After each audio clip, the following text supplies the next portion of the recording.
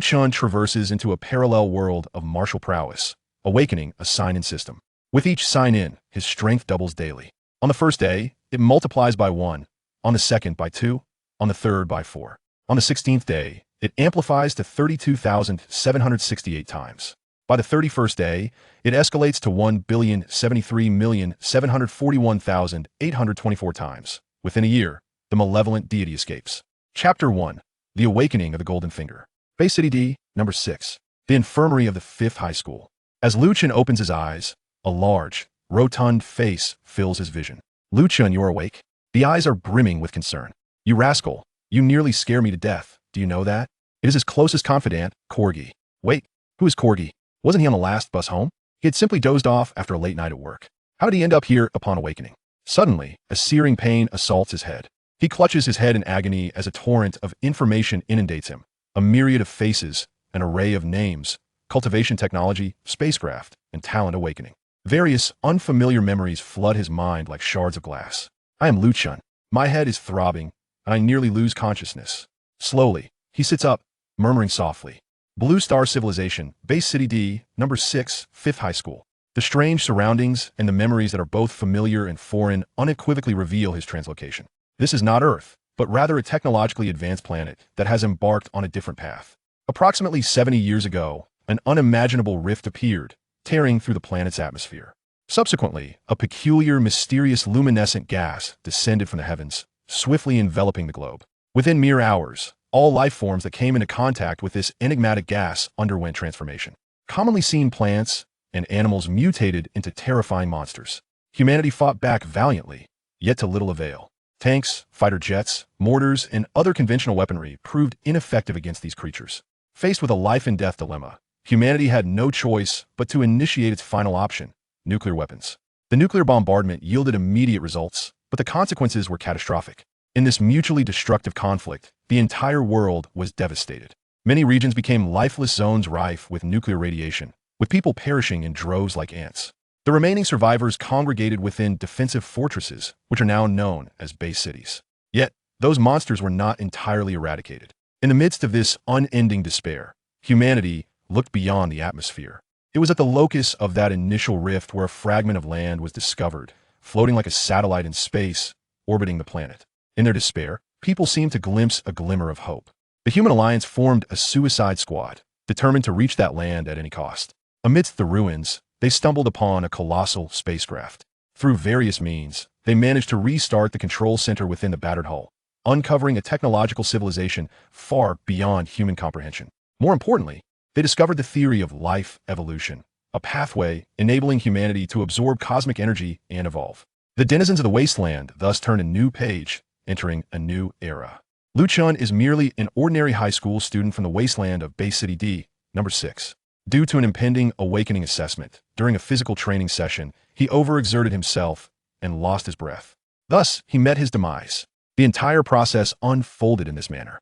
Chen closes his eyes, slowly dissipating the memories within his mind, feeling somewhat helpless. An ordinary student with mediocre potential, to perish during physical training. How does this differ from his previous life? In his past existence, he was of average aptitude, with average grades, gaining admission to an ordinary university and living as an ordinary cog in the machine. In this life, he remains just as unremarkable. Not only must one toil like cattle and horses, but one must also confront the crises of existence. However, one can accept the plight of being a mere beast. As long as one survives, that suffices. Although this world may be somewhat harsh and shrouded in darkness, it is undeniably wondrous, Chen mused, finding solace in his suffering. At that moment, a mechanical voice resonated in his ears. Ding! Host awakening detected. Activation requirements satisfied. Activating system. Chen was momentarily taken aback. Subsequently, an indescribable thrill surged within him. His eyes widened, and his heart pounded like a drum. It was happening. The classic trope was unfolding. The journey of transmigration was indeed accompanied by a golden finger. Dear System Elder, you have finally arrived, Chen exclaimed. After countless nights spent immersed in online novels, he never anticipated that fate would choose him. His breath quickened, reminiscent of countless protagonists in various tales. He concentrated intently, gazing into the empty void before him, filled with anticipation, envisioning the interface that would soon materialize. What kind of system awaited him? A proficiency system, perhaps? An energy allocation system? A talent replication system? Just then, within the unseen void, a translucent panel gradually revealed itself. Name, Lu Chen. Strength 1. Spirit 1. Was this all? Lu Chen blinked, then blinked again. There were no energy points, no progress bars, no plus signs, nor any impressive skill lists. Only 2 simple lines of attributes. The initial joy gradually faded, and disappointment crept into Lu Chen's heart. Was this merely an ordinary panel? Ding, system activated. The sign-in system is at your service. The familiar cold mechanical voice echoed once more. Sign-in system. Sign-in successful. Each attribute value on the host panel will double based on the previous day's values. Daily sign-in is mandatory. Absence will result in recalculation. Lu Chen was astonished. His mind momentarily short-circuited. A sign-in system? By signing in for a day, his attribute values would double from the previous day? Was it truly that formidable? Even with his poor mathematical skills, he understood the terrifying potential for growth hidden within this system. The initial values might seem trivial, but what about after 2 days? 3 days? A week? The numbers would undoubtedly swell like a snowball, growing ever larger. Under such an extraordinary enhancement, even the weakest ant could swiftly transform into a dragon. Lu Chen's body trembled with excitement. Clenching his fists tightly, he struck his palm with fervor. Thank you, dear System Father. This golden finger is simply magnificent. Chapter 2. Homecoming. Lu Chen gazed at the panel before him, his heart swelling with delight. What initially appeared to be an ordinary interface now radiated an extraordinary allure. It was impeccably clean and remarkably tidy, devoid of the complexities characteristic of other systems. As for the attributes displayed, they represented multiples of his foundational physical values. For instance, a strength value of 1 indicated a direct correlation to his base strength. With a foundational strength of 80 kilograms, this meant he possessed a force of 80 kilograms. A strength value of 2 signified a capacity of 160 kilograms. However, Lu Chen was indifferent to his foundational strength. Regardless of its current value, it would multiply exponentially in just a few days, ensuring that he would become so formidable that even his mother would scarcely recognize him. According to the memories of the original host, this world categorizes awakeners into 6 levels. Fekba, each further subdivided into 10 tiers, culminating in a total of 60 tiers. As for the realms beyond A level, their existence remains uncertain to the original host. Nonetheless, individuals who awaken their talents are designated as F-level warriors. To embark on the path of cultivation, one must first awaken their innate abilities. In Lu Chen's perspective, these talents resemble the spiritual roots depicted in the immortal novels of his past life, classified into the elemental categories of gold, wood, water, fire, and earth. Each attribute corresponds to distinct cultivation methods, enabling the absorption of diverse energies from the universe, thereby facilitating evolution. Much like the tales of immortal practitioners, once a talent is awakened, one's status ascends to remarkable heights. However, the cultivation system in this world is far more structured and regulated. For instance, scientific studies reveal that prior to the genuine awakening of one's talent, an average adult male can exert a maximum lifting capacity ranging from 500 to 600 kilograms. This range represents the physiological limits for most individuals. Yet, once a talent is awakened and one transcends into an F-level warrior, their strength surges past these physiological boundaries, doubling to exceed 1,200 kilograms. Furthermore, with each breakthrough into a new minor realm, one can expect a minimum increase of 1,200 kilograms. For example, upon reaching the 2nd tier, one's strength surpasses 2,400 kilograms. At the 3rd tier, it exceeds 3,600 kilograms. The 4th tier exceeds 4,800 kilograms. And by the 10th tier, it surpasses 13,000 kilograms. Transitioning into an E-level warrior, one's strength multiplies exponentially, exceeding 60,000 kilograms, with each minor tier yielding increases of over 60,000 kilograms. By the 2nd tier of E-level, one could achieve upwards of 120,000 kilograms, a staggering rate of strength enhancement. What astonished Lu Chen even more was that his strength could double each day. Based on his current foundational strength of 80 kilograms, today he possessed 80 kilograms, tomorrow 160 kilograms, the day after 320 kilograms, and so forth, reaching 640 kilograms, already surpassing the ordinary limit of 500 kilograms. Contemplating this, he couldn't help but inhale sharply, his heart racing uncontrollably. Why did the school mandate physical training for their senior students? It was merely to lay a solid foundation in hopes of obtaining an awakening certificate, allowing them access to prestigious combat academies with promising futures. The most elite combat academy in the wasteland requires a minimum strength of 400 kilograms for admission, a threshold he could surpass within 3 to 4 days. Moreover, for most individuals, achieving a strength of 300 kilograms qualifies one to undertake the awakening examination. Passing this examination grants one the awakening certificate issued by the Human Alliance, enabling the application for cultivation methods and the commencement of their cultivation journey. Failure to pass the awakening examination condemns one to a life of mediocrity, forever estranged from the realm of cultivation, relegating them to the lowest strata of this strength-driven world. Such is the survival principle in this realm. Thus, even with such an extraordinary advantage, Chen felt a twinge of anxiety as he faced this unfamiliar world. Emerging from the infirmary, the evening had already descended. The setting sun bathed the sky in a soft golden hue. In gratitude for the corgi and the classmates who had previously aided him, Chen treated everyone to a sumptuous meal at a nearby restaurant. By the time they finished dining, night had enveloped the surroundings, and the city lights began to twinkle. He hailed a taxi to return home, riding in a stylish electric vehicle along the neon-lit streets. Seated in the back, Chen observed the bustling traffic and the familiar skyline, a tableau that bore little difference from the prosperous era of his past life.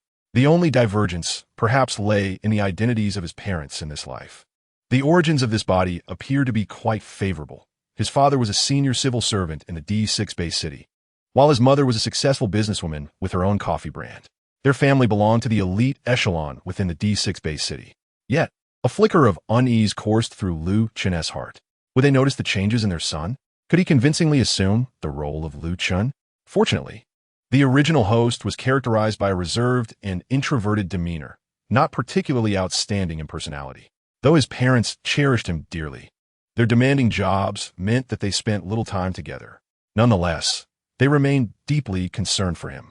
The memories flooding his mind elicited a sense of warmth long forgotten, accompanied by a hint of guilt.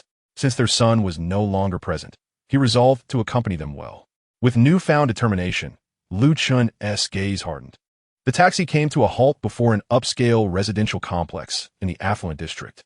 Stepping out, he approached his family's villa. With each step, his nerves tightened. Though he had mentally prepared himself, the moment of truth still evoked apprehension. Following the route etched in his memory, Chen unlocked the door and entered the house. It was eerily quiet, devoid of any presence. He let out a sigh of relief, removed his shoes, donned slippers, and ascended the staircase. Every detail of the decor matched his recollections precisely. Each photograph and every nuance corresponded perfectly, dreamlike yet tangible. Entering his room, Chen stepped into the bathroom and indulged in a hot bath, allowing the warm water to wash away his tension. He then donned a fresh set of clothes and lay down on his bed, staring up at the ceiling in a daze. Is this how a new life begins? Fear, anxiety, excitement, and tension swirled within him. A myriad of emotions rapidly dissipated like a swirling tempest, leaving only exhilaration and anticipation in their wake. Despite finding himself in this unfamiliar realm, fraught with peril and the struggle for human survival, he felt no trepidation. For he possessed a panel, a ticket to an invincible path. All that remained was time and punctuality for his daily check-ins, which would double his strength, if he could endure and quietly sign in for a while. Chen's spirits soared. He gazed at his hands, slowly clenching them into fists. A fire seemed to burn within his chest. He could hardly contain his eagerness, yearning for the dawn to witness the transformation of his power. Chapter 3. Shopping. The passage of time in anticipation was always excruciating.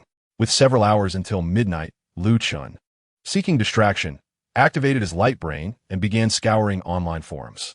His curiosity about the cultivation system in this world was piqued.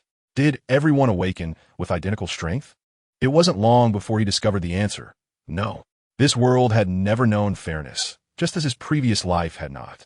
Even the limits of human strength, typically ranging from 500 to 600 kilograms, were not absolute for those with extraordinary gifts. After all, these figures applied to the majority.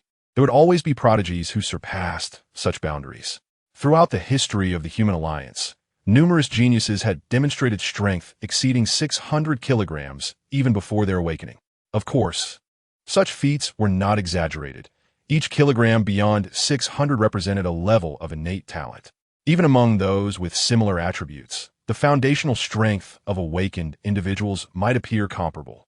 Yet this merely pertained to raw power. A warrior's combat prowess comprises numerous facets, including basic strength, battle techniques, and weaponry. Mastery of these external forces could undoubtedly amplify one's combat capability. Additionally, a unique yet crucial factor played a role: comprehension. Even if everyone learned identical techniques, their performance in battle could vary significantly, with comprehension serving as a decisive element. Naturally, combat talent and instinct were also vital factors in creating disparities. When these elements coalesce, they could be encapsulated in a single word: talent. Innate talent is the most significant determinant of one's destiny. Upon awakening their abilities and embarking on the path of cultivation, some individuals might discover unique talents, be they elemental attributes such as wind, thunder, ice, light, or darkness, or enhancements in physical aspects like innate strength, speed, or defense. Others may possess specialized abilities, such as superior healing or heightened sensory perception. However, not everyone is endowed with extraordinary talent, yet every genius possesses some form of unique gift. As Chen perused the information online, a fervor ignited within him. He pondered, what if he too awakened a special talent? His excitement surged as he mused about the system's incredible functions. If his attributes could double, could his talent do the same? Enthusiasm coursed through him as he finally succumbed to slumber, brimming with anticipation. The following morning, sunlight streamed through the window, illuminating the bedside. Chen awoke, stretching languidly, his first thought being to access the panel. Ding! The sign-in doubling system is at your service. A new day, a new beginning. Would you like to sign in? As the interface materialized, the familiar prompt resonated. Chen's heart raced with excitement. Sign in, he exclaimed. The prompt chimed again. Ding! Sign in successful. The panel flickered slightly as its contents transformed. Name, Chen. Strength, 2. Spirit, 2. Chen blinked, feeling no particular difference in his body. Yet his senses seemed sharper than before, his attention more easily focused, and his vision slightly improved.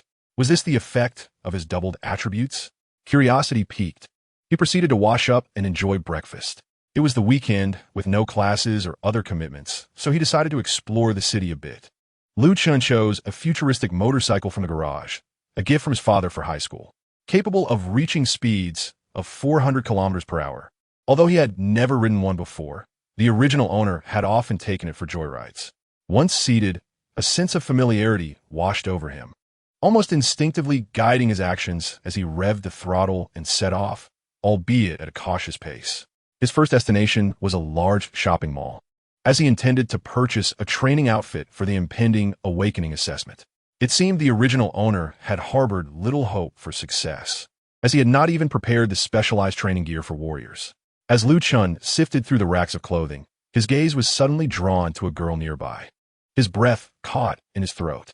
The girl had fair skin, a tall stature, and wore a fashionable violet trench coat paired with a fitted turtleneck, exuding an air of stunning elegance. At that moment, Chen's heart inexplicably skipped a beat. Why was he having such a reaction? He mused, perplexed.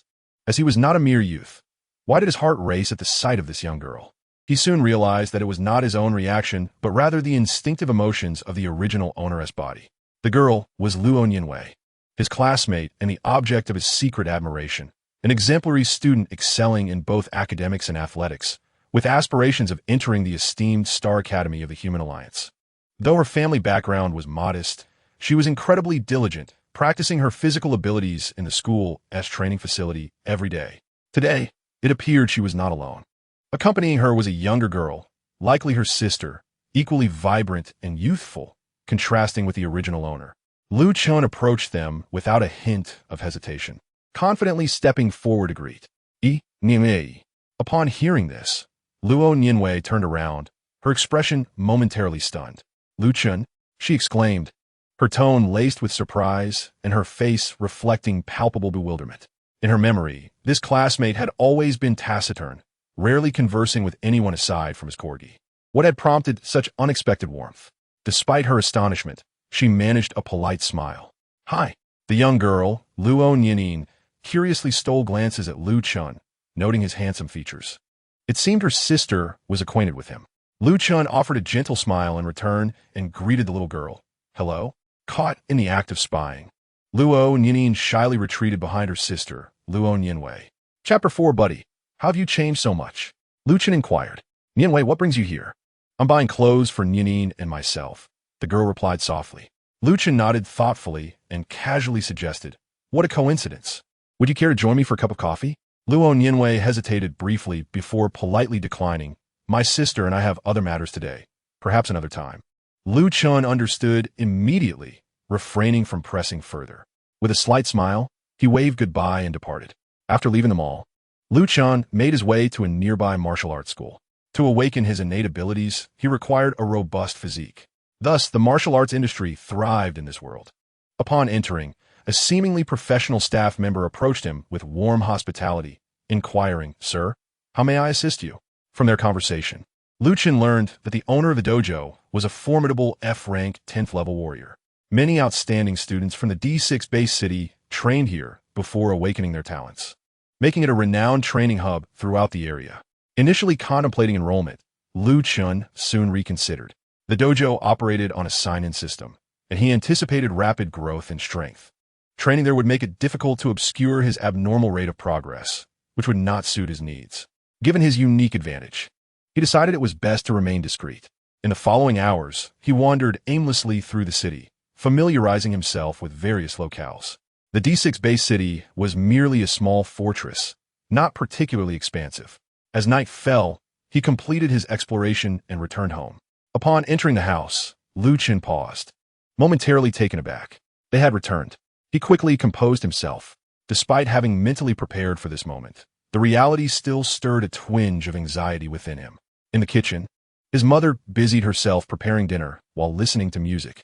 The snug, round-neck sweater she wore accentuated her silhouette, exuding warmth and comfort as if she radiated a soothing aura. Meanwhile, his father, Lu Yuan, sat on the sofa engrossed in the news. Though not a formal warrior, he maintained an impressive physique reminiscent of an athlete from a past life, his sharp gaze and stern demeanor conveying a sense of authority. Dad, Mom, I'm home, Lu Chun announced. Song Yu turned, her face lighting up with surprise at the sight of her returning son. Lu Chun, you're back. Where have you been? She asked curiously. I went shopping, he replied nonchalantly. Song Yu raised an eyebrow, a playful smile crossing her lips. My son went shopping? Now that's a rarity. What did you buy? Training gear. Training gear? Song Yu blinked, momentarily thinking she misheard, her expression shifting to astonishment. What do you need that for? I want to participate in the awakening exam in half a month. I need the gear. This revelation even startled Lu Yuan, who had been absorbed in the news. As he suddenly looked up bewildered, his son, who had always shown little interest in becoming a warrior, was now declaring his intent to take the awakening exam. Why the sudden change? He asked, his voice tinged with concern, pride, and curiosity, yet devoid of skepticism. Dad, I want to apply to the Combat Academy. Only by passing the awakening exam and obtaining the awakening certificate can I sit for the entrance exam. Silence enveloped the room, a profound stillness. Song Yu regarded her son, her initial astonishment gradually softening into warmth. Lu Yuan leaned back against the sofa, contemplative. Their son seemed different, no longer the withdrawn and reclusive boy he once was. His eyes were resolute, his tone unwavering. They exchanged a knowing glance, both seeing a flicker of pride reflected in one another's eyes. Song Yu smiled and turned to him. All right, your dad and I support you. By the way, son, what would you like for dinner? Lu Chun grinned widely. How about sweet and sour ribs? I've been craving Mom's cooking. Sure thing, she replied, her face beaming with joy. After finishing dinner, as Lu Chun stood at his bedroom door, ready to enter, he glanced back, unable to suppress a smile. He stepped inside, checked his phone for a while, then lay down to sleep, eager to embrace the new power that awaited him. The following morning, Lu Chun awoke early and promptly accessed the sign-in panel. Ding! The sign-in doubling system is at your service. A new day, a fresh start. Would you like to sign in? Yes. As the words left his lips, the panel flickered, the interface shifting. Name, Lu Chun. Strength, 4. Spirit. 4. His attributes had once again doubled, reaching 4 times their original value. With 4 times the strength, if calculated from a baseline of 80 kilograms, he could now lift a staggering 320 kilograms. This time, Lu Chen distinctly felt a surge of immense power flooding into his limbs, as if his body had become lighter, his senses sharper, and his vitality invigorated. After washing up, he exited his room to find breakfast already prepared and laid out on the table. Beside his plate was a note from his mother. "Dear son, we need to go to the city hall for some errands. Remember to eat before school. Love, Mom." Reading the simple yet heartfelt message warmed Lu Chen's heart. Such is a mother's love, an unassuming expression of care that catches one off guard. He smiled gently, settling down to enjoy the sumptuous breakfast prepared for him. Then they took a ride to school, to the senior preparatory class. Corgi was, as usual, lamenting the arduousness of training. He had stayed up late again the previous night, and now felt as if he were merely a walking corpse. Suddenly, he squinted his eyes, scrutinizing Lu Chen from head to toe. "Hey, Lu Chen, you seem a bit different. What's the good news? Don't tell me you confessed to Luo Nianwei, and she actually said yes?" He teased with a grin. Lu Chen rolled his eyes and gave his head a playful pat. "Your imagination is truly boundless." Corgi rubbed his forehead and chuckled. "But seriously, my friend, you really do look different. You seem to have bulked up. It's only been 2 days. How did such a transformation occur?" Chapter 5. The Awakening Examination. Lu Chen pondered for a moment before replying, "Perhaps it's due to my recent intensive physical training." His voice held a hint of uncertainty, as if he was not entirely convinced himself. Corgi's eyes widened in surprise. "Intensive training? So serious? Didn't we agree to be a couple of spoiled rich kids? Why have you secretly started training? Do you genuinely wish to enter the Star Academy to pursue your crush?" Lu Chen gave a thumbs up. "You're quite clever." Corgi grinned, throwing an arm around his shoulder. "Then I'd better cling tightly to you, our future A-grade warrior." Their banter was interrupted as an elderly man with a goatee entered the classroom, hands clasped behind his back. He was their preparatory class teacher, Mr. Yang, affectionately referred to as Old Yang by the students. "Attention, everyone. I have an important announcement." He coughed, scanning the entire classroom. Once silence fell, he continued, "The Alliance has issued a notice. The Awakening Examination, originally scheduled for June 18th, will now take place on June 10th due to unforeseen circumstances. Students intending to apply to the Battle Academy should prepare accordingly and not miss the Awakening Examination." As his words settled, the classroom erupted in a flurry of noise. Some were excited, while others were in a state of panic, unprepared for the impending exam. Corgi exclaimed in despair, "Damn it. My dad just signed me up at the Tigers Might Martial Arts School yesterday. I was planning on 2 weeks of special training to achieve a good score. But now there's less than a week left. Is it even possible to prepare in time?" Lu Chen remained remarkably composed, feeling little concern. Given his current rate of improvement, he anticipated surpassing the physical limits of an ordinary person by the next day, with 5 additional days to spare. After class, Lu Chen and Corgi headed to the cafeteria for lunch. It was peak mealtime, and the cafeteria buzzed with activity. While waiting in line, Lu Chen suddenly felt someone shove him forcefully from behind, attempting to cut in front. Without hesitation, he instinctively grabbed the person's wrist and twisted it, eliciting a cry of pain. Let go! Let go! Please let go!" It was Zhang Guo, the school bully, hailing from a family of martial artists. His grandfather being the renowned E-rank warrior, Zhang Feihong. Lu Chen paid no heed to his background. He believed in repaying grievances.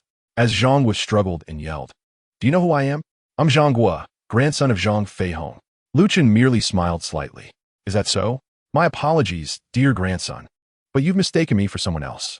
My name is Lu Chen." This statement prompted uproarious laughter from the surrounding students. Zhang Guo, seething with humiliation and rage, glared furiously. Due to his grandfather's influence, he was accustomed to being flattered and catered to wherever he went. Yet here stood Lu Chen, who not only disregarded his grandfather's reputation, but also dared to humiliate him openly. "You're dead meat," Zhang Guo roared, raising a fist to strike. Before he could act further, a cool voice interrupted.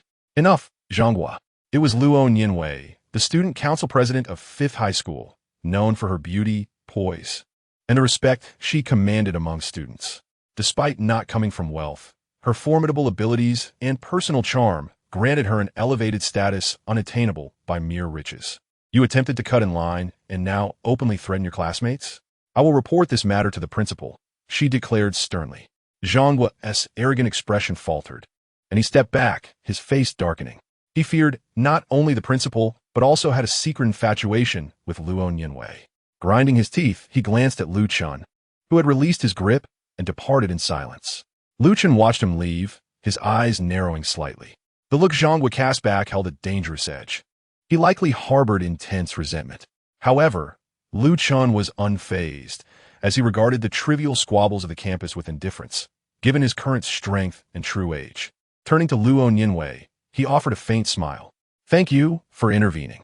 Luo Nianwei shook her head slightly. Without me, he would have been unable to harm you. Lu Chen, I didn't realize you were so formidable. Earlier, I didn't even see how you managed to grab Zhangguo's hand. Upon hearing this, Lu Chen felt a slight flush of embarrassment. He had received no formal training. It was merely a reflex honed by his mental prowess, which had quadrupled. Even the slightest movement, like a mosquito buzzing by, was now easily perceptible to him, allowing him to effortlessly subdue Zhangguo. As they reached the dining table, Corgi, with a mischievous grin, remarked, Bro, look at you. When you don't make a move, no one notices, but when you do, it's a showstopper. Even the future sister-in-law is praising you. You've really come into your own. Remember, don't forget your friends when you achieve greatness. Lu Chen once again playfully tapped Corgi on the head, halting his nonsensical chatter. Time swiftly passed. That evening, upon returning home to find his parents absent, Lu Chen lay on his bed, reflecting on the day's events. It dawned on him that he had, without realizing it, grown quite formidable.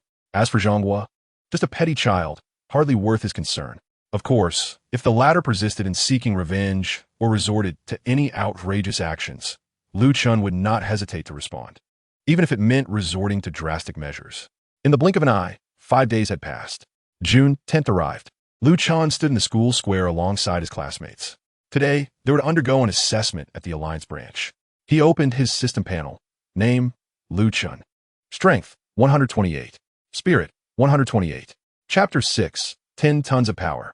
In a mere 4 days, Lu Chen had elevated his 2 attributes to 128, an astonishing increase of 32 times.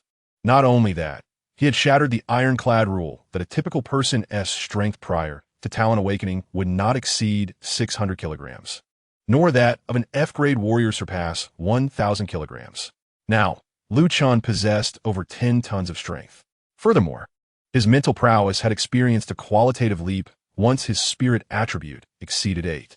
He can now effortlessly manipulate distant objects solely with his mental energy, moving them as if they bore the weight of his own strength. For instance, with 10 tons of power, he could control objects weighing up to 10 tons. Naturally, if he attempted to control multiple objects simultaneously, their total weight could not exceed his strength limit, and the number of objects he could manipulate appeared to be related to the multiplicative factor, restricting him from an infinite number of controls. Nevertheless, Lu Chen felt immense satisfaction. As he walked, his thoughts wandered, his gaze sweeping across the square until it lingered on Zhangguo. Strangely, Zhangguo had been unusually subdued over the past 5 days, refraining from any acts of vengeance, which surprised Lu Chen. This was not in line with the narrative arcs he had encountered in novels from his past life. Yet, he dismissed it, finding it preferable for Zhangguo to refrain from retaliation, thus sparing him from unnecessary trouble. Unbeknownst to him, Zhangguo was seething with rage. He had broached the subject of avenging himself against Lu Chen with his father, only to be warned that all matters would have to wait until after the awakening examination. Once he successfully awakened, Lu Chen would merely be an ant easily crushed beneath his heel, rendering any current grand gestures unnecessary. To prepare, Zhangguo had even taken a precious body-enhancing elixir, boosting his strength beyond 400 kilograms, ensuring he would excel in the awakening examination. He glared at Lu Chen's back, his eyes cold as he vowed, just wait. After today, I shall show you the true meaning of a warrior's majesty. The leading instructor, Old Yang, stepped forward to deliver a brief and encouraging address before guiding the students bound for the awakening examination onto the school bus. Lu Chen felt a surge of anticipation. He harbored a strong intuition that today might herald the awakening of a special talent. This feeling, though inexplicable, was profoundly intense, filling him with eager expectation. The bus traversed the city and soon came to a low, rumbling halt. Lu Chen gazed out the window, taking in the towering structure before him, the Alliance branch in City D6. The edifice, constructed of metal and reinforced concrete, bore intricate, mysterious patterns etched into its facade, seemingly imbued with profound significance. The entrance to the Alliance was marked by a grand archway, beneath which stood a tall figure, who appeared to have been waiting for quite some time. As the students disembarked from the bus, their initial excitement gave way to hushed whispers, their attention drawn irresistibly to the imposing man awaiting them. He was tall and broad-shouldered, with a posture as straight as a blade. His presence exuded a weighty aura, and his gaze was piercing, unmistakably that of a seasoned warrior. Old Yang approached with an air of nonchalance. "Students, this is Senior Officer Gao Champong," he introduced. "He is the head of our D6 Base S Alliance branch and a formidable E-grade warrior. He will also serve as the chief examiner today." Lu Chan raised an eyebrow. An E-grade warrior personally overseeing the examination? That was indeed unexpected. What surprised him even more was the reaction of Officer Gao. He noticed that when Gao Champong looked at Old Yang, his demeanor shifted noticeably. The respect in his tone was palpable, his back straightened even further, and an unmistakable reverence shone in his eyes, as if he were addressing someone of far superior status and strength. But why did he regard Old Yang with such deference? Lu Chen pondered, intrigued. In his recollections, Old Yang was merely an ordinary old man, their homeroom teacher, and nothing more, unless he had concealed his true capabilities. However, such matters were beyond Lu Chen's concern. Shaking his head, he cast aside his musings and followed the others into the hall. The Alliance Hall was spacious and solemn, softly illuminated by gentle lighting that reflected a subtle sheen off the dark floor. The emblematic banner of human unity hung high, while the dome above depicted scenes of humanity's struggle and perseverance following the cataclysm, each image telling a poignant tale. Flanking the hall were corridors lined with training and assessment rooms, their glass walls allowing examiners to observe the proceedings within. The air was tinged with a faint scent of disinfectant mingled with a hint of blood, serving as a stark reminder that this assessment was no mere test of knowledge, but rather a measure of martial prowess. They were led into a larger assessment room, filled with 20 machines arranged in 2 rows. These were metal columns, each equipped with thick, padded punching targets, accompanied by displays overhead. "We shall commence the first round of strength testing," Gao Champing announced, gesturing towards the machines. "You will form groups of 20 and take turns delivering your strongest punch to the target. Only those who surpass the standard will qualify for the second round of speed assessments." Chapter 7. The First Round. As his words echoed, the crowd began to murmur quietly, each student aware of the benchmark, a strength requirement of 300 kilograms, the minimum standard for admission to the Combat Academy. The first group of 20 students stepped forward, 13 boys and 7 girls, each approaching a punching machine. Their reactions varied. Some eagerly swung their arms, while others stood tense, their limbs trembling. An atmosphere of tension enveloped the room. "Begin," Gao Champong commanded. The students raised their fists, adjusted their stances, took a deep breath, and then, in unison, unleashed their punches. The resounding thud of 20 fists striking the targets reverberated throughout the room, akin to a series of explosive detonations. As the machines hummed to life, the digits on each screen began to flicker incessantly. Machine 1, 291 kilograms. Machine 2, 356 kilograms. Machine 3, 301 kilograms. Machine 9, 332 kilograms. Machine 13, 345 kilograms. Machine 20, 300 kilograms. Once all the numbers were confirmed, Gao Champong nodded slightly. "You 14 have passed." The 6 who failed immediately appeared despondent, their heads bowed in silence. One girl clenched her fists, her body trembling slightly, her emotions teetering on the brink of collapse. After months, even years of rigorous training, this moment finally bore fruit. Yet they had not advanced. Old Yang stepped forward, his voice gentle. "Do not be disheartened. A failure in awakening does not signify the end of your cultivation journey. You may still enter a cultural university where you can continue to strive. Many successful warriors only pass the awakening examination during their university years. As long as you are willing to put in the effort, you can cultivate anywhere. Your lives are just beginning. A temporary setback is inconsequential. Those who stumble early may rise higher." As a veteran of the school, having witnessed the ups and downs of many cohorts, Yang's words carried weight. The previously disheartened students slowly lifted their heads, their eyes glimmering with renewed determination. The disappointment had not vanished. It had merely been concealed, replaced by a resolute will to rise again and an unwavering hope for the future. Meanwhile, the 14 who had passed beamed with joy, celebrating with applause. After one group concluded, another stepped forward. In the second group, 13 individuals passed the assessment. Then came the third group, where Zhang Guo was present. The room fell into a hushed anticipation, eyes widening with curiosity as they regarded the school's renowned figure. Zhang was swaggered confidently to his machine, chin held high, his face devoid of any tension, radiating self-assurance. He deliberately raised his hand, adjusting his gloves slowly to ensure everyone could see his movements, before inhaling deeply and striking a perfect pose. With a powerful punch, he struck. Bang! As the numbers rapidly surged, the display emitted beeping sounds. 100, 200, 300, 350. The room filled with heavy breaths. 400 kilograms. Someone exclaimed in astonishment. Incredible. Another added.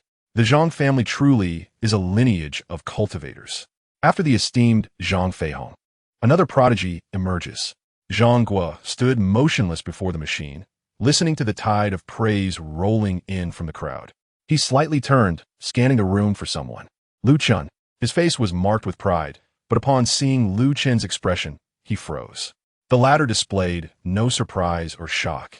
Instead, he remained impassive, his demeanor calm, as if nothing had transpired. Zhang was fury ignited within him. Clenching his fists, he shot Lu Chen a fierce glare. Just wait, you insignificant ant. After this assessment, you shall forever dwell in my shadow. Then came a next group, where Luo Nianwei and Kogi participated. Kogi hesitated as he approached, glancing around before focusing on machine number 3. In contrast, Luo Nianwei remained composed as she calmly walked to machine 11, as if she had performed the same action countless times before. Begin. Bang! The machine before Kogi displayed 276 kilograms, a commendable result reflecting his efforts over the past days. Yet still below the benchmark. His face darkened instantly. At that moment, all eyes turned to Luo Nianwei's machine. The digits rolled rapidly, 200, 300, and finally settled at 560 kilograms. The room plunged into silence, astonished expressions etched on every face. Even Gao Chongpeng raised his eyebrows in surprise. Old Yang chuckled softly, nodding in approval. 560 kilograms exceeds the minimum threshold of 500 by 60 kilograms. Gao Chongpeng murmured, such talent is rare, even in the Class C cities. The students buzzed with excitement, marveling at the achievement. By this time, Luo Nianwei had already turned to walk back, her expression neither arrogant nor astonished, merely adorned with a gentle smile. Kogi, feeling somewhat dejected, was approached by Lu Chen, who gently patted his shoulder. Don't be disheartened, he grinned. Once I become the president of the Human Alliance, I will promote you to my chief marshal. Kogi blinked, then smiled. Yes, esteemed president. Their light-hearted banter alleviated the tension in the atmosphere. Soon, it was Lu Chen's turn. Chapter 8, Round 2. Lu Chen quietly approached the target machine, his thoughts swirling. His true strength had surpassed 10 tons, yet the theoretical limit for an ordinary person ranged from 500 to 600 kilograms. Even the so-called divine geniuses rumored online rarely exceeded 600 kilograms. How much should I restrain myself? A score of 450 kilograms would be moderate, averting any suspicion, but then he dismissed that notion. No, why should I hold back? In a few months, my strength may surpass the strongest warriors in this wasteland. Eventually, everyone will see it. Rather than have it come as a shock later, I should. Lu Chen raised his fist, making no preparatory moves, as if it were simply a punch thrown during a playful scuffle. The surrounding students began to murmur among themselves. What is he doing? Does he think he can achieve a score of 300 kilograms under these circumstances? Perhaps he has given up, resigning to failure. Seeking attention, Zhang was sneered, his eyes widening with anticipation for Lu Chen's embarrassment. Then, Lu Chen's fist connected with the target. Bang! The sound resonated through the entire room like a thunderclap. The machine shuddered slightly as the display flickered violently, the numbers soaring like a rocket. 200, 300, 400, 500, 600, 650 kilograms. As the numerical value on the display froze at 650 kilograms, The expressions of everyone in the room became a tableau of disbelief. The air hung heavy, as if someone had pressed the pause button. Silence enveloped the space, and no one dared to move. The corgi's mouth gaped wide open, as if its jaw might detach. Even the typically composed Luo Nianwei's eyes widened in incredulity. The smile on Zhang's face evaporated entirely, his features contorting in a mix of anger and disbelief. His teeth ground together with an audible crunch, yet he attracted no attention, for at that moment, all eyes were fixed upon Lu Chen. Even the usually unflappable elder Yang showed signs of surprise, a rare expression of shock breaking through his otherwise stoic demeanor. Gao Changping's face reflected sheer astonishment as he fixed his penetrating gaze upon Lu Chen. "You are Lu Chen," he began, slowly approaching, unable to contain his admiration. "A prodigy, an unparalleled genius. I dare say, even those in the C-class cities cannot boast of a talent like yours." He placed a reassuring hand upon Lu Chen's shoulder, encouraging him. "Persevere, young man. If you can excel in the upcoming speed assessment, your future will be a promising one." Behind him, Elder Yang wore a faint smile, exclaiming, "Well done. Well done. Impressive results." Lu Chen nodded slightly, his demeanor as tranquil as ever. Yet deep within him, an unusual emotion stirred in his chest, perhaps a remnant of the original owner's sentiments, or perhaps his own. Regardless, from this day forth, he had etched his presence into this world, an indelible mark not to be overlooked. Subsequently, the remaining students proceeded to take their tests in groups. While a few managed commendable scores, with one even matching Zhang's achievement of 400 kilograms. The air of excitement had already waned in the wake of Lu Chen's extraordinary feat. Ultimately, 120 students passed the strength assessment. Gao Changping clapped his hands to regain the crowd's attention, announcing, "All right, those who have passed, follow me. We will now commence the speed assessment." The more than 70 students who did not pass, though disappointed, did not lose heart. The corgi, inspired by Lu Chen's performance, rallied its spirits, determination gleaming in its eyes, ready to train harder upon returning. The group of successful students followed Gao Changping to another assessment room, preparing for the next challenge.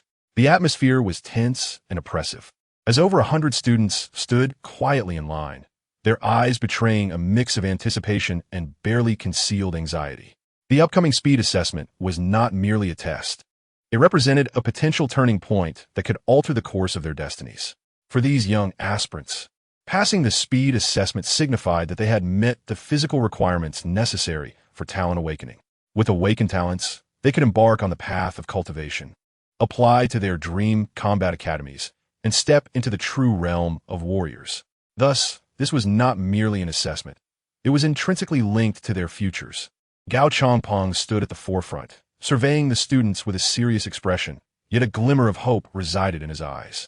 "There are 20 speed testing machines here. As before, we will conduct the assessments in groups of 20. Each student will take their turn, and those who achieve or surpass a speed of 20 meters per second will be deemed successful. Let's begin." The first group of students approached the machines with palpable tension. 3, 2, 1, go. With the countdown concluded, the test commenced. The sound of hurried footsteps filled the room, and moments later, the display flickered to reveal the results. Only 10 students passed the speed assessment, plunging the room into silence. Chapter 9. The awakening ceremony. Facts speak louder than words, and there was little left to say. Groups of students stepped forward to undergo their tests, some succeeding, others failing. Gradually, the room was filled solely with the ticking of the timer and the sound of labored breathing, the tension hanging heavier with each passing moment. Then it was Zhang's turn. He approached with his usual confidence, though inwardly he seethed with resentment. Lu Chen may possess some talent and strength. Evident in his remarkable score, he coldly mused. Yet he cannot be a jack of all trades. I shall see if that brat can pass the speed test. If he fails, I shall settle both old and new scores. With unwavering self-assurance, he initiated his test, ultimately achieving a speed of 24 meters per second, well above the standard requirement. As the display revealed his results, gasps of astonishment rippled through the crowd. A triumphant smile crept on Zhang's face, and scattered applause and compliments erupted around him. Yet, many students harbored bitter feelings. Just a second-generation heir. If it weren't for the body-enhancing liquid available only to officially recognized warriors, would he have achieved such a score? If only I had a grandfather like his. Numerous individuals seethed in silence, knowing better than to provoke trouble with Zhonghua, whose strength was formidable and whose family wielded significant influence in Bay City D6. Next came Luo Nianwei. She approached the machine with her customary calm, inhaling deeply before taking her turn. 26 meters per second. When her score flashed on the display, the room fell silent, only to be followed by a chorus of gasps. Then, thunderous applause and cheers erupted. Luo Nianwei, Luo Nianwei, goddess. One boy even shouted, please be my girlfriend. Bah. Someone retorted, a toad wishing to eat swan meat. Get lost, let me through. Amidst the flurry of admiration and praise, Luo Nianwei gracefully descended from the machine, unfazed by the uproar, for her focus lay elsewhere. Then it was Lu Chen's turn. He stepped forward slowly, taking a deep breath, his gaze serene. Unlike the others, Lu Chen felt no anxiety. His strength and mental prowess had surged by 128 times, enabling him to easily sprint at 50 meters per second if he so desired. However, he was keen to conceal the full extent of his abilities, as he aimed to cultivate an image of an unparalleled genius. Yet, I have no desire to become a specimen for others to dissect. The test commenced. Lu Chen ran with impeccable form, embodying the fluid and efficient posture typically depicted in textbooks. The results were revealed, 30 meters per second. The room was once again engulfed in profound silence. Not a single soul uttered a word, nor was there even a gasp of disbelief. Only a stillness pervaded, a deathly quiet, with a faint hum of machinery resonating throughout the space.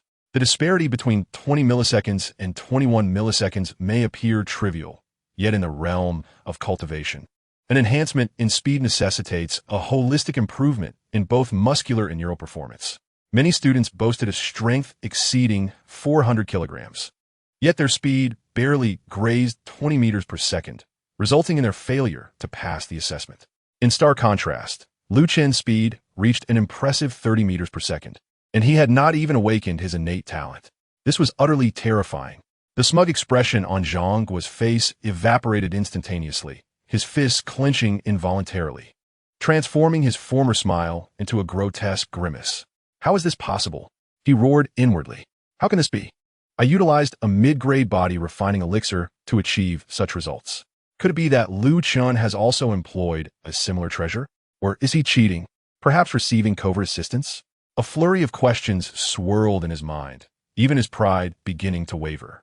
Meanwhile, Gao Changpeng observed Lu Chen with bright eyes, as though he had discovered a star of tomorrow. The joy on his face was unmistakable. This was no ordinary student. This was a true dragon. With fervor, Gao Changpeng approached, beaming as he patted Lu Chen on the shoulder. Lu Chen, you are indeed an extraordinary genius. While there may be talents like you in those B-grade base cities, I have never witnessed such brilliance firsthand. Should you awaken your innate talent, I shall personally present you with a certificate. I wish you the best of luck. Lu Chen smiled and nodded. Thank you, Director Gao. The elderly Yang approached to extend his congratulations. Well done, my boy. I look forward to your future performances. Luo Nianwei also approached, her tone as gentle as ever, yet laced with a rare playfulness. Lu Chen, it seems you are a hidden gem, concealing your true abilities. I wish you a smooth awakening of your talent. Lu Chen nodded in acknowledgement. Thank you. I wish you a successful awakening as well. Finally, Gao Changpeng turned to address the group. This time, 61 students have passed the speed test, he announced. Those who have passed, follow me. The rest, do not be disheartened. Continue your efforts, and success will come. The selected 61 followed Gao Changpeng into another room, which was smaller than the others. At the center stood a colossal crystal column, roughly the size of a soccer ball, resting upon a transparent glass base.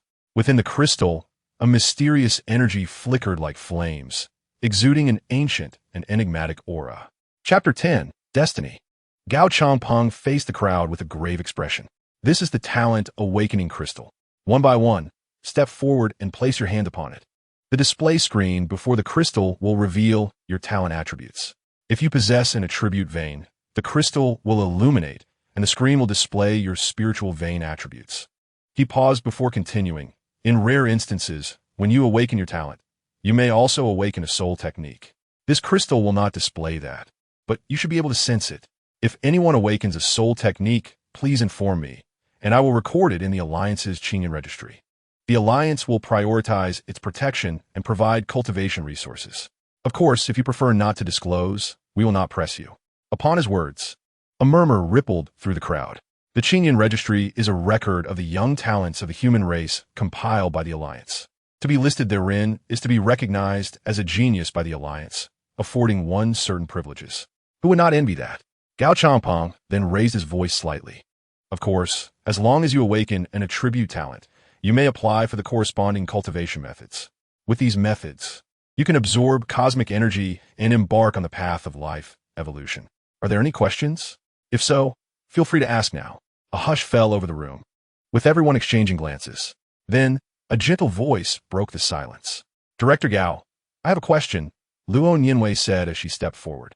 Gao Changpeng's stern demeanor softened. Nianwei, what is your question? She inquired calmly. Can a person awaken multiple attributes? If someone awakens multiple attributes, must they cultivate all corresponding methods? Gao Changpeng blinked, taken aback by her question. Good question, he praised. Indeed, there are instances of multiple attributes awakening, though the probability is exceedingly low. If one does awaken, it is not mandatory to cultivate all attributes. You may choose to focus on just one.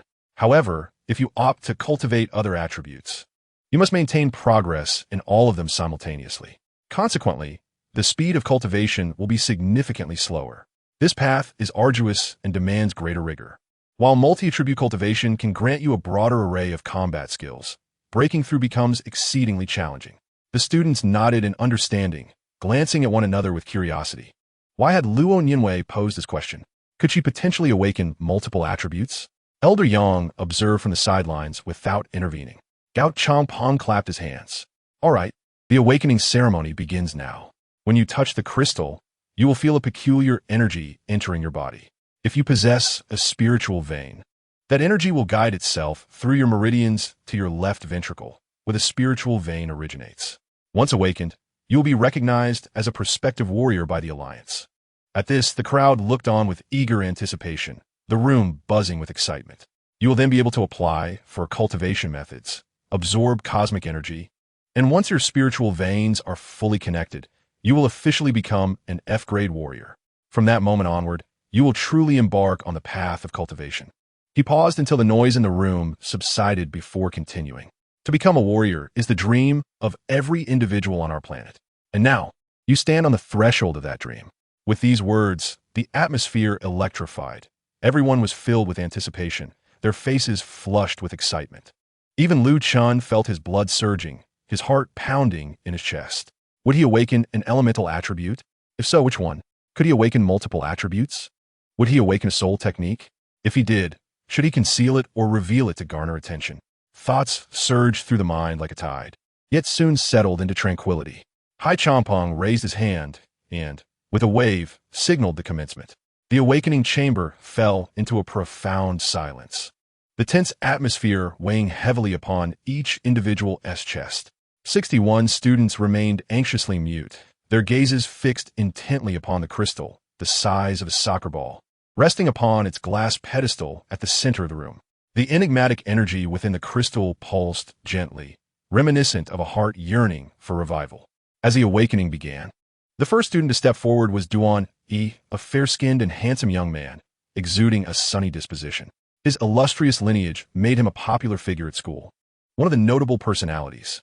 However, as he approached, the confidence he typically radiated vanished, replaced by a palpable unease. He placed his hands upon the crystal, closing his eyes in trepidation. The room remained silent for a moment, until a brilliant glow suddenly erupted from the crystal, the icy blue ripples radiating outward. Zhang Yi opened his eyes, trembling with excitement. He glanced up at the display, where a single word appeared. Ice. A mere word that heralded a bright future. Ha ha ha. I've awakened the ice attribute. Zhang Yi could no longer maintain his aloof demeanor. He burst into laughter, doubling over with joy, tears glistening at the corners of his eyes as he exuberantly expressed his elation. Congratulations! Congratulations! The surrounding voices of praise surged like a tidal wave. Several girls gazed at him with sparkling eyes, while a few familiar boys embraced him in celebration. Hai Changpeng approached, a rare smile gracing his features. Very well, Duan Yi. Is it? Congratulations on your successful awakening. I hope you will become a pillar of our humanity in the future. Stand over there. After the testing concludes, you shall receive the ice attribute techniques. Duan-e nodded enthusiastically, his spirits soaring higher than ever before.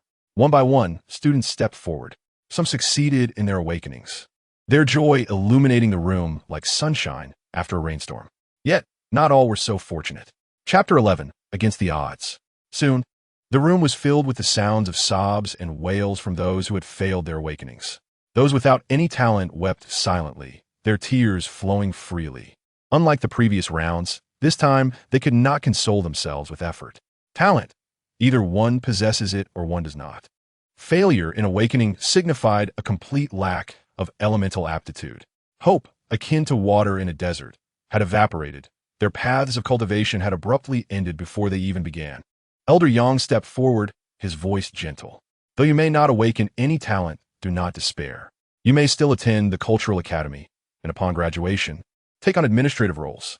In this wasteland, every individual is invaluable, and every job contributes to humanity. The absence of awakened talent does not signify the end of your lives. He offered no further words, for no language could erase the sting of shattered dreams. Perhaps only time could provide solace. Next came Zhanghua, his face brimming with self-satisfaction, a confident gleam in his eyes. He placed his hands upon the crystal, and in an instant, a fierce red flame erupted from within. The air grew scorching, the temperature in the room rising. Gasps of astonishment echoed behind him as the display revealed a single character, fire. Zhanghua raised his arms triumphantly, laughing like a conqueror who had claimed a territory. His gaze then shifted to Lu Chen, a cold glint flashing in his eyes. A silent provocation suggesting Lu Chen was beneath him. Yet, Lu Chen did not even spare him a glance. Hai Champong approached, nodding approvingly. Zhang Feihong has indeed found a worthy successor. Young man, diligently cultivate your skills, and do not tarnish your grandfather's reputation. At this, Zhanghua puffed out his chest, feeling even prouder. Having awakened his talent, he was now a quasi-warrior, just one step away from becoming a true warrior. His heart swelled with pride, and the compliments from his peers further inflated his ego. Then came Luo Nianwei, who walked forward with calm elegance. The room fell silent once more as her fair hand touched the crystal. Moments later, a turquoise glow rippled, and a gentle breeze swirled around her. The display then revealed a single word, wind. Gasps arose from behind her, yet the revelation was not over. A peculiar light flickered in her eyes, and a hint of surprise crossed her typically serene face as an unfamiliar but intense sensation engulfed her soul. She felt something awakening within her, something beyond mere elemental attributes. After a brief moment, understanding dawned upon her. It was a soul technique. Information flooded into her mind. Wind domain. She could control the winds within a 5-meter radius around her.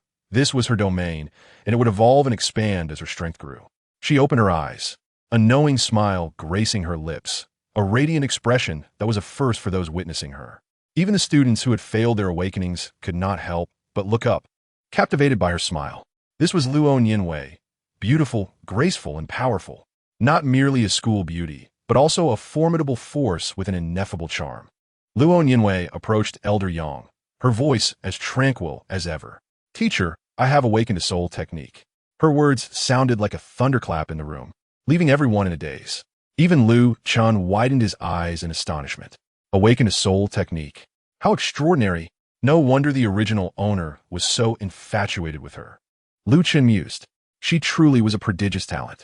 Zhanghua's expression was a tapestry of emotions, jealousy, awe, and greed intertwining within him, breeding a swarm of conflicted thoughts. If only I could be with her, my grandfather would surely approve. She has talent, and I have status. Elder Yang spoke in a gentle tone. Nianwei, are you certain you wish to register? If you prefer, it can remain confidential. Luo Nianwei shook her head, her tone resolute. No, teacher. I will be using my soul technique in battle. Keeping it secret is meaningless. Therefore, I would rather register and receive the support of the Federation's resources. The old man Yang nodded gently upon hearing this. Very well. I shall assist you with the registration. Beside him, Gao Champeng wore a beaming smile. Although the responsibility for this matter lay with the old man, he stepped forward to offer his congratulations. Luo Nianwei politely nodded in acknowledgement, then retreated to a solitary corner. reverting to her usual, aloof demeanor. Next, it was Lu Chen's turn. A hush fell over the room, once more as he slowly approached. Acutely aware of the gathering gazes fixed upon him, he placed his hands upon the crystal, and instantly, a peculiar energy surged into his being, coursing through his veins as if it possessed a life of its own, spreading deep within him. Unlike others, Lu Chen could distinctly perceive the flow of this power, for his mental acuity had amplified by a staggering 128 times, far surpassing that of an ordinary individual. Most adults, even those on the brink of becoming warriors, lacked such formidable mental prowess. Thus, his perception was exceptionally keen, allowing him to sense the energy as it traversed his meridians into his bloodstream and then surged towards his heart, converging at a precise spot within his left ventricle. There, a miraculous phenomenon unfolded. A sphere of light, approximately the size of a pinhead, began to rotate slowly and emitted a radiant glow, manifesting in 3 distinct colors. This was the spirit vein. Outside, the display screen illuminated with 3 characters: earth, light, thunder.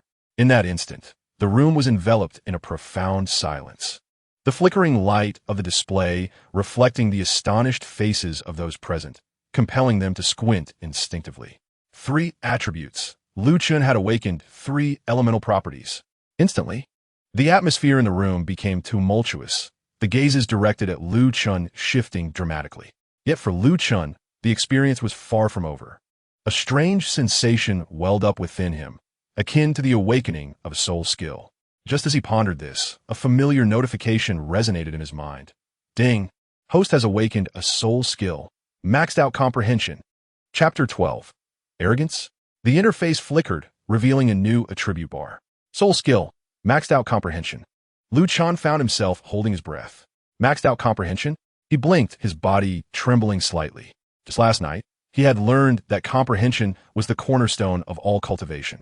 A heightened ability to comprehend allowed one to learn martial arts and skills more swiftly, enabling progress where others stagnated. This was the most evident hallmark, distinguishing geniuses from the ordinary. And now, my soul skill is maxed out comprehension. His hands quivered slightly. This was extraordinary. He opened his eyes, gazing at the 3 prominent characters on the display, and gradually, a faint smile graced his face. If the panel had previously paved a smooth path for him, awakening a soul skill of maxed out comprehension was akin to installing a high-speed train on that path. Gao Changpeng was the first to snap back to reality, his voice brimming with excitement. Congratulations, Lu Chen. You truly are a genius with 3 elemental attributes. Now, tell me, which attribute do you wish to cultivate? Lu Chen's gaze drifted past Gao Changpeng, settling on the old man Yang. Teacher, must I truly select only one attribute for cultivation? Is it not possible to cultivate all 3 simultaneously? The old man blinked, seemingly taken aback by Lu Chen's question. After a moment of contemplation, he responded slowly, Lu Chen, did you not hear High Officer Gao mention earlier that cultivating multiple attributes would scatter your focus? Your cultivation speed would be at least 3 times slower. Moreover, due to potential bottlenecks in certain attribute techniques, you might find yourself permanently stagnated at a certain level. Are you certain you wish to proceed with this choice? Lu Chen countered with a question of his own. May I ask, how long does it typically take for a quasi-warrior to break through to a formal warrior after acquiring a technique? The old man stroked his beard thoughtfully. Under normal circumstances, a quasi-warrior can achieve this breakthrough within 2 to 3 months. Geniuses require even less time. I have heard that in C-class bases and above, top talents can complete the breakthrough in just half a month. However, this is contingent upon individual comprehension. Those who can achieve such feats are invariably gifted prodigies. Lu Chen smiled faintly. Then I shall cultivate all 3 attributes simultaneously. The room fell silent once more. Gao Changpeng stood frozen in place, while the old man Yang looked at him in astonishment. Meanwhile, Zhang Guo's expression mirrored that of someone who had swallowed a fly, his teeth clenched tightly, lips nearly splitting. He actually dares to attempt simultaneous cultivation of 3 attributes. This brat is truly arrogant. Does he truly believe himself to be a prodigy of unparalleled comprehension? Then, a glimmer of malice flickered in Zhang Guo's eyes as he coldly smirked. Very well. You may squander your golden time for cultivation, remaining forever at F rank. I shall steadily ascend, and when my prowess surpasses yours, I will crush you in due course." Zhang Guo glared fiercely at him, yet Lu Chen did not spare him a glance. Standing upon the elevated platform, he remained composed and steadfast, his eyes sparkling with ambition. He was poised to embark on the path of a true warrior, a path forged with thunder as his essence, light as his spirit, and earth as his foundation. Lu Chen turned to the old man Yang, confidence lacing his tone. "Teacher," he inquired, "if two individuals possess the same level of comprehension regarding a particular technique, will their cultivation speeds be identical?" The old man regarded him, a faint smile playing at the corners of his lips. "No, it is not that simple," he replied. "The speed at which a warrior cultivates is significantly influenced by the diameter of their awakened spirit vein. Each cultivator possesses a unique spirit vein, located within the left ventricle of the heart, yet not directly on it. Rather, it exists in a realm between reality and illusion. This remains one of the universe's unsolved mysteries. No one knows how such an independent space can be opened within the body without damaging the heart." He paused before continuing. "Most individuals awaken with a spirit vein diameter of only 1 millimeter. Upon breaking through to F rank, it doubles to 2 millimeters. After advancing to E rank, it becomes 4 millimeters. And D rank, 8 millimeters. Each time one progresses through a major rank, the diameter of the spirit vein doubles?" Lu Chen inquired curiously. "Indeed," the old man confirmed. "Only when two individuals possess spirit veins of the same diameter and share equal comprehension of a technique can their cultivation speeds be roughly comparable. However, each person's innate talent is distinct. Some individuals awaken with spirit veins far exceeding the norm, with diameters of 15 millimeters or even 20 millimeters. Conversely, some may have large spirit veins but poor comprehension, resulting in average cultivation speeds. However, those endowed with expansive spiritual veins and exceptional comprehension truly embody the essence of prodigies. Such individuals cultivate at an astonishing pace, their efficiency far surpassing that of their peers." Elder Yang gazed at Lu Chen, his eyes sparkling with admiration, and added, "Of course, certain treasures and extraordinary body-refining techniques can assist in purifying the body, expelling impurities, and thereby enhancing cultivation efficiency." Lu Chen listened intently, committing every word to memory. His awakened spiritual vein should measure 2 millimeters, marking him as a cultivation genius as well. Yet, he must remain humble. There are always greater talents beyond one's horizons. Who can assert that other base cities lack individuals with 5 millimeter spiritual veins and unparalleled comprehension? Chapter 13, Extraordinary Comprehension. The awakening examination concluded, and the results were both harsh and realistic. Among the 61 students, only 13 successfully awakened their talents, a mere ratio of 13 out of 61. The path of cultivation is indeed a brutal and narrow one. Gao Changpeng led the 13 successful students into a spacious hall, his expression grave, his voice heavy with significance. "Today, you have taken the most crucial first step in your lives. Your talent has awakened, and you have become prospective warriors. Subsequently, you shall apply for the corresponding techniques based on your awakened talents.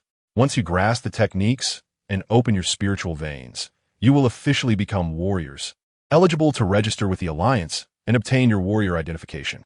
Pausing momentarily, his voice quavered slightly as he continued, "You are the future of humanity. Monsters ravage beyond the high walls, seizing our world, claiming our lands, and constricting our living space, forcing us to survive in these fortified enclaves. Yet, with the methods of cultivation, we possess hope, and you are that hope for the future. I trust that you will alter this dire situation and reclaim our homeland." With that, he began distributing the techniques.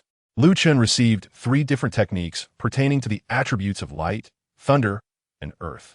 Upon acquiring them, he bid farewell to Elder Yang and Luo Nianwei, quietly departing the hall.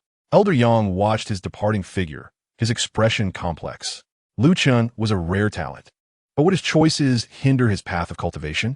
He had initially intended to advise Lu Chen to focus on cultivating a single attribute, but ultimately chose to remain silent.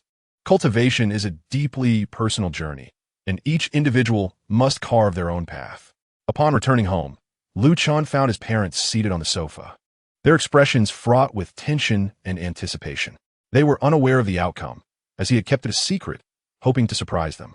When Song Yu saw him return, she rushed towards him. "How did you fare, my son?" Her tone was gentle, eyes filled with concern. "Even if you did not succeed in your awakening, you would still be our pride, your father and I. If you did not awaken, it would spare you from facing those monsters and the violence, allowing you to enjoy life." Lu Yuan stood beside his wife, his voice steady and resolute, his gaze warm, exuding a robust masculine charm, as if to say that with him around, Lu Chun would not suffer. This simple yet profound affection deeply touched Lu Chun, causing warmth to well in his eyes. Suddenly, he broke into a smile. "Have you both underestimated me, so? Did you truly believe I would fail?" As he spoke, he presented his certificate. Lu Yuan received the document, his eyes swiftly scanning its contents, before falling into a profound silence. Tears silently streamed down his cheeks, and his calloused hands, hardened from years of physical training, clutched the certificate as if it were the most precious treasure in the world. Lu Chun felt a pang of anxiety. "Dad, did I do something wrong? Why are you crying?" Lu Yuan raised his head, his eyes brimming with tears, and embraced Lu Chun tightly. "You have done nothing wrong. My tears are of joy and elation that I can scarcely contain." Song Yu stood by, quietly wiping her own tears. The three of them embraced in silence, their love deep and serene, ineffable in words. Though unspoken, both Lu Yuan and Song Yu harbored their own secrets. What Lu Chun did not know was that they had never awakened talents themselves, and thus had never dared to dream that their son could become a warrior. But now, that dream had come to fruition. "I am overjoyed. We must celebrate this day," Lu Yuan exclaimed, his voice trembling with excitement. "Very well, I shall prepare," Song Yu replied with a smile as she headed to the kitchen. At the dining table, Lu Yuan gazed at his son. "Now that you are a prospective warrior, what are your plans?" Lu Chun pondered for a moment. With only 19 days remaining before the entrance examination for the combat academy, he declared, "I intend to cultivate for a while. If I can break through to become a warrior before the exam, I will enlist as a full-time warrior. If not, I shall participate in the entrance examination and continue my studies." "What do you think, Dad?" Lu Yuan nodded slowly. Although he was not a warrior himself, as a high-ranking civil servant, he was well-versed in the processes of martial cultivation. However, achieving a breakthrough from a prospective warrior to an official warrior in just 19 days was nearly impossible. Yet, this was his son, sharing the bloodline of their family. Perhaps he truly had a chance to become a warrior within that time frame. "Whatever choice you make, I will support you unconditionally," he affirmed with unwavering conviction. Lu Chun beamed brightly. "Then it is settled." That evening, the dining table was filled with laughter and joy, a sweet warmth, a long-awaited happiness for Lu Chun. After dinner, he returned to his room, took a shower, and sat on his bed. Opening the panel, he saw, name, Lu Chun. Strength, 128. Spirit, 128. Soul skill, max comprehension. His eyes fixated on the newly appeared attribute section. Max comprehension of soul skills? Let me test this functionality. He inserted the USB drive containing the 3 techniques into his holographic computer and began to study the contents. He initially chose the light attribute technique, closed his eyes, and followed the prescribed method for cultivation. Suddenly, a familiar prompt echoed in his mind. Ding! Basic light attribute technique detected. Would you like to attain max comprehension? He opened his eyes, blinking in astonishment. Is it really that simple? Yes, he silently affirmed. Ding! Max comprehension soul skill activated. Understanding of the basic light attribute technique attained. Would you like to extract the primordial light breathing technique? The name primordial light breathing technique made his eyes widen in shock. Chapter 14. Breaking through in a single night without the slightest hesitation, he immediately initiated the extraction. As a torrent of immense information surged into his mind, Lu Chen's body instinctively began to operate in accordance with the techniques he had absorbed. In an instant, a terrifying wave of light, elemental energy surged into his being. He hastily halted his actions and proceeded to inspect his spiritual veins, only to discover that the segment corresponding to the light attribute was inexplicably filled to capacity with light elemental energy. How could this be? According to his understanding, even the most prodigious talents, as depicted in online legends, required an entire night to saturate their spiritual veins during their initial cultivation. Yet, how long had he practiced? Perhaps 2 seconds at most? Astonishingly, the veins were already full. He found it hard to believe. He attempted to comprehend the foundational technique of the lightning attribute. Ding. Maximum comprehension ability activated. Understanding basic lightning attribute technique. Obtain the ancient divine thunder scripture. Would you like to extract it? Extract. Once again, vast information poured in. He replicated the cultivation process, and the segment associated with the lightning attribute in his spiritual veins was instantaneously filled. Next came the earth attribute technique. Ding. Maximum comprehension ability activated. Understanding basic earth attribute technique. Obtain the sovereign earth scripture. Would you like to extract it? Extract. And then, yet another miracle unfolded. Information surged forth, and as he activated the technique, the segment of his spiritual veins corresponding to the earth attribute became full. At this point, his entire spiritual vein was completely saturated. Soon after, the familiar sound of the system notification resonated once more, revealing another prompt on the panel. Ding. Maximum comprehension ability activated. Detection of 3 techniques suitable for fusion. Would you like to fuse them? Fusion. Without a moment's hesitation, Chen commanded, fusion. Ding. The 3 techniques have fused, creating the primordial eternal essence scripture. Suddenly, he felt his spiritual veins within him begin to swell, expanding from an original diameter of 2 millimeters to 3 millimeters. Chen had never heard of such a phenomenon. Typically, one's spiritual veins would not undergo changes before achieving a formal warrior status. Nevertheless, he remained unfazed, recognizing this as the effect of the primordial eternal essence scripture, birthed from his maximum comprehension ability. Having witnessed the system's extraordinary capabilities, he was no longer surprised by such abrupt changes. As he perceived the contents of the primordial eternal essence scripture in his mind, he realized that this technique allowed for the simultaneous cultivation of 3 attributes, enabling him to absorb energy from all 3 elemental sources concurrently. Thus, he would no longer squander time and energy on separate training for different attributes. He endeavored to activate the technique, and an energy vortex formed around him, drawing in cosmic energies of light, lightning, and earth simultaneously. Merely 20 seconds later, a thunderous roar echoed within him, signaling the unblocking of his first spiritual vein. He opened his panel. Name, Chen.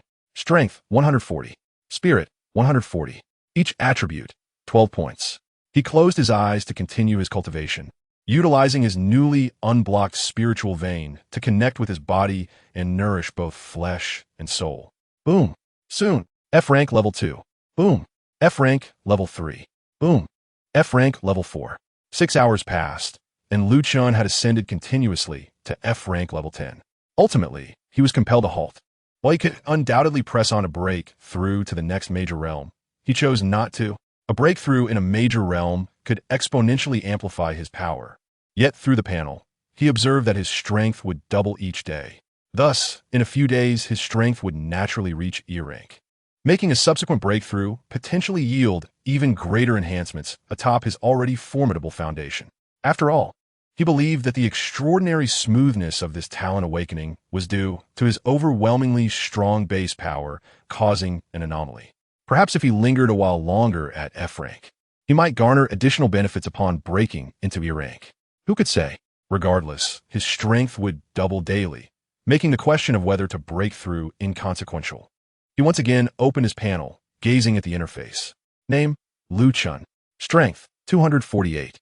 Spirit, 248. An ordinary F rank level 10 warrior possessed approximately 12,000 kilograms, or 12 tons of strength.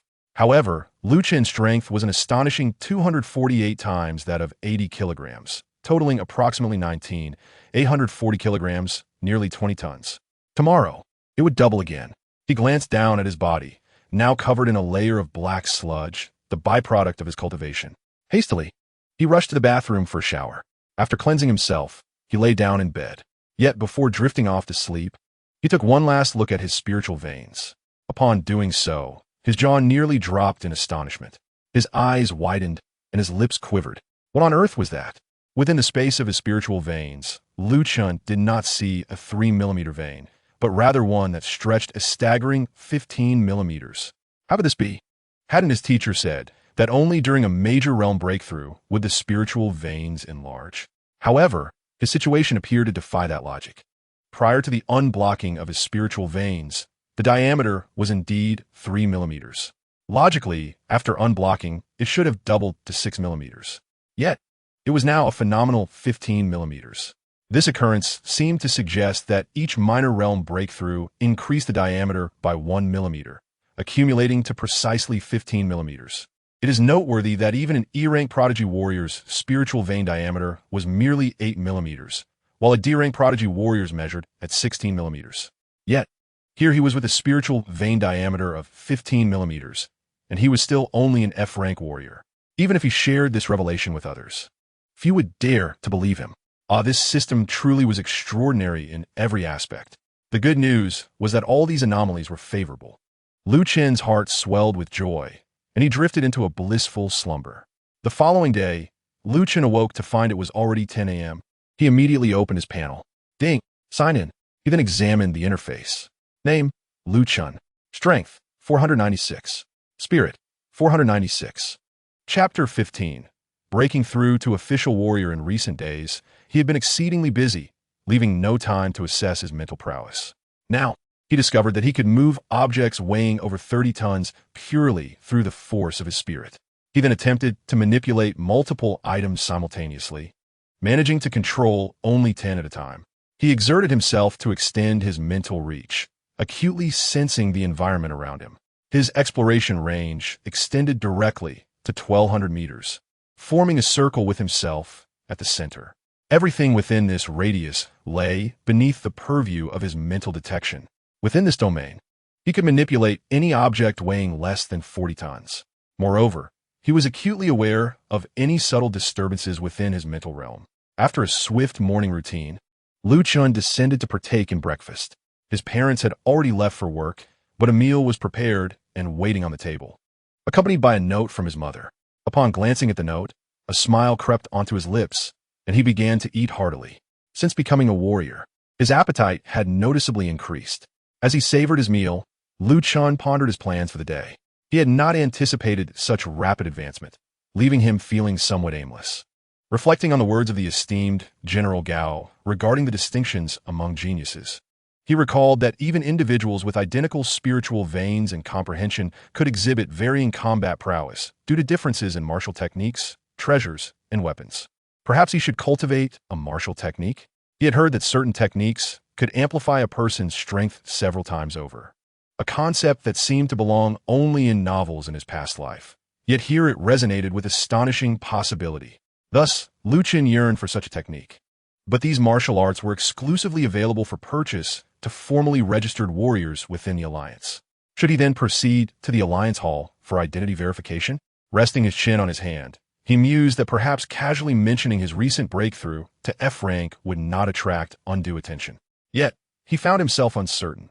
After all, transitioning from a prospective warrior to a formal one in a single day was quite extraordinary, even in the annals of human history. After much contemplation, he ultimately rode his motorcycle to the Alliance. Upon entering the hall, he approached the receptionist and said, "Hello, I am Lu Chen. May I inquire whether General Gao Changpeng is available?" The receptionist looked up, taken aback by the sight of a tall, elegantly dressed young man standing before her. Not being a warrior herself, but merely a civilian staff member, she was momentarily stunned by his striking appearance. Lu Chen had just undergone a breakthrough the night prior, and his body had been refined through energy tempering, akin to a master martial artist purging their veins. Such transformation rendered him all the more captivating. A metamorphosis not every warrior experienced upon their breakthrough, as not everyone's spiritual veins expanded with each ascension. A charming smile blossomed on the girl's face as she asked, "May I ask what your business with General Gao is?" Lu Chen casually replied, "Oh, he was the examiner for my talent awakening test. Now that I have broken through to become a formal warrior, I wish to apply to General Gao to confirm my identity." Upon hearing this, the girl nodded in sudden realization. "Oh, I see.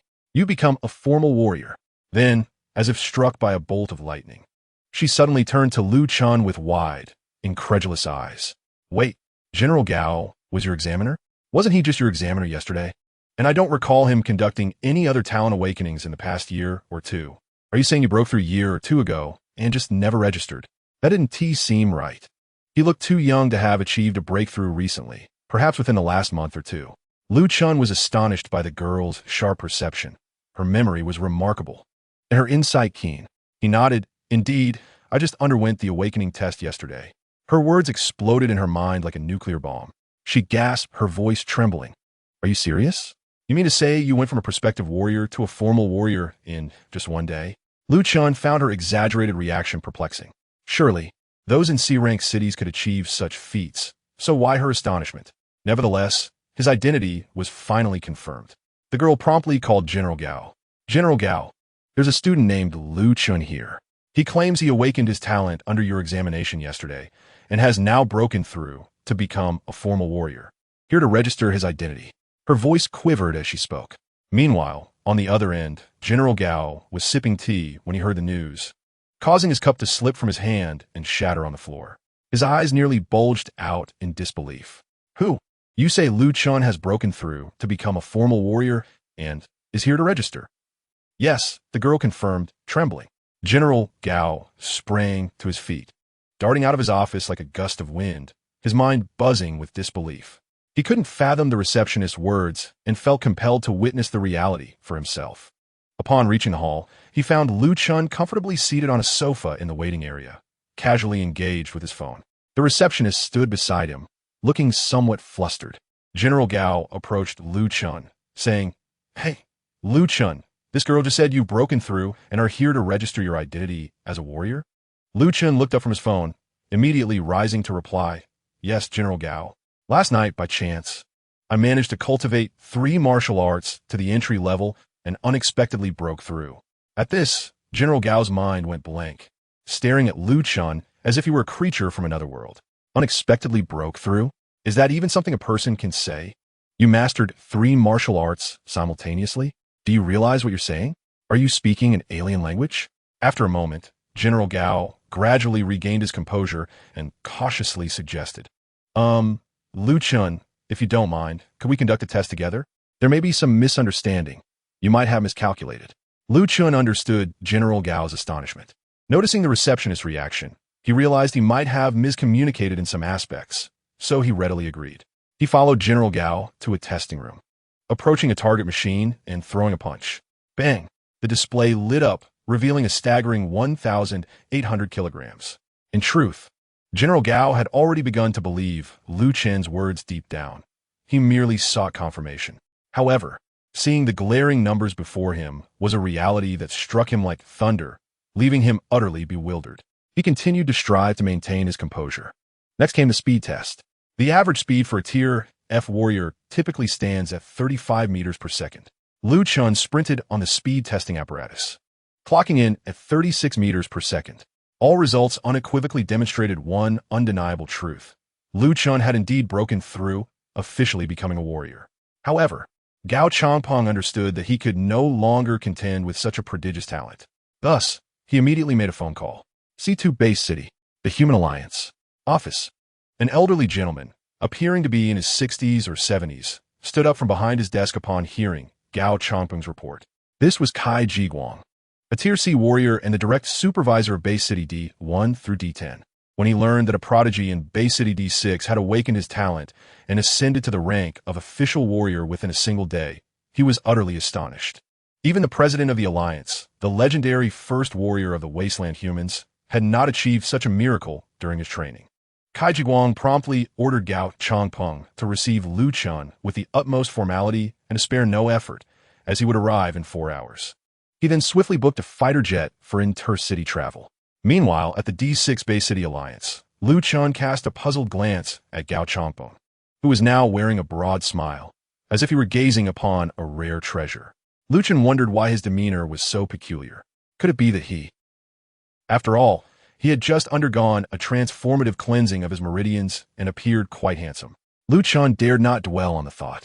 Seemingly sensing Lu Chun's discomfort, Gao Changpeng quickly regained his composure and, with an awkward smile, said, Lu Chun, or rather, Mr. Lu, our C2 district supervisor from the Alliance will be arriving in 4 hours to meet you. How do you feel about that? Lu Chun was taken aback. The supervisor of the C2 district? This implied that the individual was at least a Tier D warrior, possibly even a Tier C warrior. A person of such stature wished to meet him? Without hesitation, he agreed. In the human alliance, no one dared to act recklessly, for the president was none other than the foremost warrior of the wasteland humans. Chen then inquired whether he could register as a warrior and access the internal website of the alliance. Gao Changpong, beaming with enthusiasm, replied, "Of course, Mr. Liu. I will assist you with the registration right away. Please hold on for a moment." Chen sat on the sofa, waiting. 20 minutes later, Gao Changpong returned with a black card, the official warrior identification issued by the Human Alliance. Chen inserted the card into the optical device on his wrist and logged into the internal website. All resources required for warrior training could be found there, including forums and trading platforms. Naturally, the martial skills he longed for were also included. Chen was particularly intrigued by the martial skills of warriors, especially sword techniques. He searched for sword techniques above Tier F, as the site also featured foundational sword skills for aspiring warriors. 1. Sky-splitting sword, 12 billion credits. 2. Divine element sword, 12 billion credits. 3. Song sword technique, 200 million credits. Before long, a plethora of martial skills appeared before him, totaling 100 sword techniques. The most affordable one still required 200 million credits? Chen stared in disbelief at the prices. 12 billion? Won the world. Even though my family is considered affluent in D6 Bay City, our total net worth is barely 100 million, including investments, dividends, real estate, and liquid assets. How could I possibly purchase the most basic sword technique, costing 200 million? Chen felt utterly speechless, sitting there somewhat dejected, clearly shaken. Initially, he believed his family was well off, but it became evident that in comparison to the true world of cultivation, it was as if he were in entirely different dimensions. He sighed inwardly, contemplating that he should perhaps buy a basic sword technique to practice first and save up for more advanced martial skills later. Gao Changpong stood beside him, observing the fluctuations of Chen's expression, his heart sinking.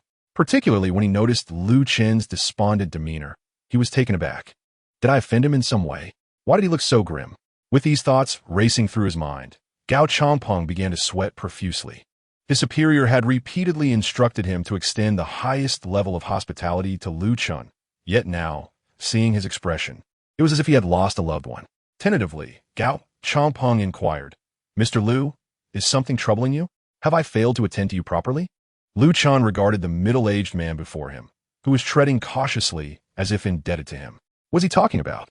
Moreover, why did his gaze seem so lecherous, reminiscent of a creepy uncle lurking around young people? How could someone of such high rank, with a myriad of responsibilities, stand beside him without leaving? Was my earlier assumption about him truly accurate? I must inquire about his background with my teacher when I have the chance. Seeing Chen's expression grow increasingly forlorn, Gao Changpong's heart sank further. This was disastrous. He had angered Chen. If so, his superior would undoubtedly have his hide. He murmured to himself in despair, then collapsed heavily onto the sofa. Chen was astonished to see Gao Changpong sprawled beside him, so close that their skin touched. His hair stood on end, and goosebumps erupted across his body.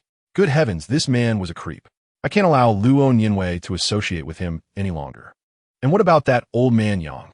He snorted disdainfully, his expression darkening as he stood up and hurriedly made his way toward the exit of the alliance. Before leaving the hall, Chen coldly stated, "Director Gao, if the supervisor arrives, please give me a call. I have matters to attend to and must take my leave." He then hurriedly exited. However, Gao Changpong absorbed none of Chen's words. All he registered was that Chen intended to leave, seemingly due to his own actions. Panic-stricken, he stumbled out, moving in a daze, his movements awkward and despairing. The receptionist caught sight of his distraught expression and promptly retreated into a corner, as if avoiding a plague, not daring to utter a word. Chen rode his bicycle to a nearby cafe, where he could also access the Alliance website. He opened the Warrior Forum, which was teeming with a variety of posts. Some discussed the recent discovery of monsters in the outskirts of the Bay City, while others reported the finding of rare treasures deep within the wilderness. In today's human world, numerous factions exist, with the most formidable being the Human Alliance, which controls over 80% of the world's resources and power. Following closely are various cultivation sects, each established by powerful warriors, including numerous experts of D, C, and even B rank. Lastly, there are combat academies, comprehensive institutions dedicated to training scientists, researchers, and warriors. Unlike the Alliance, these sects are private entities. The stronger a sect's warriors, the greater its reputation. Although they may not possess as many resources as the Alliance, they enjoy greater freedom. Nevertheless, the Alliance serves, to a certain extent, as the de facto government of a human world, possessing unimaginable resources in an army, as well as gathering talented individuals with diverse abilities. For instance, the prodigies recorded in the Qingyun Register are not obligated to undertake missions for the Alliance. They can freely choose their pursuits while still enjoying the same privileges as enlisted personnel. Thus, for formal warriors in this world, there are primarily three paths to consider. Lu Chen took a sip of coffee, contemplating his next course of action. His heart yearned for adventure, a desire to venture forth and battle those monsters. However, having awakened just yesterday, and only recently becoming a formal warrior, the laws of the base dictate that one must be at least an F-rank warrior of level 7 to venture alone into the wilderness. Otherwise, one must join a team. On the surface, Lu Chen appeared to be merely a level 1 F-rank warrior, yet in reality, his cultivation had reached level 10 of F-rank, and his strength far surpassed that of other level 10 warriors. The next steps were either to wait until he showcased his level 7 prowess or to find a reliable team for collaboration. Regardless, such considerations could only be made after consulting with the Alliance supervisor. The thought filled him with a touch of anxiety. After all, the supervisor was a C-rank warrior, and he wondered whether his cultivation could be discerned at a glance. He also pondered whether the system could mask his aura to that of a level 1 warrior, thereby concealing the true extent of his power. Suddenly, he was jolted from his thoughts and hastily opened his panel, silently reciting a command. In an instant, a familiar notification echoed in his mind. Ding! Maximum comprehension activated, deducing the breath concealment technique of the primordial cosmic sutra. Would you like to extract it? Extract, he commanded. As the information surged into his mind, Lu Chen activated the technique, immediately sensing a significant reduction in his aura, leaving only the faintest trace of energy, akin to that of a newly initiated level 1 warrior. Is the maximum comprehension truly this effective? Lu Chen marveled, just as he was about to continue his exploration. A familiar voice abruptly disrupted his thoughts. It was Kogi, his best friend. At that moment, Kogi had also arrived at the cafe, embroiled in a heated argument with a tall man. Hobang, don't be excessive. I reserved this seat first. Are you asking me to give it up now? Do you think just because your brother has become a quasi-warrior, everyone should yield to you? Hobang was their classmate, who, like Kogi, had failed the awakening examination. However, his brother was a university student at the Cultural Academy and had recently passed the awakening exam to become a quasi-warrior just 5 days prior. Hobang was clearly leveraging his brother's status to bully others. Chapter 18, Wan. Kogi and his girlfriend, Wan, were out on a date. While she may not have been a top-tier beauty, her features were exquisite and her demeanor was charming. She was visibly frightened by Hobang's aggressive behavior, particularly given her ordinary family background, which made her more apprehensive. She tugged at Kogi's sleeve, whispering, "Kogi, let us not argue with him. We can just go elsewhere." Yet, as a man, Kogi felt he could not allow himself to be humiliated in front of his girlfriend. He shouted, "Hobang, if you're so capable, just wait. What is so impressive about your brother being a quasi-warrior? My good brother Lu Chen is also a quasi-warrior. Do you dare to threaten me? I'll call my good brother right now and see whose backing is stronger." Hobang was momentarily taken aback. He had been present when Lu Chen demonstrated a strength of 650 kilograms, and doubt flickered in his eyes, but it was fleeting. He quickly resumed his mocking laughter. "Oh, good brother, you really think so? Do you believe Lu Chen still considers you his good brother? You two now belong to entirely different worlds, one a promising quasi-warrior and the other an ordinary person. Do you really think Lu Chen would pay you any attention?" Kogi froze at those words, as they struck a chord deep within him that he dared not confront. Until yesterday, they had indeed been close friends. However, after yesterday, Lu Chen had ascended like a rising star, while he remained an ordinary person. Would Lu Chen truly still regard him as his best friend? Kogi's emotions were tumultuous. He felt pride in Lu Chen's success, yet if Lu Chen had truly changed, he would have no justification for his feelings. Their paths had diverged since Kogi had failed the awakening exam. They were no longer from the same world. In a corner of the cafe, Lu Chen had overheard the commotion. Upon hearing Hobang's derisive taunts and witnessing the disappointment on Kogi's face, his gaze turned icy. He rose from his seat and approached, declaring loudly, "Who says I do not recognize my good brother Kogi? He is not only my good brother, but also my right-hand man. Who dares to threaten my brother Liu Chen? Are you tired of living? Perhaps I should help this cafe dispose of some trash." The entire cafe fell silent, with patrons turning in astonishment. Kogi was momentarily stunned, unable to turn around. He bit his lip, his eyes glistening with unshed tears, which he hastily wiped away before slowly turning to face Liu Chen. Hobang also turned around, and upon seeing Liu Chen, his legs weakened, his complexion paling. Especially when confronted with those piercing eyes, he felt as though he were being hunted by a prehistoric beast, cold sweat soaking his back. "I am Liu Chen, and I have no idea why you are here. Please forgive me." Liu Chen's voice was colder than ice. "Thus, if I were not here, would my brother be subjected to bullying and insult from scum like you? Your forgiveness, what does it even mean?" As he spoke, he cast a glance at Corgi. "Corgi, what do you wish to do to him? Do as you please. Worry not about the consequences. I will bear them all." Upon hearing this, Corgi's eyes reddened, his blood surging with righteous fury. His fists, which had been tightly clenched in anger, swung forth without hesitation, striking directly at Hobang's abdomen. Corgi's strength surpassed that of Hobang, but lacking a powerful background, he had previously refrained from taking action. Now, with Liu Chen backing him, he had no reason to hold back. Hobang, groaning in agony, clutched his stomach, gasping for breath as he shouted, "Liu Chen, do not overstep your bounds. Do not think that just because you are a quasi-warrior, you can act with impunity. My brother is also a quasi-warrior. If you dare to harm me, he will not let you off." Liu Chen crossed his arms, a derisive smile gracing his lips.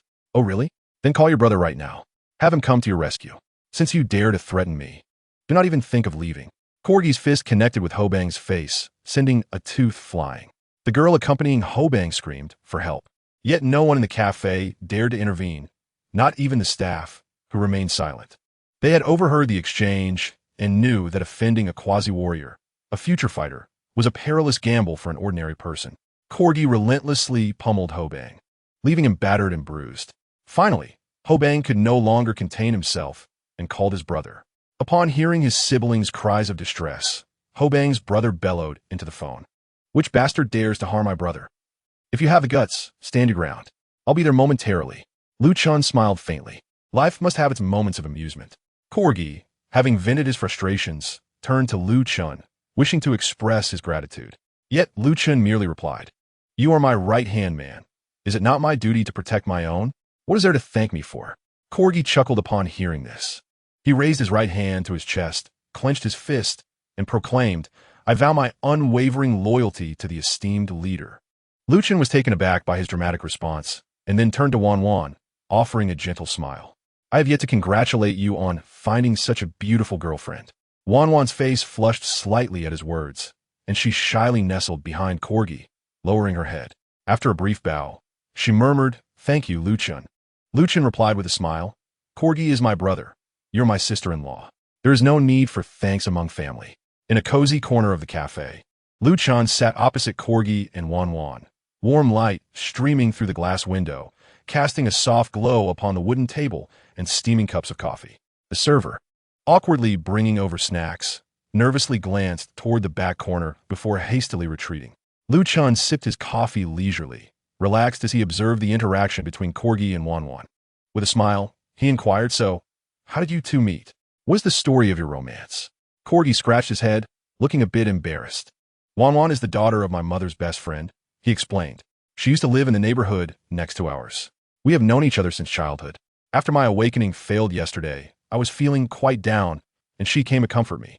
When she spoke to me," he turned to Wan, his gaze filled with affection.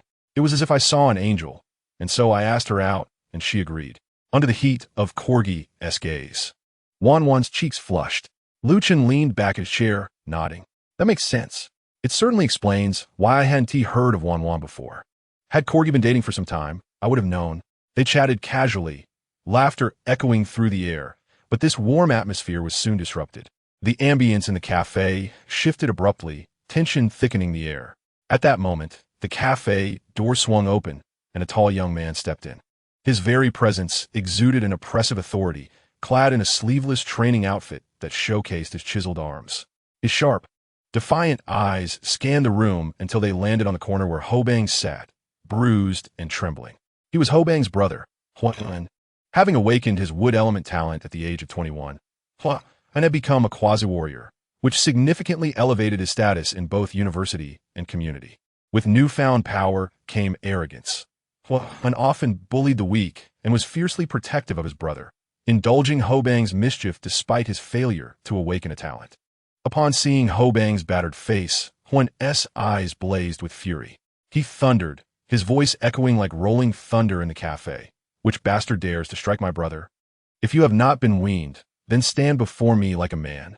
The atmosphere in the cafe froze instantly, the only sound being the clinking of cups. The staff cowered behind the counter, too frightened to emerge, while customers trembled in fear. Lu Chen's gaze turned icy as he slowly rose, calmly stepping forward under Huan's murderous glare. His steady footsteps resonated against the tiled floor as he approached Huan, and, without uttering a word, he raised his fist and struck. The impact resounded like a thunderclap, the air exploding around them. Huan was sent flying backward, crashing through the cafe's glass door and rolling onto the street, his body tumbling like a rag doll before finally colliding with a trash bin, landing amidst a heap of refuse. Blood streamed from his ears, nose, mouth, and eyes, leaving his fate uncertain. The crowd gasped, some screamed, while others were rendered speechless, their faces pale as they peered outside, unsure of whether Huan lived or died. Lu Chen's expression remained indifferent as he slowly retracted his fist. There exists a regulation within the Alliance. Warriors must not attack civilians without cause. However, if a civilian insults or disrespects a warrior and evidence is provided, the warrior is entitled to exact retribution, even a fatal counterattack. Huan is not a true warrior, merely a prospective one. However, he disrespected Lu Chen first. Even if Lu Chen were to kill him, he would not face any repercussions from the Alliance. Yet, Lu Chen still restrained himself, allowing Huan to survive. With a calm demeanor, Lu Chen turned and bid farewell to Kogi and Wan before departing from the chaotic cafe. There were still a few hours until the regional supervisor of the Alliance would arrive, and he had matters to prepare in advance. Upon returning home, Lu Chen sat at his desk, opened his computer, and navigated to the Alliance's online store. He searched for basic sword techniques, beginning to browse through the entries that appeared. He was not in need of ostentatious displays, but sought genuine techniques capable of inflicting harm, preferably including foundational skills to compensate for his deficiencies in this area and to enhance his swordsmanship. Shortly thereafter, a particular sword technique caught his eye: Introduction to Swordsmanship. It was a fundamental sword technique that began with the most basic principles, delving into higher realms such as sword intent, while also offering some foundational sword moves. This course not only facilitated the learning of sword techniques, but also provided a deeper understanding of the sword path. It included an initial introduction to sword intent, making Introduction to Swordsmanship the most expensive among the basic sword techniques, priced at 6 million. After a moment's hesitation, Lu Chen picked up his phone and dialed a number. "Dad?" He hesitated to speak. "What is it, son?" His father's voice came through the line. I need some money." "How much?" came the prompt reply. 6 million. There was a brief silence on the other end before a calm and steady voice responded. "All right." Moments later, Lu Chen's phone buzzed. 6 million had been deposited into his account. He stared at the screen for a moment, feeling the silent yet unwavering love and trust from his father, before proceeding to purchase the sword technique. Soon after, he received an electronic file in his Alliance account. He opened it and read, "Ding. Basic sword technique introduction to swordsmanship detected. Would you like to achieve full-level comprehension?" Lu Chen nodded, silently affirming, "Yes." Ding. Full-level comprehension of the basic sword technique introduction to swordsmanship successful. You have comprehended the heaven-splitting divine sword intent. Would you like to extract it? Lu Chen's eyes widened as he gazed at the panel displaying the introduction to the heaven-splitting divine sword. It consisted of only a single move. Yet this move encompassed boundless variations, as if it encapsulated countless sword techniques and the essence of myriad sword paths. This was the sword technique derived from the full-level comprehension of Introduction to Swordsmanship, although the latter merely offered a rudimentary introduction to sword momentum and intent. The notion of grasping sword intent from it was sheer folly. However, The full-level comprehension function had directly extrapolated the heaven-splitting divine sword intent from several basic sword techniques. With a long exhale, Lu Chen closed his eyes and silently declared, "Yes." He began to absorb the content of the heaven-splitting divine sword intent. The moment he fully comprehended it, a terrifying sword intent erupted from within him like ripples. The floor beneath him trembled slightly as his body instinctively began to move. He stepped forward, his index and middle fingers forming a sword gesture, and hurried out of his room into the yard. A sharp beam of sword light shot forth from his fingertips, slicing through the air with incredible swiftness, leaving behind an indelible hum of sword resonance as it ascended toward the heavens. With a swift motion, it cleaved a low-hanging white cloud in two. Lu Chen stood transfixed, his body trembling not from fear, but from awe. He had only just awakened the sword intent, merely scratching the surface. Sword intent was the most direct manifestation of one's understanding of swordsmanship, augmenting power output. At the first layer of sword intent, power is doubled. At the second layer, tripled. At the third layer, quadrupled. And at the 10th layer, increased 11-fold. Though he had just begun to grasp sword intent, the gateway to the sword path had been opened, and he could advance along it from here. Lu Chen's eyes sparkled, seemingly ignited by an endless flame. With a fervent determination blossoming within him to master this sword technique to perfection. After practicing the sword technique for 2 hours, Lu Chen returned to his room, took a shower, and then went out for lunch. Halfway through his meal, his phone rang. It was Gao Changpeng. "Mr. Lu," Gao Changpeng spoke urgently. "Supervisor Kai Jiguang has arrived. Are you available?" Kink, Lu Chen replied calmly. "I'll be there shortly." He hung up, still feeling that Gao Changpeng's demeanor was somewhat peculiar. However, since his superior had arrived, he decided not to dwell on it. Upon re-entering the Alliance lobby, Lu Chen immediately spotted Gao Changpeng, who greeted him with a radiant smile at the entrance. The overly enthusiastic demeanor sent chills down Lu Chen's spine. Noticing the change in Lu Chen's expression, Gao Changpeng's smile vanished, and his demeanor returned to normal. "Mr. Lu, this way please," he said, leading him to a private office at the end of the corridor. He gently knocked on the door. "Supervisor Kai, Mr. Lu has arrived." A deep, aged voice came from within, "Enter." As the door swung open, Lu Chen stepped inside. The moment he crossed the threshold, an overwhelming pressure descended upon him, enveloping him as if a great mountain was resting upon his shoulders. Lu Chen's breath quickened, and cold sweat beaded on his forehead, yet he endeavored to maintain his composure. Kai Jiguang's curious gaze scrutinized him sharply before he withdrew the pressure with a light chuckle. "Ha, my apologies, Mr. Lu. I momentarily lost control of my strength. This is merely a routine assessment. I hope you understand." Lu Chen exhaled slowly, feeling as if a weight had been lifted from his shoulders. He certainly did not believe that Kai Jiguang would harbor ill intentions toward him. Nonetheless, the palpable sense of pressure was undeniably real. "Please have a seat," Kai Jiguang said warmly. "Allow me to introduce myself properly. I am Kai Jiguang, from Base City C2. I'm a supervisor for Alliance operations from Base City D1 to D10. Lu Chen responded politely, expressing his honor to meet Supervisor Kai. Upon hearing this, Kai Jiguang paused momentarily, narrowing his eyes. "Lu, is it possible that this surname is connected to the Lu family from the A-grade Base City?" Gao Changpeng had previously mentioned the name Lu Chen in his presence. However, in his excitement at the time, he was unable to piece together these details. Now, upon hearing this surname again, his thoughts inevitably drifted to the powerful and enigmatic family located in the A-grade Base City, the Lu family. Chapter 21, The Qingyan Project. Perhaps it is merely a coincidence, he mused to himself, before shaking his head and casting aside such thoughts to engage in conversation. A moment later, Kai Jiguang leaned forward and said, "Lu Chen, I would like to formally invite you to join the Alliance's Qingyan Project. Even without an awakened soul skill, your talent is sufficient for you to qualify for the Qingyan roster." Lu Chen lowered his head in contemplation before directly inquiring, "May I ask what benefits are associated with joining the Qingyan Project?" Upon hearing this, Kai Jiguang's smile became even more radiant. He showed no signs of irritation at Lu Chen's forthright question. Instead, he felt genuine admiration for Lu Chen's calm demeanor. For practitioners, temperament is as crucial as talent. Impulsive recklessness is the bane of cultivation. A lack of composure is a perilous signal for a practitioner. The boy's remarkable calmness suggested a steadfast and resolute heart. "There are numerous benefits," Kai Jiguang replied, sliding a document across the table. "Here are the terms of the agreement. Please review it, and if you have any further needs, do not hesitate to let me know, and I'll do my utmost to assist you." Lu Chen opened the agreement and glanced at the stipulations, his eyes widening in astonishment. This marked the second time today he had been taken aback, the first being the staggering price of 120 billion for the battle skills. The second was the content of this agreement. The terms were far more favorable than he could have ever imagined. The principal points of the agreement were as follows. 1. A cash subsidy of 600 million yuan. 2.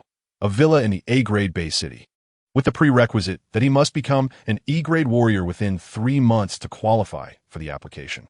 3. 2 bottles of premium body refining liquid. 4. A 50% discount on any purchases from the Alliance's internal trading platform, contingent upon breaking through to the 10th tier of E-grade warriors within 1 year. 5. The opportunity to choose any battle skill from the Alliance store. 6. The option to select any weapon from the Alliance store valued at under 200 million yuan. Upon reading these terms, Lu Chen was left in a state of disbelief for quite some time. 600 million in cash? The total assets of his family barely amounted to 100 million. A villa in the A-grade base city? This not only signified a residence, but also the complete right to inhabit a place that represented the dreams of billions.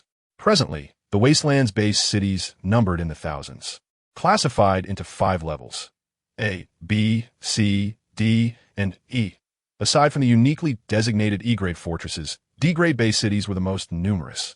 While there were only 8 A-grade cities, the A-grade base city is not only the pinnacle of human civilization, but also a testament to the most advanced technological achievements and the highest levels of cultivation. In this wasteland, it stands as the safest stronghold, its area at least 100 times larger than that of a D-grade base city, with towering walls that are almost unimaginable. The true powerhouses of the human world reside there, and ordinary individuals without connections lack even the qualifications to enter an A-grade base city, let alone reside within one. Then there is the premium body refining liquid. Lu Chen had seen online discussions suggesting that it could enhance an ordinary person's strength to 600 kilograms and speed to 20 meters per second. As for the price, a single bottle costs no less than 100 million. Yet now he was being offered 2 bottles for free. Even if he had no need for them, his parents, who were ordinary people, could greatly benefit. This would present them with an opportunity to change their destinies. Regarding his inability to awaken a talent, he could seek solutions for his spiritual vein issues once he became a true powerhouse. Perhaps when his strength reached a certain level, the current problems would seem trivial. "Excuse me, Supervisor Kai, when you mentioned I could choose any battle skill, do you mean foundational skills, or does that include formal skills as well?" Lu Chen asked, raising his gaze to meet his. His throat suddenly felt dry. Kai Jiguang, noticing the eager expression on Lu Chen's face, couldn't help but smile knowingly, thinking to himself that he had finally struck a chord with the young man. Of course, it includes formal skills as well. Indeed, you could even select a battle skill valued at up to 120 billion. However, I trust you have seen the prerequisites? Do you believe you can meet those requirements? In that moment, Lu Chen felt an overwhelming urge to demonstrate his current level of cultivation right there and then. Yet in the end, he restrained himself. He was indeed eager to be perceived as an extraordinary genius, but if he revealed too much, he might be seen as a monster. A half step ahead is genius. A full step ahead is madness. People possess an innate curiosity about the unknown, yet are simultaneously filled with fear. Should he reveal too much, what he might gain could be not resources and applause, but rather greed and covetousness, especially in this wasteland beset by calamity, where the world is descending into chaos, and everyone is desperately seeking power. Even the mightiest yearn to ascend further. Who knows what kind of attention his true strength might attract? If others believed he possessed some hidden treasure, they would likely stop at nothing to seize it. Chapter 22, Premium Body Refining Liquid. To this, Lu Chen calmly and quietly replied, "We shall see." Kai Jiguang raised an eyebrow, recalling that even when he first encountered this agreement, he found its terms somewhat absurd. Breaking through to Tier 10 of F-grade within 1 month, to E-grade within 3 months, and to Tier 10 of E-grade within a year. Was this truly an agreement drafted by the Alliance? Was it not a fantasy novel? Absurd. Even Kai Ji-guang found it preposterous. Yet, since this command came from his superiors, he had no choice but to comply. Now, witnessing the calm and confident expression in Lu Chen's eyes, he was momentarily taken aback. Did this child possess such confidence in himself? If he truly could achieve this, it was likely that no cost would be too great for the higher-ups to provide him with support. Even that individual would take notice of him. At that time, the resources invested in him are far from mere few hundred billion. Meanwhile, Lu Chen is contemplating the weaponry as he gazes at the agreement in his hands. In this world, weapons can be classified in two distinct manners. The first classification is based on the damage inflicted upon monsters. For instance, an F-class weapon is capable of delivering fatal harm to F-class monsters. An E-class weapon can inflict lethal damage on E-class monsters, and similarly for D-class weapons against D-class monsters, and so forth. A C-class weapon is designed to deal deadly damage to C-class monsters, while a B-class weapon is lethal to B-class monsters. As for A-class weapons, they remain classified information, with no details available online. In addition to this, there exist even rarer energy weapons that can amplify one's attack power. For example, an F-class energy weapon can enhance its wielder's strength by a factor of 10. An E-class energy weapon can multiply strength by 20, a D-class energy weapon by 30, a C-class energy weapon by 60, and a B-class energy weapon by 90. However, such energy weapons are exclusively wielded by extraordinary champions, accessible only to warriors of B-class and above, rendering them entirely out of reach for Lu Chen at this moment. On the internal trading platform of the Alliance, the pricing for F-class weapons ranges from 100,000 to 10 million yuan. E-class weapons are priced between 12 million and 80 million yuan. D-class weapons fall within the bracket of 90 million to 600 million yuan. C-class weapons are valued at approximately 700 million yuan, 8 billion yuan, and B-class weapons range from 2 billion to 8 billion yuan. As for energy weapons, they can only be obtained through the Alliance's merit exchange, as they are not for sale. Should he sign the agreement, he would immediately receive 600 million in cash. If used to purchase weapons, it would suffice to acquire a top-tier D-class weapon. Nevertheless, since he is entitled to a complementary weapon, he need not expend resources in that regard. He then inquired, "Director Kai, you mentioned I could select any weapon value below 200 million. May I inquire if customization is possible?" Kai Ji-guang tilted his head to glance at him. "Oh, you wish to customize a weapon? Do you not fancy those available in the Alliance store?" "No, it is not that I dislike them. They are all splendid, but they do not suit me. I desire a weapon that is uniquely my own." "That is indeed possible," Kai Ji-guang nodded. "However, it will require some time, and the cost will be slightly higher than the standard market price for weapons of the same tier." Lu Chen's eyes sparkled. What youth does not harbor dreams of wielding a sword on grand adventures? He had longed for a sword of his own design. "I agree to sign the agreement," Lu Chen declared promptly. "But as previously mentioned, I have one condition. I wish to customize a weapon." What type and level of weapon do you require? Do you have a design blueprint? Lu Chen pondered for a moment. "I desire a sword, a D-class weapon." As for the design blueprint, he activated his holographic device and began sketching. 10 minutes later, he concluded with satisfaction, revealing a simple yet double-edged sword. He named it the Dual Realm Sword, a tribute to his past and present. Kai Ji-guang glanced at it, nodding slightly. After signing the agreement, Lu Chen raised his gaze and said, "Director Kai, I wish to venture out to hunt monsters. Is that permissible?" Kai Ji-guang was taken aback. "You awakened your talent just yesterday and became an official warrior today, and you're already eager to hunt?" His expression turned serious. "You should be aware of the Alliance's regulations. To venture out alone, your strength must be at least at the 7th tier of F-class. Otherwise, you must join a hunting team." Lu Chen replied, "I merely wish to see the world beyond the fortress. I will join a team. Could you arrange one for me?" Hearing this, Kai Ji-guang breathed a sigh of relief. "Very well. I will select a suitable hunting team for you. Your customized weapon will be delivered within 2 days, and the high-quality body refining liquid will arrive at your home within 3 hours. As for the subsidies, they can be transferred immediately." "Excellent."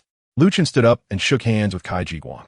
Kai Ji-guang, a C-class powerhouse capable of flight and withstanding nuclear explosions, could effortlessly raise the entire base if he so desired. Yet, before Lu Chen, he displayed no trace of arrogance befitting a strong man. This young man before him was a living legend. To break through to an official warrior in a single day, Such a feat had no parallel even in the records of the advanced civilization ruins discovered by the Alliance. Thus, the vice chairman of the Alliance personally issued directives to win Lu Chun over with utmost sincerity. After bidding farewell to Director Kai, Lu Chun departed from the Alliance branch, contemplating the surprise his parents would receive today. Chapter 23. The Flying Sword. Upon returning home, Lu Chun found the sun setting, casting a warm glow across the courtyard. His parents had also returned. Lu Yuan was seated on the sofa watching television while Song Yu was on the phone. "Hey, Mom and Dad, I'm back," Lu Chen announced as he entered the room. Lu Yuan turned to glance at him. Upon noticing Lu Chen's formal attire, his eyebrows arched. "Son, where have you been today?" "I didn't go anywhere," Lu Chen feigned nonchalance. "I just registered my identity as an official warrior at the Alliance Hall." His tone was casual, as if he had merely strolled around. Initially, Lu Yuan paid little heed, casually responding while fiddling with the television remote. "Oh, so you went to register at the Alliance Hall as a warrior? Wait, what did you say?" His previously steady voice suddenly escalated to a sharp pitch. His movements froze abruptly. "Son, repeat that. Did I hear you correctly?" Lu Chen had anticipated his father's reaction and felt a surge of joy within, though he maintained a facade of calm. "I said I went to register my identity as an official warrior." With a loud clatter, the remote slipped from Lu Yuan's grasp and fell to the ground. He leapt to his feet, eyes wide with disbelief. Song Yu, who had been on the phone, was also taken aback, dropping her phone in shock. The voice on the other end continued to call out, "Hello? Is the signal bad on your end?" Lu Yuan and Song Yu stared incredulously at Lu Chun, and then Lu Yuan suddenly burst into laughter. "Ha ha ha. Dear, did you hear that? Our son is truly grown up. He has even learned to jest. How wonderful it is, my son, to see you surpassing your father. If only I had possessed even half of your wit back in the day, I wouldn't have had to wait until I was 29 to win your mother's heart. However, hey, your mother is no superficial person. In the end, it was my sincerity that moved her. But with your humor, you are bound to charm the ladies. You certainly possess the potential to be a heartbreaker. Son, I'm proud of you." Lu Yuan chuckled with delight, then picked up the remote to continue watching television. Song Yu rolled her eyes and replied with a hint of irritation. "Their essay time and place for jokes. You must be hungry after a day out. Go wash your hands, and I'll prepare something for you to nibble on until dinner is ready." She was not swayed by his playful banter. Bending down, she picked up her phone, the person on the other end still waiting. "Hello?" Lu Chun observed his parents' reactions, momentarily at a loss for words.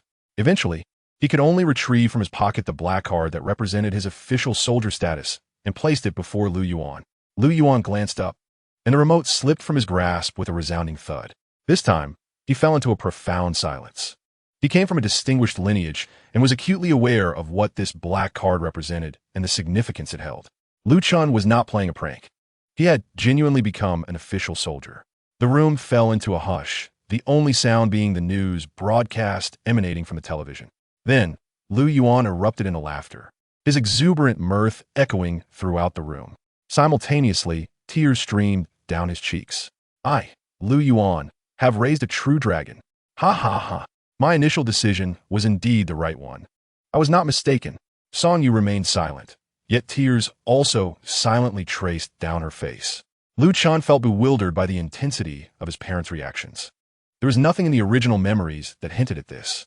He furrowed his brow and couldn't help but inquire, "Dad, what are you talking about? What decision? What right or wrong? Is there a past you haven't shared with me?" Lu Yuan slowly wiped away the tears from the corners of his eyes, gazing at Lu Chun with a mixture of pride and bittersweet emotion. It was the look of a father who sees a glimmer of hope for the future in his son. He spoke softly, "It's getting late. You've had a long day and must be weary. Let us have dinner first and discuss everything else tomorrow." Lu Chun refrained from pressing further. "Then goodbye, Mom and Dad." With that, he turned and walked toward his room. The couple watched him leave, and Lu Yuan murmured, "Our son is truly grown up. Perhaps with him, we might finally be worthy of facing that family." Song Yu did not respond, but moved to her husband's side, wrapping her arms tightly around his shoulders. Lu Yuan reciprocated, enveloping her in his embrace. The two found solace in each other, a tranquil silence enveloping them. Upon returning to his room, Lu Chun activated his holographic computer and logged onto the interstellar shopping platform. Once the new weapon arrived in 2 days, he would venture out to hunt. However, before that, he needed to prepare several items. As he could now manipulate objects with his mental force, handling at least 10 simultaneously, Lu Chen decided to purchase a set of flying swords. D-grade weapons range from 90 million to 600 million. He ordered a set of D-grade flying swords, which included 10 blades, each no longer than a finger, aptly named flying swords. They could be considered concealed weapons as well. This set of flying swords was among the finest in the D-grade category, valued at 300 million. With a subsidy of 600 million, he had swiftly spent 300 million, leaving him with 300 million remaining. Fortunately, the expenses for his interdimensional swords were covered by the Alliance, allowing him to save 200 million. Then, he began searching for formal sword techniques.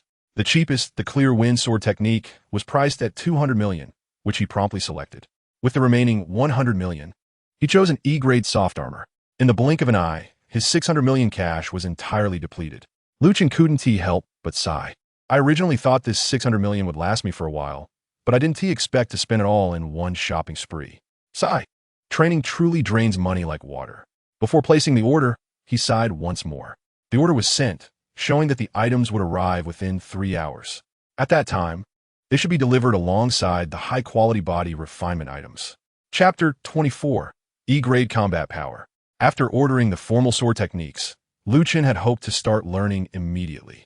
However, the shopping platform strictly prohibited the electronic transmission of formal combat techniques. These formal techniques would be personally delivered to him by Alliance staff. He realized that formal sword techniques were not like basic ones that anyone could learn. They require the Alliance's certification and permission to disseminate. With no other matters at hand, Lu Chen retrieved a wooden sword from his room, a toy once cherished by the original owner, and stepped outside to the yard to practice the sky-splitting divine sword. He activated his maximum comprehension ability. This time, although his movements were clean and swift, he did not leak his sword intent. He had already grasped the basics of sword intent. An hour passed. Ding. Sword intent level 2. Ding. Sword intent level 3. In just 1 hour, his sword intent had risen by 2 levels. At level 3, he could amplify his strength fourfold. This meant that with his nearly 40 tons of base strength, employing the sky-splitting divine sword would enable him to unleash an attack power of nearly 160 tons. He had already crossed the threshold of E-grade and was no weakling among E-grade warriors. Moreover, this was due to the limitations imposed by his own abilities, preventing him from fully utilizing his maximum comprehension. Otherwise, if he were to use the system for idle training, he could comprehend up to level 10 in mere seconds. However, such an approach would be futile, as it would not resolve his inherent limitations. Forcing absorption might even harm him. Finally, he returned to his room, took a shower, and came down for dinner. During the meal, Lu Yuan said little, only asking, "Now that you're an official soldier, what are your plans?" Lu Chen pondered for a moment before responding, "Dad, I want to become a full-time soldier. In 2 days, I will join a team to go hunting." As he spoke, he handed Lu Yuan a copy of the agreement. Upon seeing the contents, Lu Yuan's eyes nearly popped out of their sockets. "What, son? Do you want to give your father a heart attack? When did this happen? However, how could the terms of this agreement possibly contain such absurd conditions?" After a while, he finally calmed down and began to eat in silence, having lost the desire to speak further. It is indeed a blessing to have a prodigious son, but when the brilliance of that son surpasses all expectations, it leaves him, as a father, feeling somewhat inferior. Nevertheless, his facial expressions betrayed the tumult of his thoughts. Despite his efforts to suppress a smile, the corners of his mouth twitched uncontrollably. Sonya could not help but roll her eyes at him. After dinner, the family engaged in casual conversation until the doorbell rang. Lu Chen opened the door to find a tall, broad-shouldered man clad in military attire. "Are you Mr. Lu Chen? This is your package. Please verify and sign for it." Lu Chen meticulously inspected the contents, confirming that nothing was amiss, including the 2 bottles of premium body refinement liquid. "Everything is in order," he affirmed. The man then handed him a sealed scroll, stating, "This is the combat technique you ordered. I must remind you that the contents are strictly for your personal use and must not be disclosed. Any breach will result in capture by the Alliance and corresponding penalties. Do you understand?" Lu Chen nodded in acknowledgement. "I understand." He signed a receipt and took the package inside. Returning to the living room, he smiled at his parents. "The items I mentioned have arrived." He opened the package and retrieved 2 small vials, presenting them to Lu Yuan and Song Yu. "This is premium body refinement liquid for you both. It will assist in enhancing your physical constitution. Lu Yuan accepted the vial, fixating on it with a flicker of indescribable emotion in his eyes, a shadow passing through them before vanishing. Yet, it did not escape Lu Chen's notice.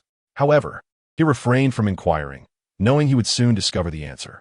The following day, Lu Chen arose early, completed his morning routine, and opened his status panel to check in.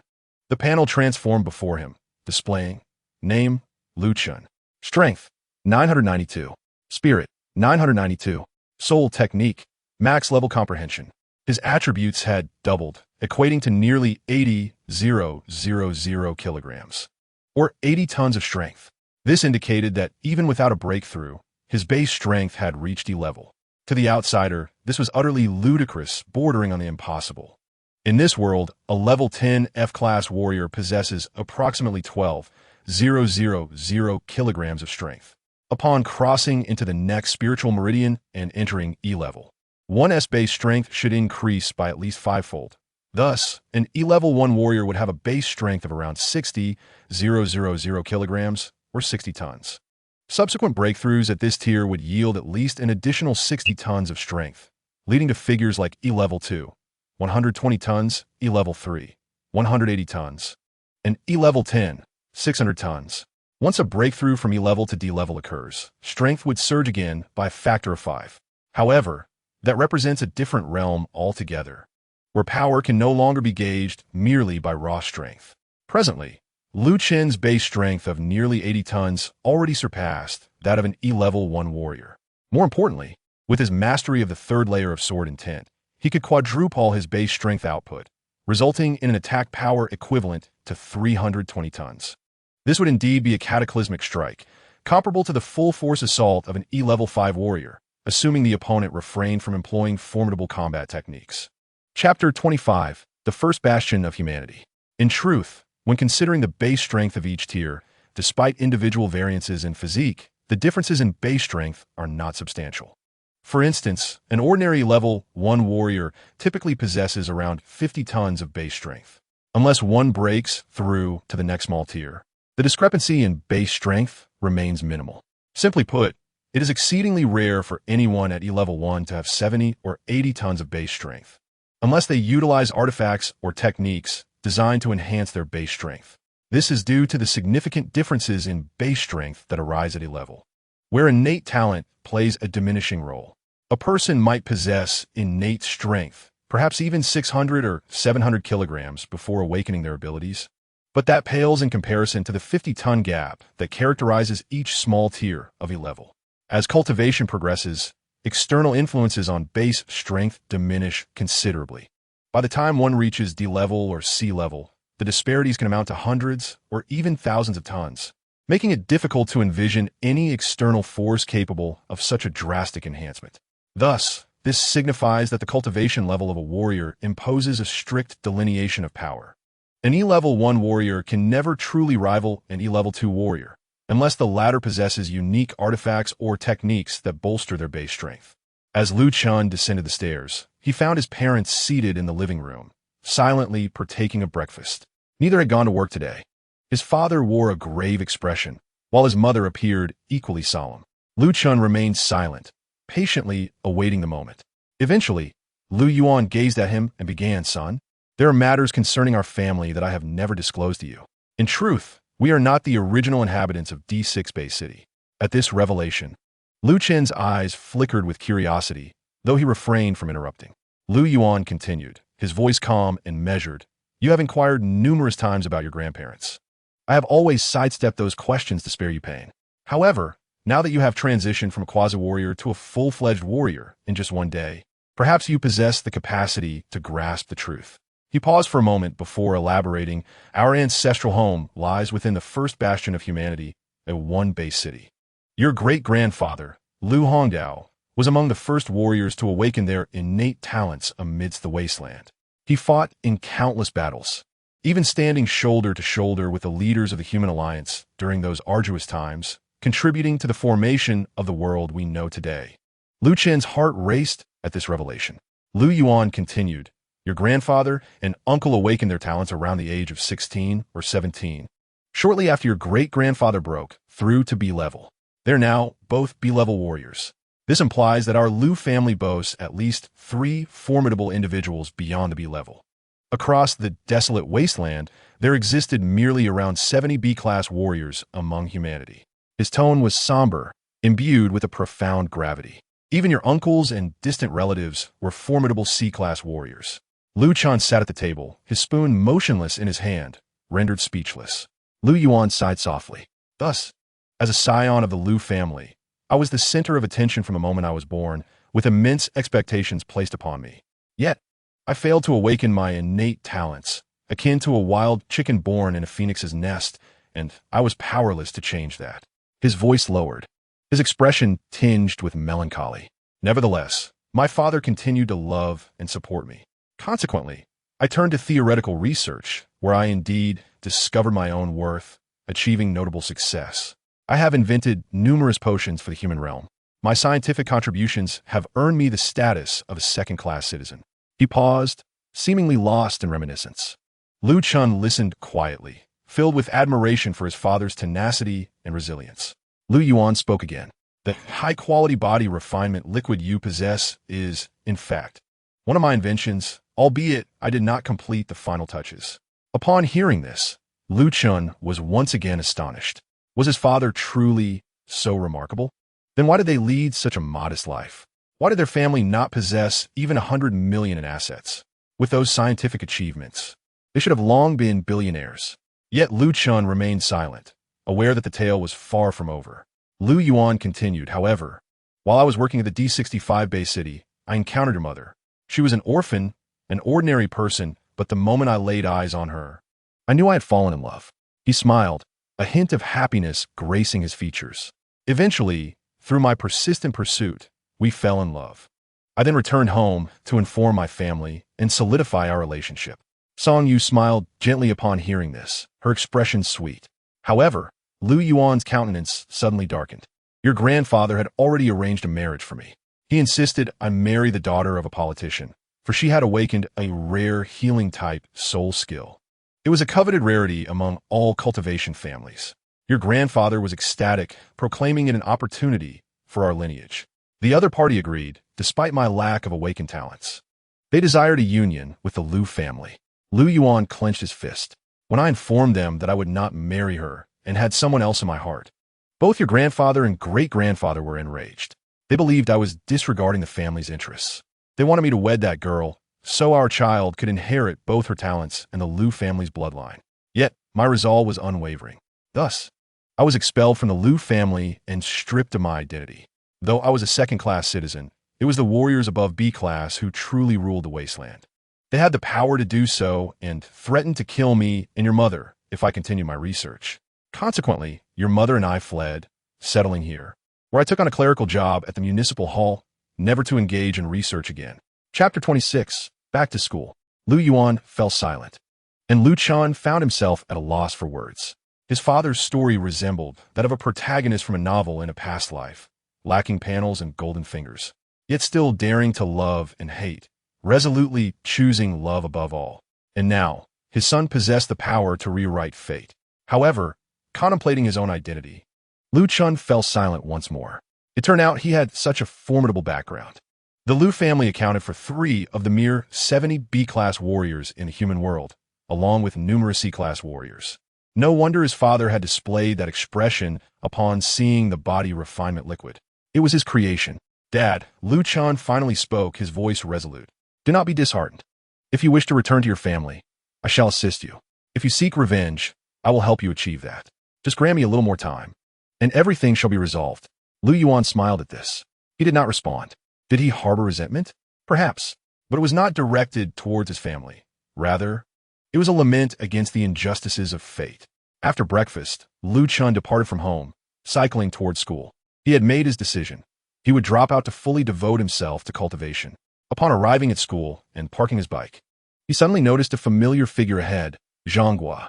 Had he not seen him, Lu Chen might have nearly forgotten his existence. At that moment, Zhanghua also spotted him, a cold smirk immediately gracing his face as he proclaimed loudly, "Look who has arrived. Our great genius, Lu Chen, who has awakened 3 attributes and decided to cultivate them all simultaneously. A prodigious talent indeed. Shouldn't everyone give him a round of applause? Nearby students turned their curious gazes towards him. Observing this, Zhonghua felt even more pleased with himself. He relished being in the spotlight, basking in the attention of all. He then boomed, "Lu Chun, now that we are both aspiring warriors, do you dare to duel with me in the official arena?" He felt a sense of self-satisfaction.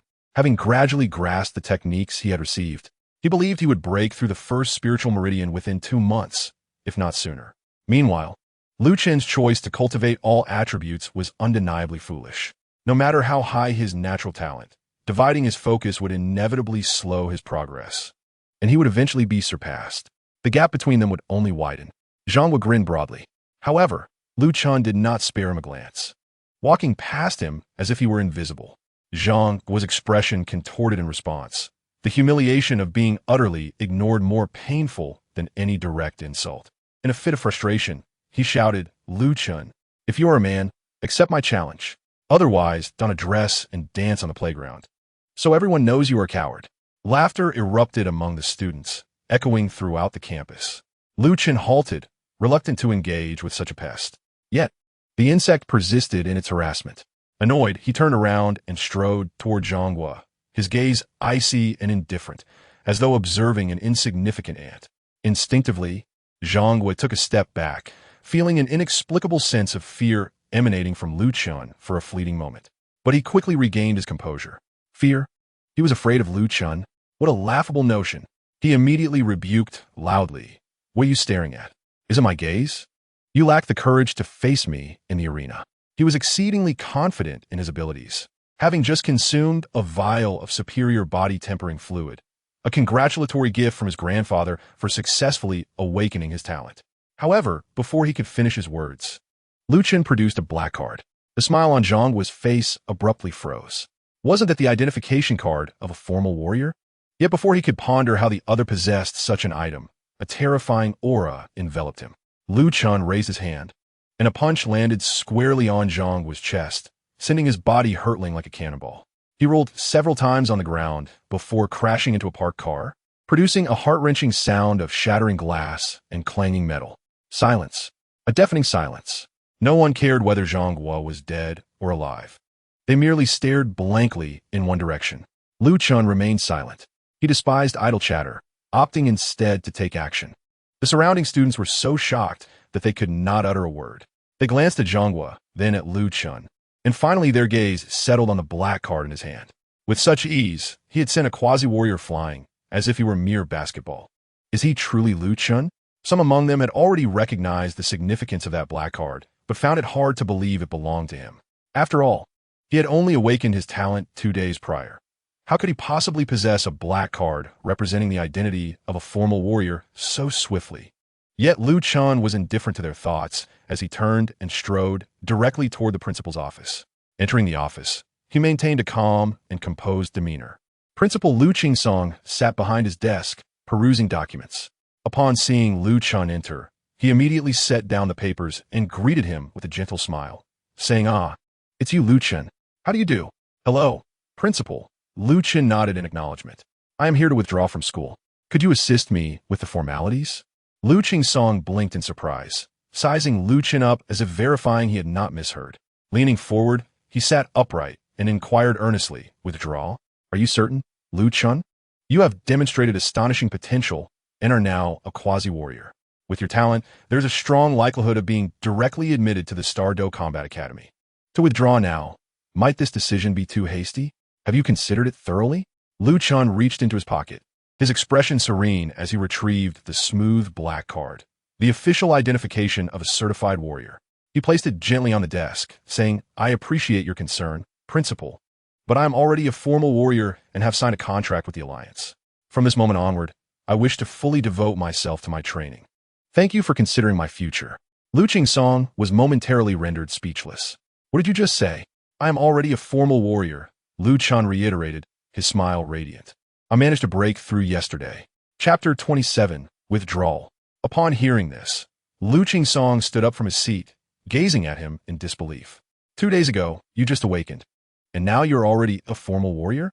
He was at a loss for words, the shock in his heart overwhelming. He could scarcely fathom that such a phenomenon could occur. In all his years in the education sector, and as an E-level 6-tier warrior, he had never encountered such a case. Now Lu Chen was asserting that it was all true. Lu Song fixed his gaze on the black card on the desk. This was proof of a formal warrior's identity. Suddenly, clarity dawned upon him. Lu Chen was not merely an ordinary genius, but a prodigious talent.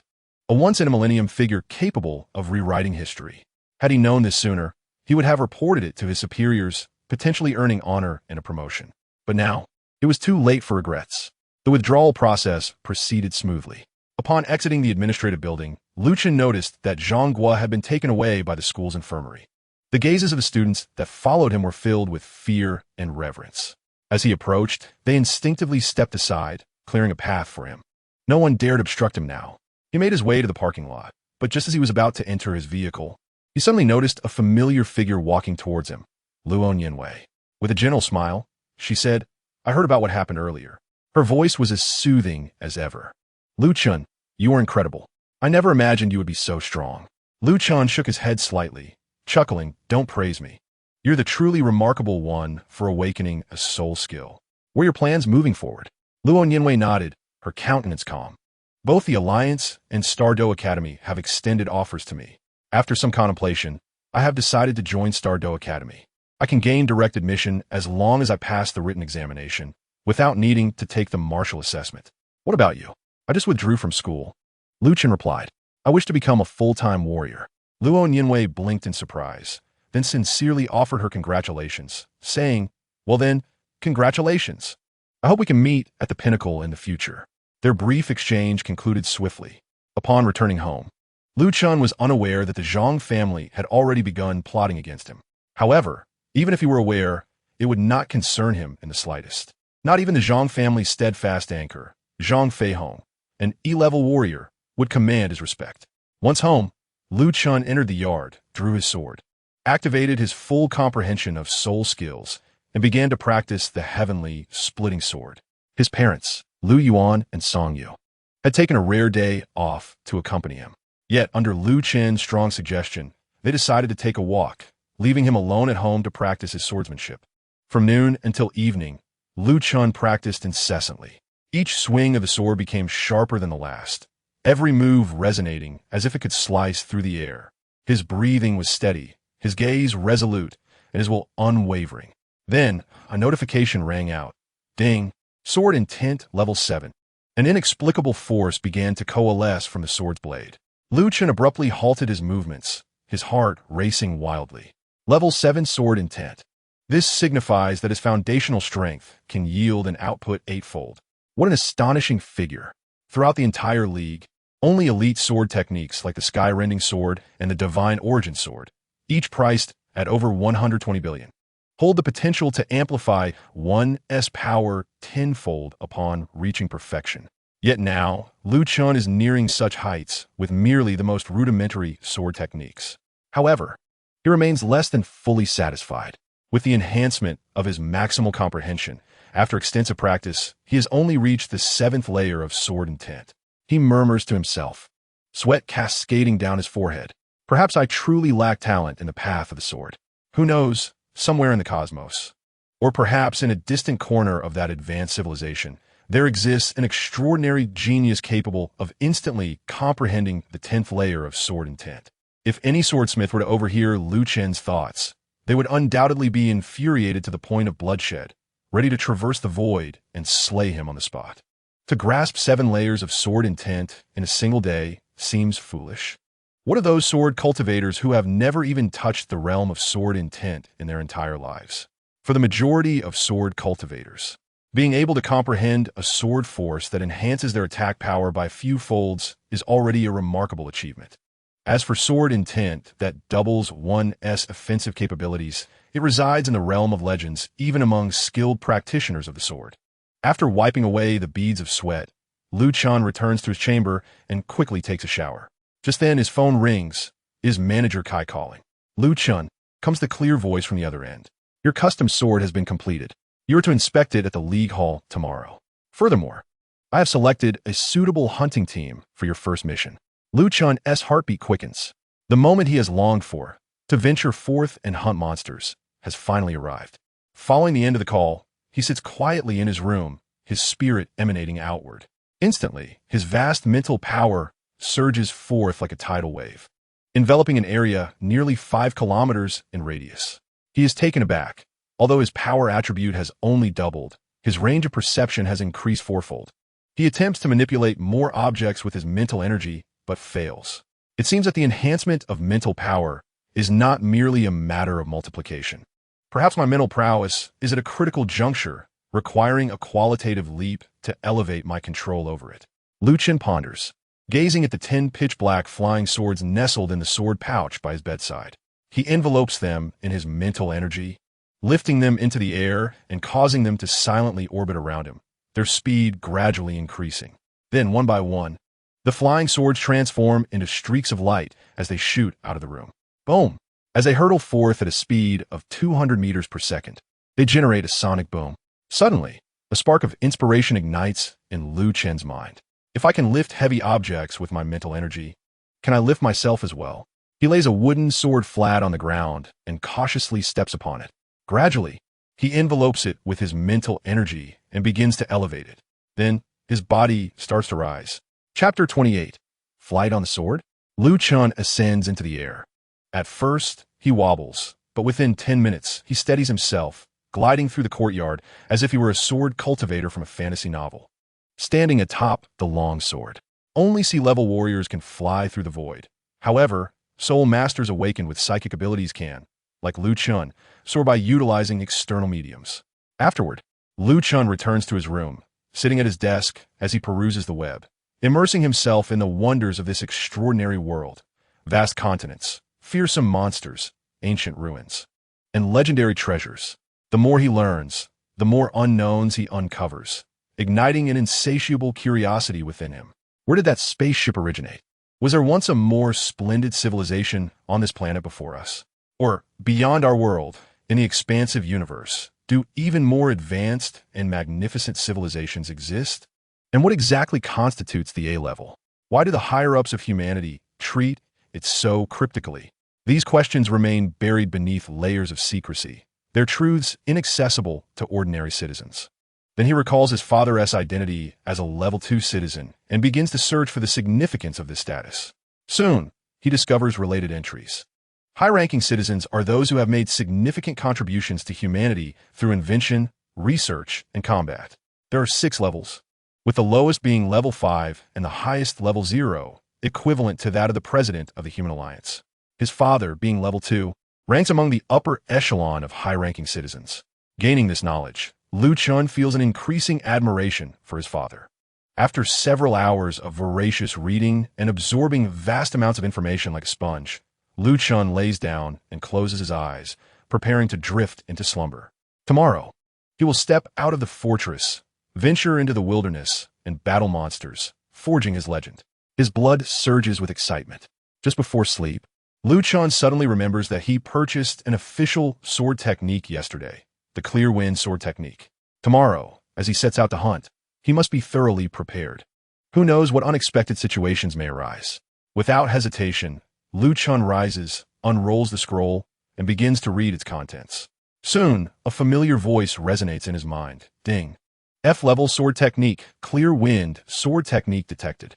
Would you like to activate the maximum comprehension function? Yes. Chen silently affirms. Ding. Maximum comprehension triggered. Clear Wind sword technique upgraded to the primordial absolute source sword. Would you like to accept? Maximum comprehension does not bestow upgrades to techniques out of thin air. It requires a certain foundational basis for optimization and enhancement, thereby elevating the technique's potential and limits. If the original technique's potential and limits are rated as 1, then through the insights of maximum comprehension, they could be raised to 100, 1000, or even 10,000. Naturally, if the technique itself is inherently powerful, the final realization will only be more potent. There is no best, only better. For instance, this Clear Wind sword technique emphasizes the swift motion of the sword like a gentle breeze brushing against one's face. With lethal moves concealed and momentum akin to a thundering storm, cascading downwards. It prioritizes speed comprising 10 layers. Breaking through each layer allows one to enhance their speed beyond their innate limits. Mastering all 10 layers can double their maximum speed. For example, a person initially possesses a striking speed of 10 meters per second. After diligently practicing the spring breeze sword technique and mastering the first tier, their speed escalates to 11 meters per second. Upon mastering all 10 tiers, the speed dramatically reaches 20 meters per second. In the realm of martial arts literature, there's a renowned adage: in the world of martial arts, only speed is invincible. This sentiment resonates equally in this world as a universally acknowledged truth. In combat, nothing is more fearsome than the attribute of speed. If one can strike down their opponent before they even have a chance to act, no matter how formidable their strength might be, it becomes utterly irrelevant. A mere doubling of speed can alter the very fabric of battle. For instance, an F-grade warrior at the 10th tier typically boasts an average speed of approximately 90 meters per second.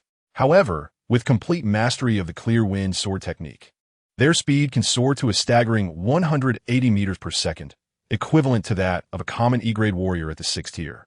Such enhancement is nothing short of astonishing, which explains the exorbitant cost of formal combat techniques, strictly regulated by the Alliance. Now, with a fully realized comprehension of the ultimate version of the clear wind sword technique, the primordial absolute source sword, he grasps the underlying principle. Both techniques emphasize speed, yet their effectiveness is incomparable. This advanced sword skill comprises only 3 tiers. Mastering the first tier doubles one's speed. Mastering the second tier increases it 5-fold. And mastering the third tier amplifies it 10-fold. One should not underestimate this exponential increase. Speed, as a concept in physics, is inherently complex, influenced by numerous variables. For instance, an individual with a force of 100 kilograms may not necessarily outpace another with merely 30 kilograms of force. In truth, achieving a 10-fold increase in speed is far more challenging than a 100-fold increase in strength. Currently, Liu Chen's base speed stands at 180 meters per second. Should this speed multiply 10-fold, it would reach an astonishing 1,800 meters per second, a level only achievable by D-grade warriors at the 8th tier. Furthermore, this multiplication factor remains constant. As his strength increases, so too does his base speed, resulting in even more extraordinary outcomes. Receive. Ding. Would you like to commence mastery practice at full capacity? Yes. Liu Chen eagerly accepted the knowledge of the primordial absolute source sword and began his practice in the courtyard. An hour swiftly elapsed. Ding. The primordial absolute source sword has advanced to the 1st tier. Consequently, Liu Chen's base strength, augmented by the 7th tier of sword intent, experiences an 8-fold increase, while his base speed, enhanced by the primordial absolute source sword, sees a 2-fold increase. After concluding his training, Liu Chen took a refreshing bath before indulging in a restful slumber. The following day, Liu Chen awoke at the early hour of 6 a.m. and promptly accessed his panel to check in. Name: Liu Chen. Strength: 1984. Spirit: 1984. Soul skill: full capacity comprehension. Multiplying 1984 by 80 kilograms equates to nearly 160 tons of base strength. Liu Chen now possesses more strength than an E-grade warrior at the 2nd tier by an impressive 40 tons. Coupled with his 8-fold sword skill output and 2-fold speed enhancement, along with formidable mental reflexes, he would have no difficulty engaging E-grade warriors at the 10th tier. Theoretically, he remains merely an F-grade warrior at the 10th tier. After rising, freshening up, and enjoying breakfast, he noticed that his parents had not returned home the previous night and had instead spent the night at a nearby hotel. It seems like old flames have been rekindled. Who knows? Perhaps he will soon have a younger sibling. A smile crept across Liu Chen's face as he made his way to the Alliance Hall and called Kai Jiguang. Chapter 29. The Dual World Sword.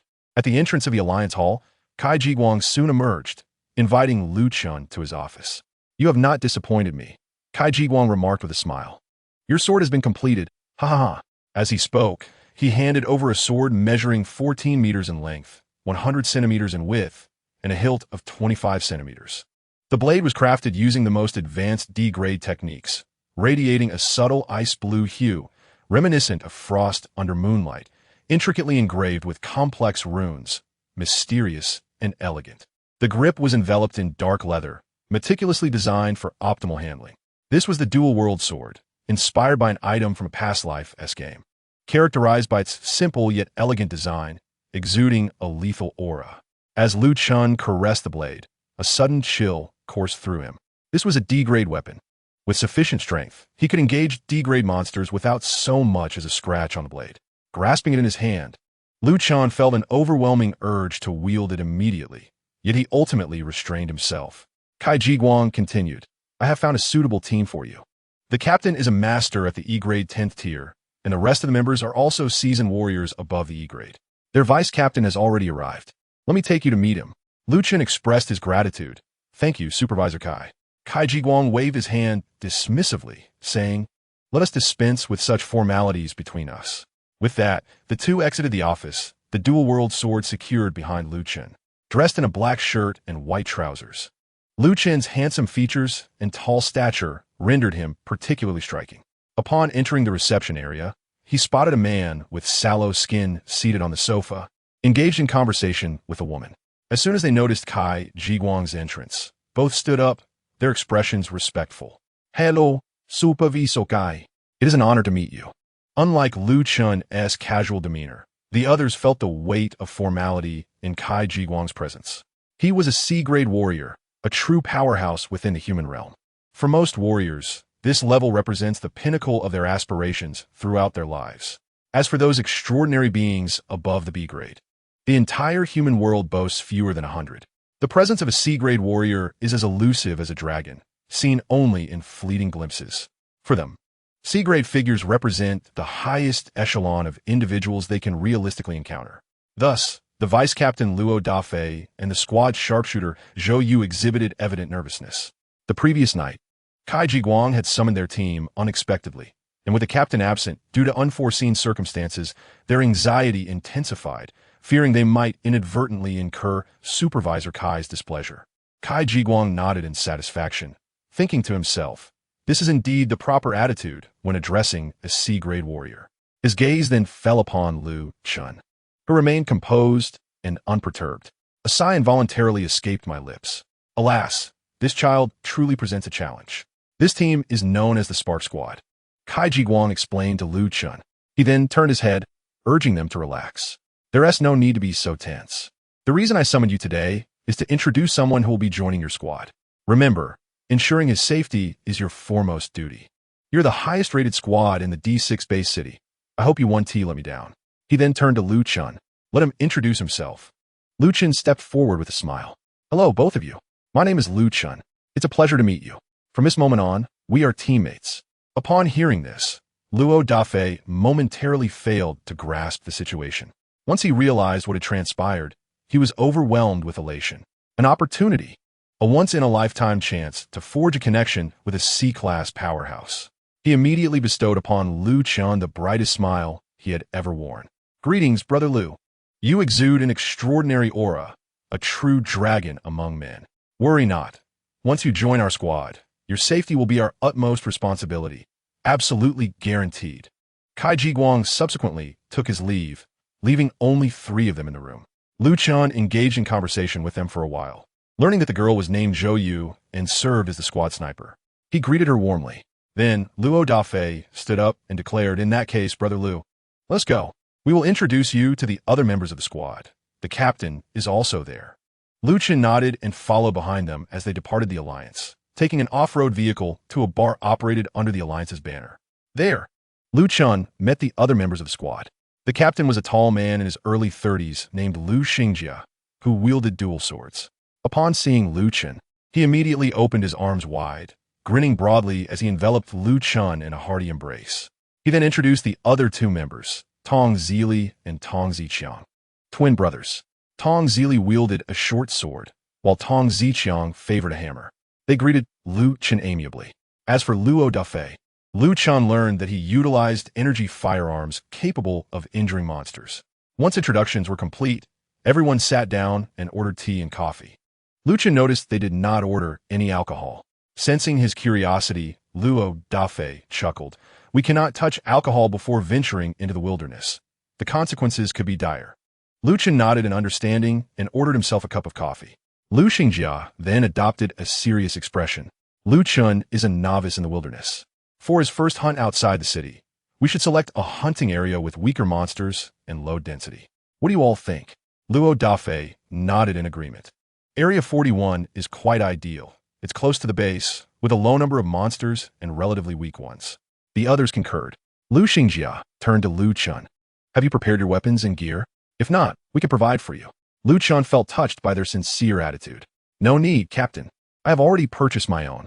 He then retrieved the Twin Realms sword from his back, displaying his weapon. Tong Zili's eyes widened in astonishment. Heavens! Is that a weapon from the Alliance's online shopping platform? I've never seen a style like this before. What grade of weapon is it?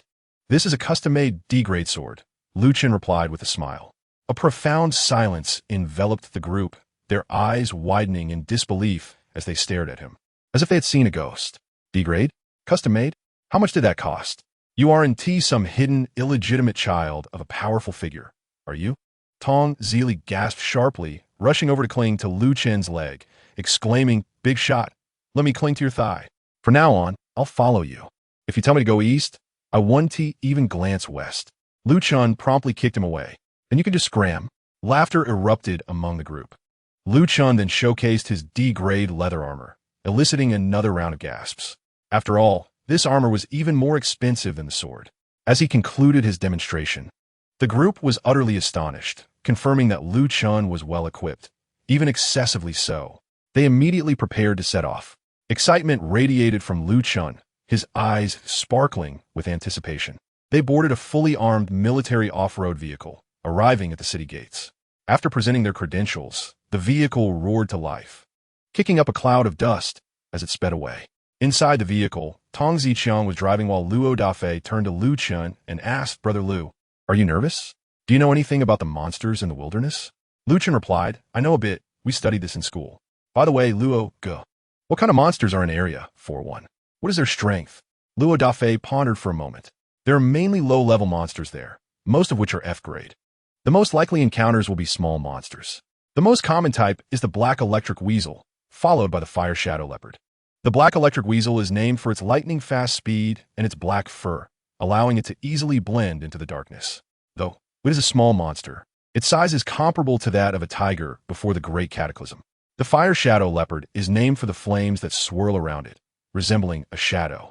They are fire attribute monsters capable of launching fire-based attacks at any moment.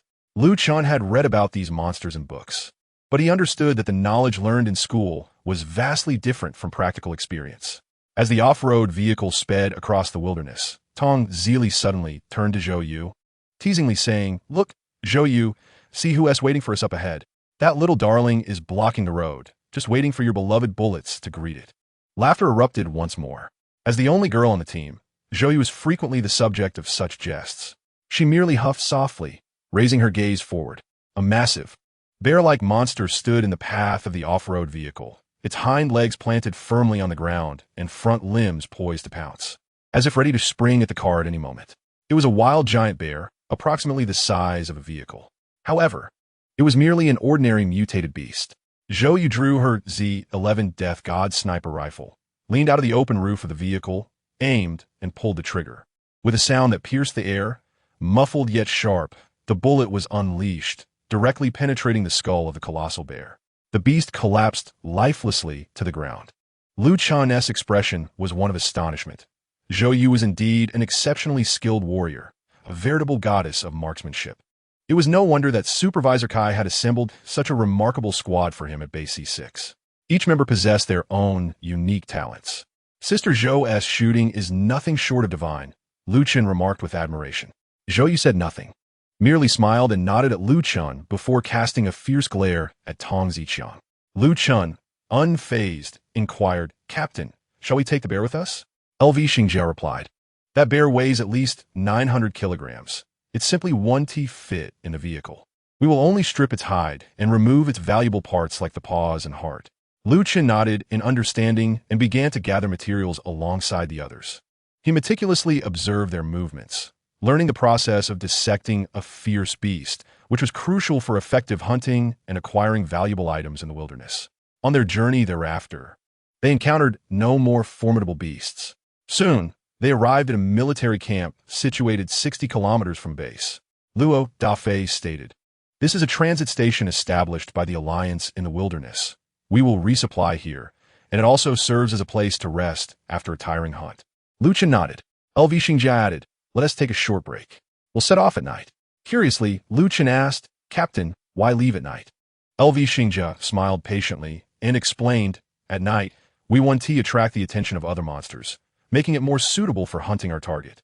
Additionally, the daytime heat in the wilderness is detrimental to our movements. Lu Chen contemplated this and nodded thoughtfully. At that moment, he noticed a small team approaching them. The group turned to look. The leading man of the opposing team caught sight of LV Xingjia and immediately smirked coldly. Oh, isn't this the Spark team? When did you start taking in wannabe warriors? What is this? Offering babysitting services now? As his words fell, his companions burst into laughter. LV Xingjia, narrowing his eyes at the man, replied, Zhang Feihong. I never expected your illustrious Blood Mastiff team would come to us for trouble. Do you have an issue with Lu Chen? Lu Chen was taken aback. Zhang Feihong, isn't he the grandfather of Zhanghua? So he is here to trouble me? He mused internally. Chapter 31. No need for formalities. Zhang Feihong scoffed, LV Xingjia, do me a favor and hand that kid over. He severely injured my grandson. I seek justice for him. LV Xingjia, astonished, turned to Lu Chen. Lu Chen, what is going on? Lu Chen then explained the entire situation. After hearing the whole story, LV Xingjia scoffed, I thought it was some deep-seated vendetta. Zhang Feihong, your grandson instigated a formal warrior first. Why do you have to seek justice for him now? Zhang Feihong's eyes widened in shock. What are you talking about? A formal warrior? He only awakened his talent 3 days ago. Who do you think you're fooling? Now it was LV Xingjia and the others who were taken aback. What? Lu Chen only awakened his talent 3 days ago? They all turned to Lu Chen, confusion evident in their eyes. Lu Chen rubbed his nose, nodding apologetically. Then, LV Xingjia burst into uncontrollable laughter. Ha ha ha ha ha.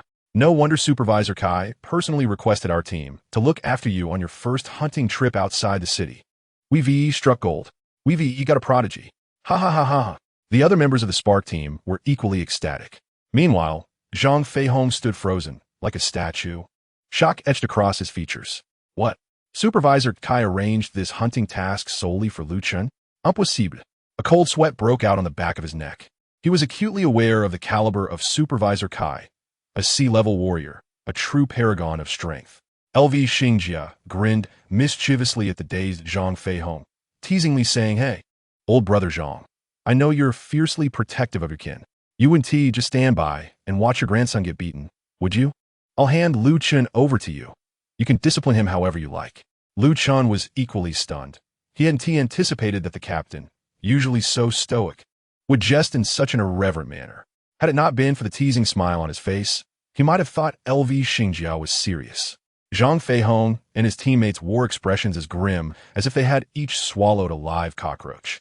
Zhang Feihong suddenly felt his throat dry and forced a laugh. Old brother LV, what are you saying? Little brother Lu looks like a person of integrity, upright, and just.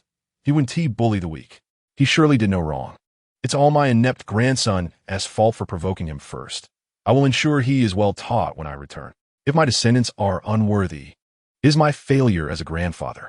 Then he turned to Lu Chen with a solemn expression. Little brother Lu, our previous misunderstanding is regrettable. Please forgive us.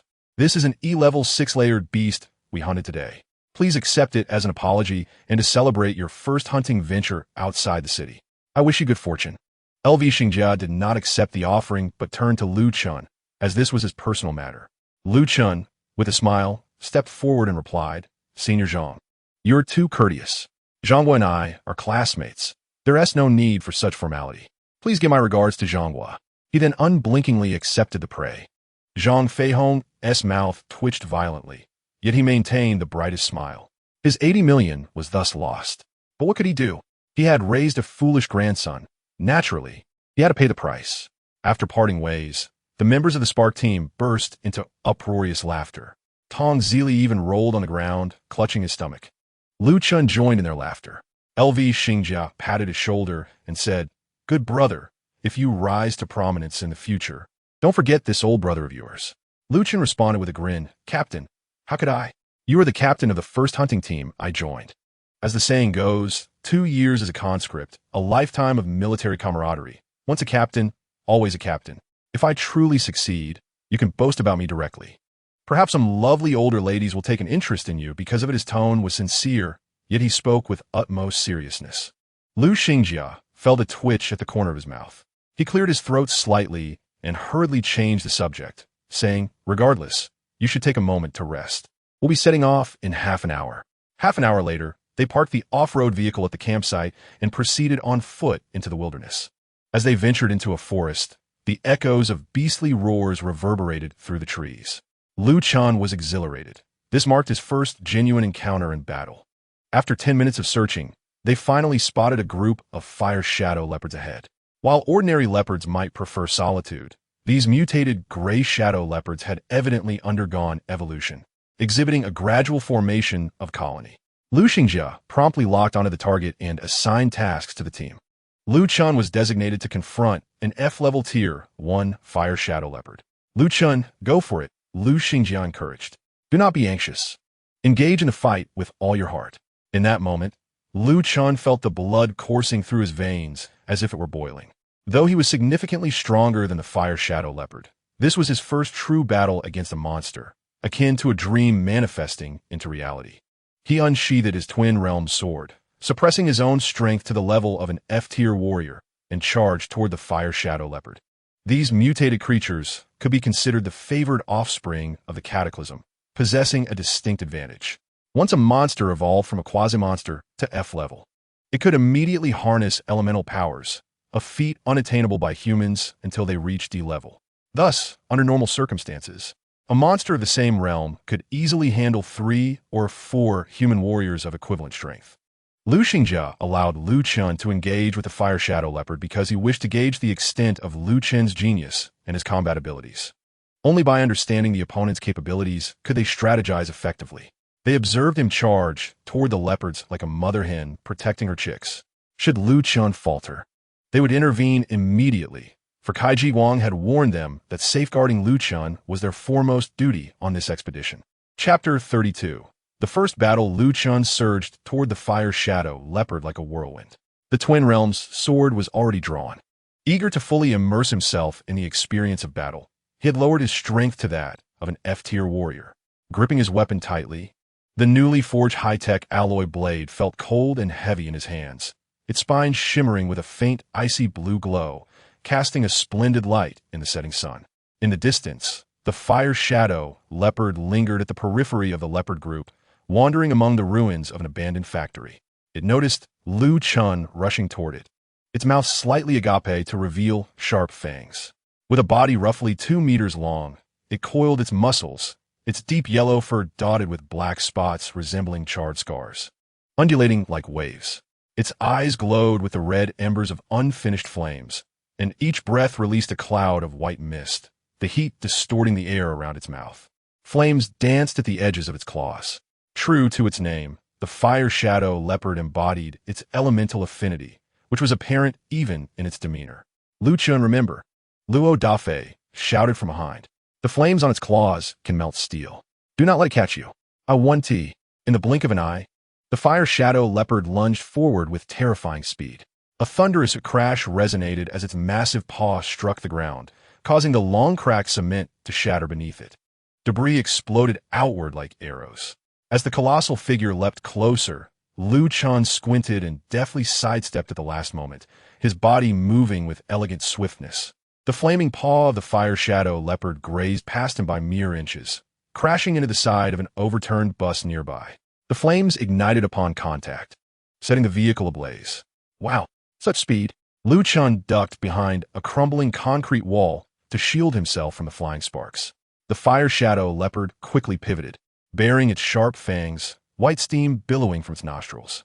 It crouched low on its front legs, its tail swirling, seemingly gauging the distance between them.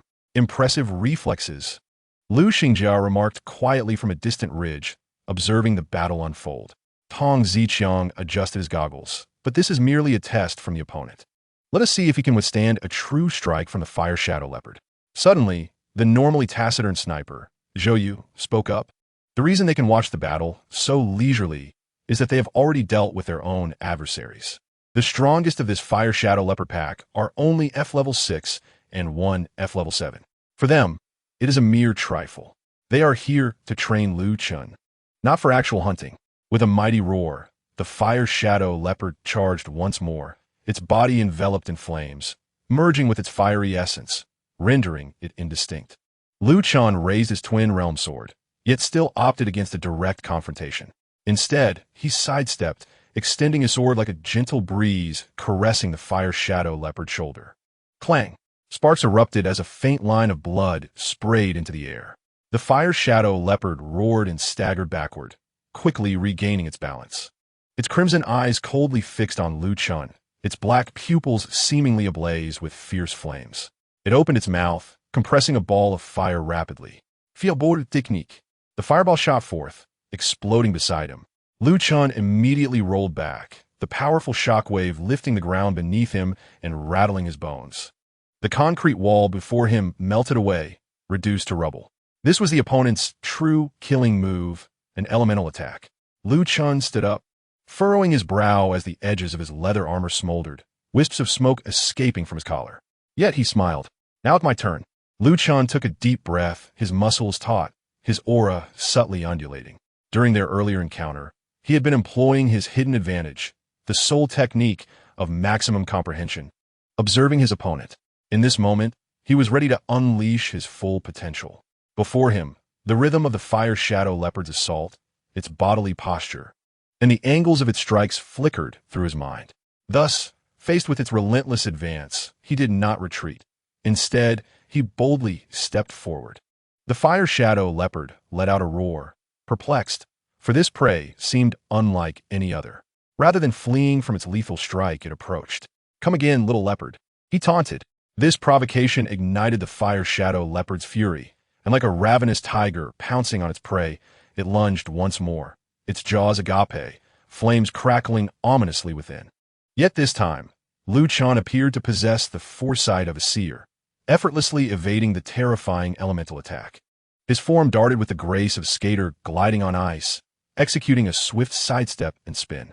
The dual realm sword in his hand traced a beautiful arc, akin to a gentle breeze, plunging deep into the leopard's abdomen. The sharp blade pierced deeply, sweeping through with precision. A heart-wrenching howl erupted as the Fire Shadow Leopard staggered and collapsed, blood gushing from a foot-long wound. It struggled to rise, its fiery claws raised in a futile attempt to strike Lu Chen once more. However, Lu Chen sidestepped with an uncanny intuition, leaping onto the remnants of a discarded van. He descended like a meteor, arms raised high, sword in hand. With a swift thrust, the blade sank into the leopard's back, penetrating its flesh and emerging from its belly. The creature emitted an even more agonizing scream, its internal flames bursting forth like a leaking kettle.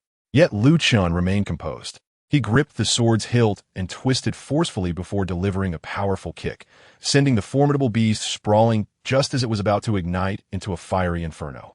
With a backward somersault, he promptly distanced himself.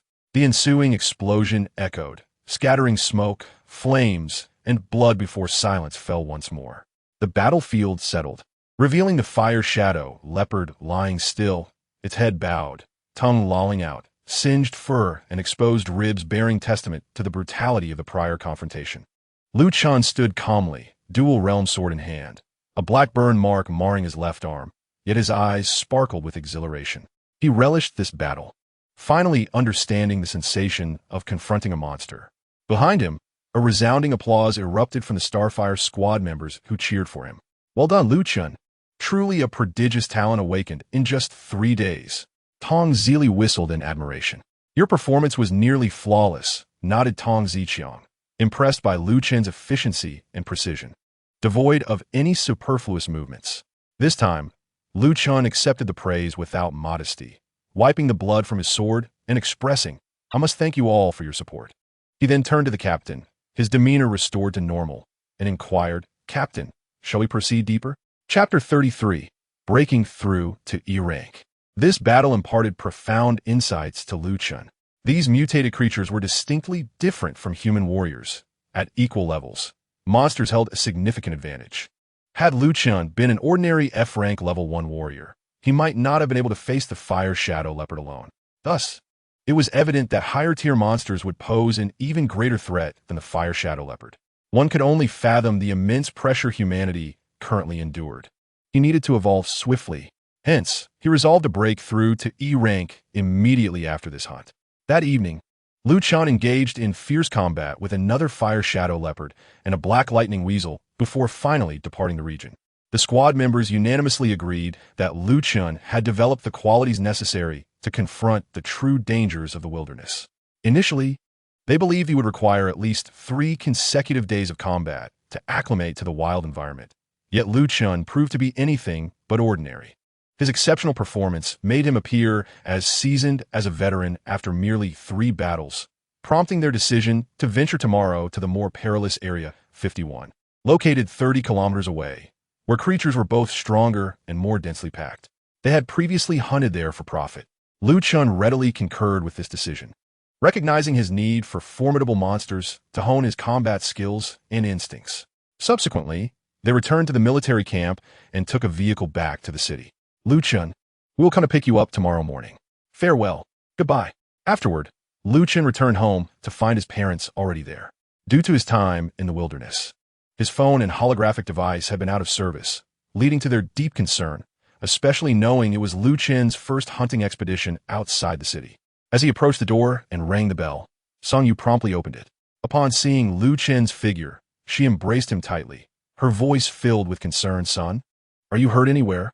A wave of warmth enveloped Lu Chen, dissipating the tension he had felt earlier from witnessing the overwhelming advantage monsters held over humans. He chuckled. Mom, what are you saying? Who am I? The strongest genius in the history of humanity. A few mere monsters cannot harm me. Seeing Lu Chen's unconcerned demeanor, Song Yu finally exhaled in relief. They then stepped inside together, where Lu Yuan stood at the doorway. Lu Chen embraced him briefly. His father's silence spoke volumes, and his mere well-being was enough reassurance. Mom, I'm going to take a shower. Please prepare something to eat. I'm famished. Song Yu nodded eagerly, urging him to hurry. She would promptly set the table. Lu Chen returned to his room, enjoyed a hot shower, changed into fresh clothes, and then went downstairs. The table was already laden with a variety of dishes. Starving, Lu Chen devoured the food as if no one were present. Observing him eat with such gusto, Song Yu couldn't help but smile tenderly. Seeing her child relish the meal she had prepared was pure bliss for her. After finishing his meal, Lu Chen returned to his room, determined to break through that night. Sitting cross-legged on his bed, he opened his interface. Name, Lu Chen. Power, 1984. Spirit, 1984. Sur technique, maximum auditomo. Now, all is in readiness, save for the final breakthrough. Lu Chen gazed at the spiritual vein located at his heart, its caliber measuring 15 millimeters. A larger caliber permits the storage of a greater reservoir of elemental energy. This distinction is not readily apparent in the lower tiers of F and E levels. Yet in D-level combat, where attribute attacks can be executed, it manifests as an overwhelming advantage. The power of elements serves as a superlative amplifier of 1's inherent strength. Should a D-level warrior harness elemental energy during battle, not only do they gain the capacity for elemental attribute attacks, but their own strength and speed can be augmented to twice their original limits. Thus, the size of the spiritual vein's caliber significantly influences a warrior's prowess. For instance, a typical D-level warrior possesses a spiritual vein caliber of merely 8 millimeters. If their affinity lies with a lightning attribute, the energy stored within their vein enables them to unleash attribute attacks. However, after 3 hours of combat, their energy would be depleted, necessitating a replenishment of cosmic energy to continue employing attribute attacks. Otherwise, they are relegated to conventional combat, devoid of any elemental attacks. Furthermore, the caliber of the spiritual vein also affects the intensity of energy output, facilitating breakthroughs in realms. For example, when all engage in energy absorption for cultivation, those with larger vein calibers absorb cosmic energy at an accelerated rate, making it easier to refine their bodies and nurture new spiritual veins. The surplus energy can further nourish these new veins, gradually unlocking them. After a period of time, the process of connecting becomes significantly easier. Of course, Numerous factors influence the speed of cultivation, such as the nature of the cultivation method, the size of the spiritual vein caliber, and the surrounding environment. However, at its core, to achieve a breakthrough, one must absorb more energy, thereby nurturing, unlocking, and connecting the spiritual veins. Although referred to as spiritual veins, they are in essence a mysterious gift straddling the realms of the tangible and the intangible, akin to a conduit between the human body and the cosmos. Discussions typically focus solely on caliber size, often neglecting the aspect of length. Thus, the caliber size of the spiritual vein directly correlates to the combat prowess of a D-level warrior. Naturally, under normal circumstances, a D-level warrior at the first tier and one at the 10th tier belong to the same grand realm. Unless extraordinary circumstances arise, the caliber size of their spiritual veins should be identical. Does this imply there is no distinction in their combat capabilities? Certainly not. Beyond the caliber, numerous factors contribute to a warrior's strength, such as the vast disparity in foundational power and the elemental techniques available. A lightning attribute warrior can learn lightning elemental techniques to execute elemental attribute attacks. Even if a D-level warrior at the first tier and one at the 10th tier share the same innate attributes and vein caliber, the quality of their elemental energy differs. After all, the D-level 10th tier warrior has undergone 9 additional steps of evolution during their life cycle, resulting in a significantly higher quality of elemental energy compared to that of a D-level first tier warrior. Typically, their elemental techniques are also more refined. Chen activated the primordial constant technique, and around him, a vast energy vortex formed. In an instant, his spiritual vein became saturated, with excess energy rapidly surging into the next spiritual vein position. Chapter 34, D-level combat power. Under normal circumstances, an F-level warrior, upon reaching the 10th tier, must cultivate for 8 hours daily over a span of 6 to 8 months to nurture their spiritual vein, followed by unlocking and connecting it. This is the conventional pathway to achieving a grand breakthrough. However, observing the rate at which his spiritual veins were developing, Chen surmised that, at this pace, he would require merely 20 minutes. Thus, he continued his cultivation. Time swiftly passed, and, after 25 minutes, the second spiritual vein fully manifested and became saturated with energy. Immediately thereafter, with a thunderous roar echoing within him, reminiscent of a mighty clap of thunder, the spiritual vein of an E-level warrior was unlocked and swiftly connected. Chen could sense an unfathomably terrifying surge in both his physical strength and mental prowess. 3 minutes later, the growth ceased. He exhaled a long breath of stagnant energy and opened his interface, gazing at the display. Name, Chen. Power, 9920. Spirit, 9920. Sur technique, maximum auditement. 9920 multiplied by 80 kilograms equates to 793,600 kilograms, nearly 800 tons. Chen could not help but gasp in astonishment. Though he had anticipated this, the reality of his strength left him utterly astounded.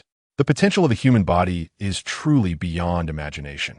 Every breakthrough into a grand realm represents a transcendence of life itself. Regardless of the foundational strength prior to the breakthrough, the post-breakthrough power multiplies fivefold.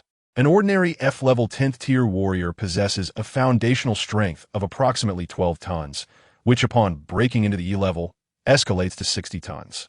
With each subsequent minor breakthrough, an increase of around 60 tons is typical. Currently, as an E-level first tier warrior, Chen boasts a strength nearing 800 tons, surpassing even that of a standard E-level 10th tier warrior by 200 tons.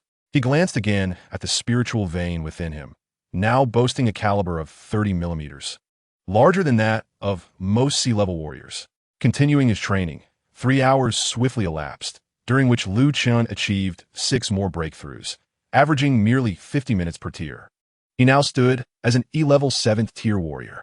This mythic speed of advancement was unprecedented. The average individual may find themselves perpetually ensnared in a bottleneck, unable to transcend throughout their lifetime. Even the most extraordinary prodigies, despite their diligent efforts, require months of arduous training to achieve a minor breakthrough. In contrast, Chen calculated his progress in minutes, pondering the absurdity of his training speed.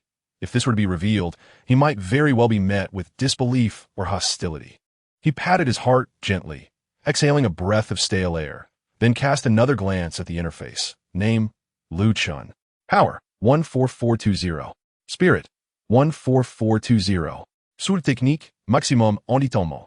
14420 multiplied by 80 kilograms translates to an astounding foundational strength of nearly 1154 tons. This figure is nothing short of astronomical. An E-level warrior, upon each minor breakthrough, typically gains 60 tons of strength. Thus, an E-level 10th tier warrior would possess approximately 600 tons of foundational strength. Moreover, with the amplification of Chen's 7 layers of sword intent, his offensive output has reached an astonishing 229 tons.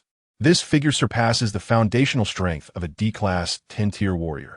At this juncture, it can be said that he has become an unstoppable force. Prior to the cataclysm, a typical elephant weighed merely 7 or 8 tons, which underscores the extraordinary might of a cultivated warrior. Chen then proceeded to examine his spiritual veins, which had now expanded to a diameter of 42 millimeters, increasing by 2 millimeters with each layer breakthrough. This was truly remarkable. Chen felt a profound satisfaction with his achievements and subsequently lay down to indulge in a restful slumber. Upon the dawn of the following day, Chen awoke at 6 o'clock, refreshed and ready. After a brief morning routine, he activated his panel to check in. Name, Chen. Strength, 28, 840. Spirit, 28, 840. Soul skill, maxed insight. Multiplying 28, 840 by 80 kilograms yields approximately 308 tons. His foundational strength was now nearing the 3,000 tons mark of a D-class first-tier warrior. Suddenly, his phone rang. It was Luo Dafei calling. Chen, we will arrive at your doorstep in half an hour, so prepare yourself. Chen nodded in acknowledgement. Understood. He then donned his combat attire, equipped his soft armor, stowed his sword pouch in his backpack, and strapped the Dual Worlds sword to his back before heading downstairs. In the living room, Song Yu and Lu Yuan were present, gazing at him fully armed. "So, were you off to so early?" they inquired. Chen replied, "Mom, the other members of our team will arrive in 15 minutes. We're heading out of the city for a hunt today." The couple exchanged glances, their eyes betraying a hint of concern, yet they refrained from voicing any objections. Instead, they simply advised, "Come back safely. Always remember, no matter the circumstances, your safety is paramount." Sensing their apprehension, Chen reassured them, "There's no need to worry. I will take good care of myself." He then quickly finished his breakfast and stepped outside. In the garden before his home, he stood amidst the flowers and expanded his spiritual power. Now, his spiritual radius could envelop 40 kilometers, nearly equivalent to the size of an E-class base. Clearly, after his spiritual power surged to 28, 840 points, a qualitative transformation had occurred. Initially uncertain, he then attempted to manipulate objects with his spiritual energy. Previously, he could only control 10 objects simultaneously. Now, he found he could manage 18. Has my spiritual power undergone a certain qualitative enhancement? He pondered aloud. As he practiced his spiritual abilities, he noticed a military off-road vehicle speeding towards his home, bearing members of the Starfire squad. Although the vehicle was still 15 kilometers away, he could discern the distinct features and subtle expressions of each occupant within his spiritual domain, as if everything lay under his meticulous observation and control. 8 minutes later, the vehicle arrived. Chen entered the cabin, and Luo Dafei glanced at him before saying, "Chen, you seem particularly spirited today. Has last night's battle sharpened your essence?" Chen, slightly taken aback by Luo Dafei's keen observation, simply replied, "Indeed." Luo Dafei continued, "Today, we shall venture to Area 51. It's a perilous place, teeming with E-class monsters, and there may even be D-class creatures lurking about." Chen inquired, "If it's so dangerous, why do you intend to hunt there?" Luo Dafei responded nonchalantly, "Danger and opportunity coexist. Without risk, how can one hunt high-tier monsters or hone their combat skills?" Chen chuckled. "Very well, then let us proceed. I am eager to discover what allure Area 51 holds." The group shared a laugh, and soon they passed through the city gates, arriving at the military camp. This time, they did not rest. Parking the vehicle, they proceeded directly on foot into Area 51. After a 50-minute trek, they reached their destination. Along the way, they encountered several low-level monsters, which Lu Chen effortlessly dispatched. Once a small town before the cataclysm, Area 51 had now transformed into a veritable paradise for monsters. Distinct sounds of battle echoed in the distance. It appears there are human warriors engaged in combat, Lu Xingjia remarked. Let's investigate. The group nodded in agreement. As they approached, they beheld two young men and a young woman frantically firing at a massive golden lion. All three pushed to their limits, their eyes filled with despair. The Lu Xingjia squad sprang into action.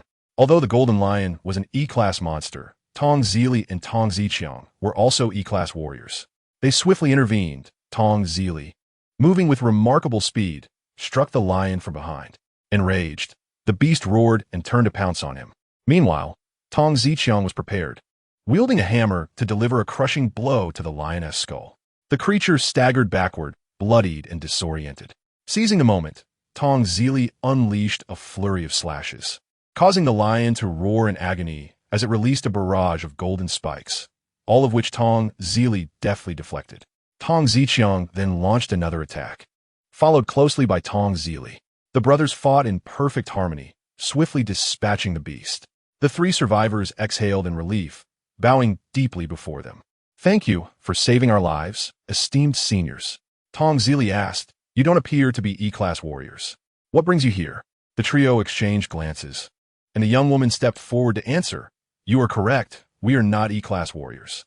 We hail from the Dawn Combat Academy, conducting research here.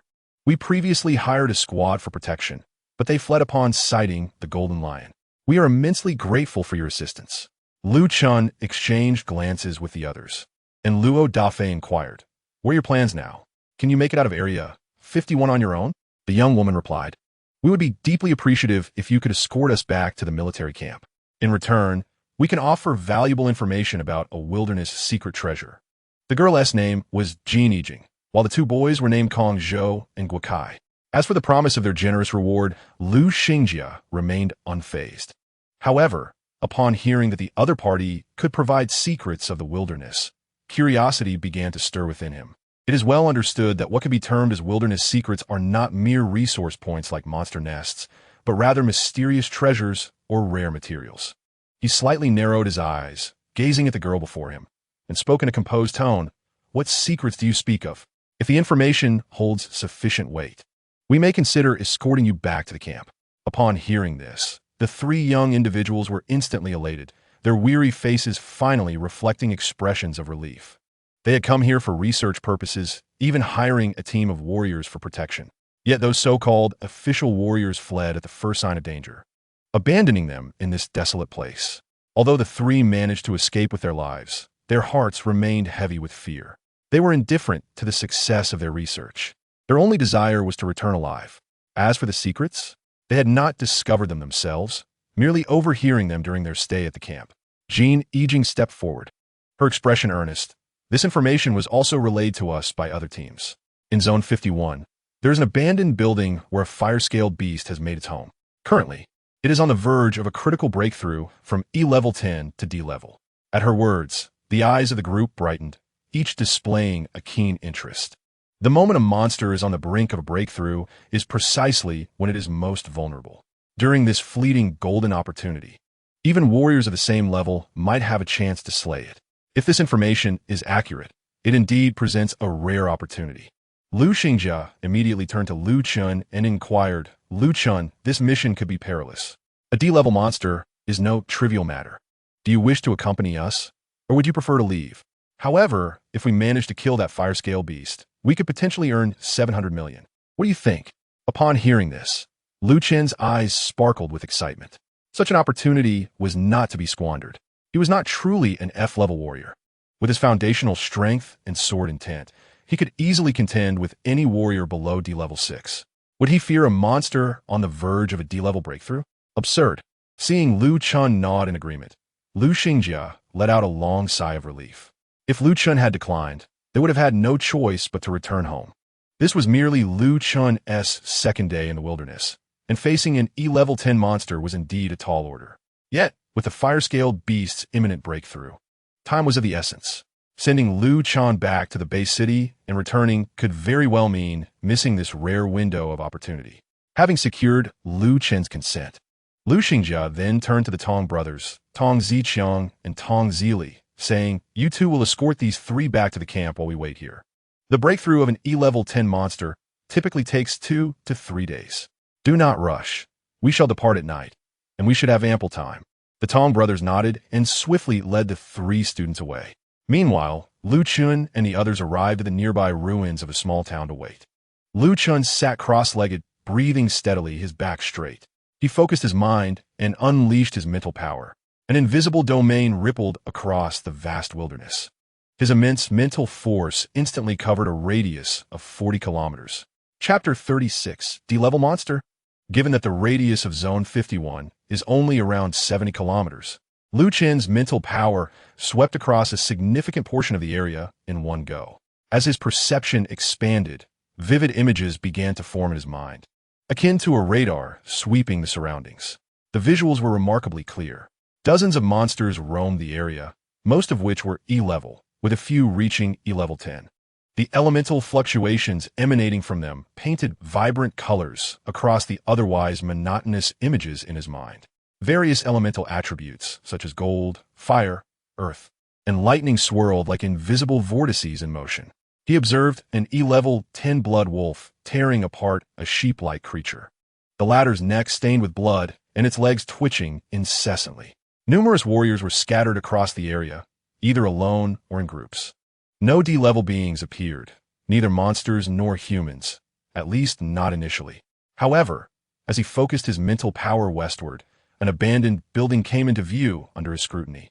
There, a colossal golden beast lay in wait, its body covered in glimmering golden scales, with its disheveled red fur around its neck. As it breathed, sparks flew from its nostrils, and the white mist exhaled resembled steam rising. It remained motionless on the third floor, the intense elemental vortex surrounding it revealing everything to Lu Chun. It had indeed broken through. It was a genuine D-level monster. Lu Chen's eyes narrowed slightly. Should I inform the others? Even if I do, they might not believe me. If we venture there and find it to be true, I would struggle to explain. Yet, none of this mattered. After all, he could handle the fire-scale beast even with his eyes closed. Relaxing, Lu Chun began to silently observe the fire-scale beast.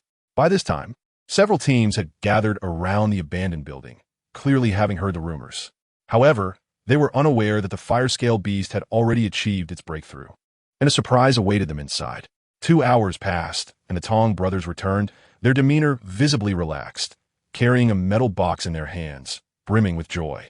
"We received a payment of 60 million, Tong Ziqiang announced. Those students are of no ordinary background. They must be from a prominent family in a sea-level or above Bay City." It was noon, and Luo Dafei was becoming increasingly restless. He finally spoke up, "Captain, are we truly going to wait here? This information was clearly not classified. What if someone else arrived before us and struck first?" Upon hearing Luo Dafei's words, Lu Chun thought to himself, "Brother Luo, have a bit more confidence. It's not a matter of if. There are already a dozen people gathered there." However, this was not a concern for Lu Chun. What truly troubled him was whether he should reveal his strength. If a major battle erupted, he would inevitably expose his D-level combat capabilities. Would Kai Jiguang not suffer a heart attack upon learning this? What if they mistook him for a monster and sought to capture him for dissection? He was not yet prepared to stand against the entirety of humanity. Lu Chun paused momentarily, suddenly recalling something, his flying sword. No one had ever witnessed him wield a flying sword, nor was anyone aware of his capability to do so. Amidst the chaos of the night, no one would notice the black sword moving at a speed akin to supersonic flight. The darkness and disorder would provide him with the perfect stage. Lu Chun exhaled softly, as if shedding a heavy burden, feeling increasingly at ease. By afternoon, everyone began to make their way toward the towering edifice in the west. Upon arrival, they discovered a multitude of warriors, over 20, encircling the building from all directions, including a squad led by Zhang Feihong. A singular thought flickered through each mind. Which team would strike first? The air thickened with tension, heavy and laden with the scent of gunpowder. Suddenly, Lu Xingjia cleared his throat and spoke. "Ladies and gentlemen, shall we collaborate?" The others turned to him, and one captain, a master at E-level 10, inquired, "Lu Xingjia, what do you propose?" With a calm demeanor, Lu Xingjia replied, "Let us launch a joint assault. This building harbors a multitude of E-level monsters. No single squad can handle them alone. If we combine our efforts, they will not stand a chance against us. As for distribution, the spoils will go to whoever slays the monsters. Regarding that fire-scale beast, we will attack together, and the squad that contributes the most will claim the final prize. However, we must ensure that the rewards are commensurate with each team's efforts. If we turn on each other and the fire-scale beast escapes, it would be unfortunate. If the opposing forces take advantage of the chaos to retaliate, it will be a true farce. Upon hearing this, a profound silence enveloped the crowd, followed by a chorus of nods, acknowledging the reasonableness of his words. After a round of discussions, the 5 squads reached a consensus. Their attack would commence at sunset. They dispersed to recuperate and gather strength. As the sun dipped below the horizon, the golden twilight illuminated the vast expanse of land. 25 warriors approached the building, weapons drawn, surrounded by a veil of energy. However, before they could initiate their offensive, a series of thunderous roars erupted, akin to a cacophony of thunderclaps resonating from all directions. Boom! Boom! Boom! The ground trembled, and from the surrounding wilderness, countless monsters surged forth like a black tide. Then, the real horror emerged. A 6-meter-tall, fire-scaled beast appeared atop the building, its eyes radiating with a fiery glow of molten glass. Flames danced upon its crimson mane, exuding a suffocating aura of dominance. This was no feeble creature on the brink of a breakthrough. It was a D-level monster, fully evolved and at its peak. It stood proudly, exuding a terrifying primal essence. In a desolate wilderness, every individual was momentarily frozen. The air was thick with despair. They realized their grave miscalculation. There were no weakened monsters, only an impending catastrophe. They were ensnared, with dozens of E-level monsters closing in, making escape impossible. Lu Xingjia suddenly let out a bitter laugh, his eyes bloodshot from overwhelming emotion. My daughter is barely a few months old. If I perish here, my family will surely not survive. He looked toward Lu Chun, his voice heavy with guilt. I'm sorry, Brother Lu. I am a sinner. My greed may have cost humanity one of its most promising talents. I fear I shall be remembered with infamy. Lu Chun blinked, momentarily a loss for words. Captain, what are you saying? If one were unaware, they might think we were battling a B-level monster. A mere D-level one. Stay calm, Captain. As long as your team is with me, no monster can harm you. Lu Chun reassured silently. Yet, Lu Xingjia's gaze was already filled with despair, as was that of everyone on the battlefield. Everyone but Lu Chun. They were surrounded by hundreds of monsters, and looming before them was the 6-meter-tall, fire-scaled beast, its fiery gaze burning with malevolence, emanating an oppressive heat. It was the king of this monstrous horde, and at its command, the surrounding creatures would charge forth like the most loyal of soldiers. The fire-scaled beast tilted its head, observing the human warriors below with a mocking gaze, as though surveying a colony of ants. Suddenly, Luo Dafei interjected, Captain, do not speak like that, nor should you blame yourself. Before I meet my end, I wish to tell you that you are the finest and most competent captain I have ever known. If there is a next life, I hope we can team up again. I shall take my leave now. I do not wish to witness your demise. Luo Dafei's eyes were resolute, embodying the spirit of a soldier prepared to face death. Even in his final moments, he aimed to take down a few monsters with him. Upon hearing Luo Dafei's words, Lu Xingjia's eyes turned redder. His throat fell dry, overwhelmed by emotion. Suddenly, he burst into laughter. Ha ha, good brother, you are right. Indeed, you cannot find a captain as responsible as I. This time, I shall not feign modesty, he declared, laughing heartily. Luo Dafei halted, turning back with tear-filled eyes. Lu Xingjia continued, Together, let us show these brutes that our Spark Squad is no coward. Ha ha ha. The other team members, invigorated by his words, ignited with determination. Though they were certain of their impending doom, there was not a trace of fear in their eyes. Lu Xingjia's boisterous laughter echoed through the night sky, stirring the other squads to a fervor. Zhang Feihong roared, Did you hear that? Will you allow the Spark Squad to overshadow us? Let us showcase the prowess of our Blood Mastiff Squad to everyone. The captains of the other 3 squads, equally inspired, rallied their teams with fervor, as if a glorious honor was at stake. Yet, Lu Chun remained silent. Despite his unwavering confidence, he found himself deeply moved by the courage displayed by these warriors in the face of death. It was evident that he needed to act swiftly, otherwise. He could only imagine the chaos that would ensue. He surveyed the monstrous horde surrounding them. Dozens, no, hundreds of creatures, as if poised to commence a grand feast. Among them were bloodthirsty wolves with bared fangs and black scorpions with tails shimmering in blue light. A serpent adorned with blue, horn-like patterns atop its head. A fearsome tiger boasting 2 heads, and an 8-armed simian, among others. Lu Chen stepped aside, remaining utterly silent and still, slowly unzipping his backpack. 10 sleek, ebony flying swords soared forth from their sheath, ascending into the heavens, accompanied by the sharp, metallic sound of slicing air.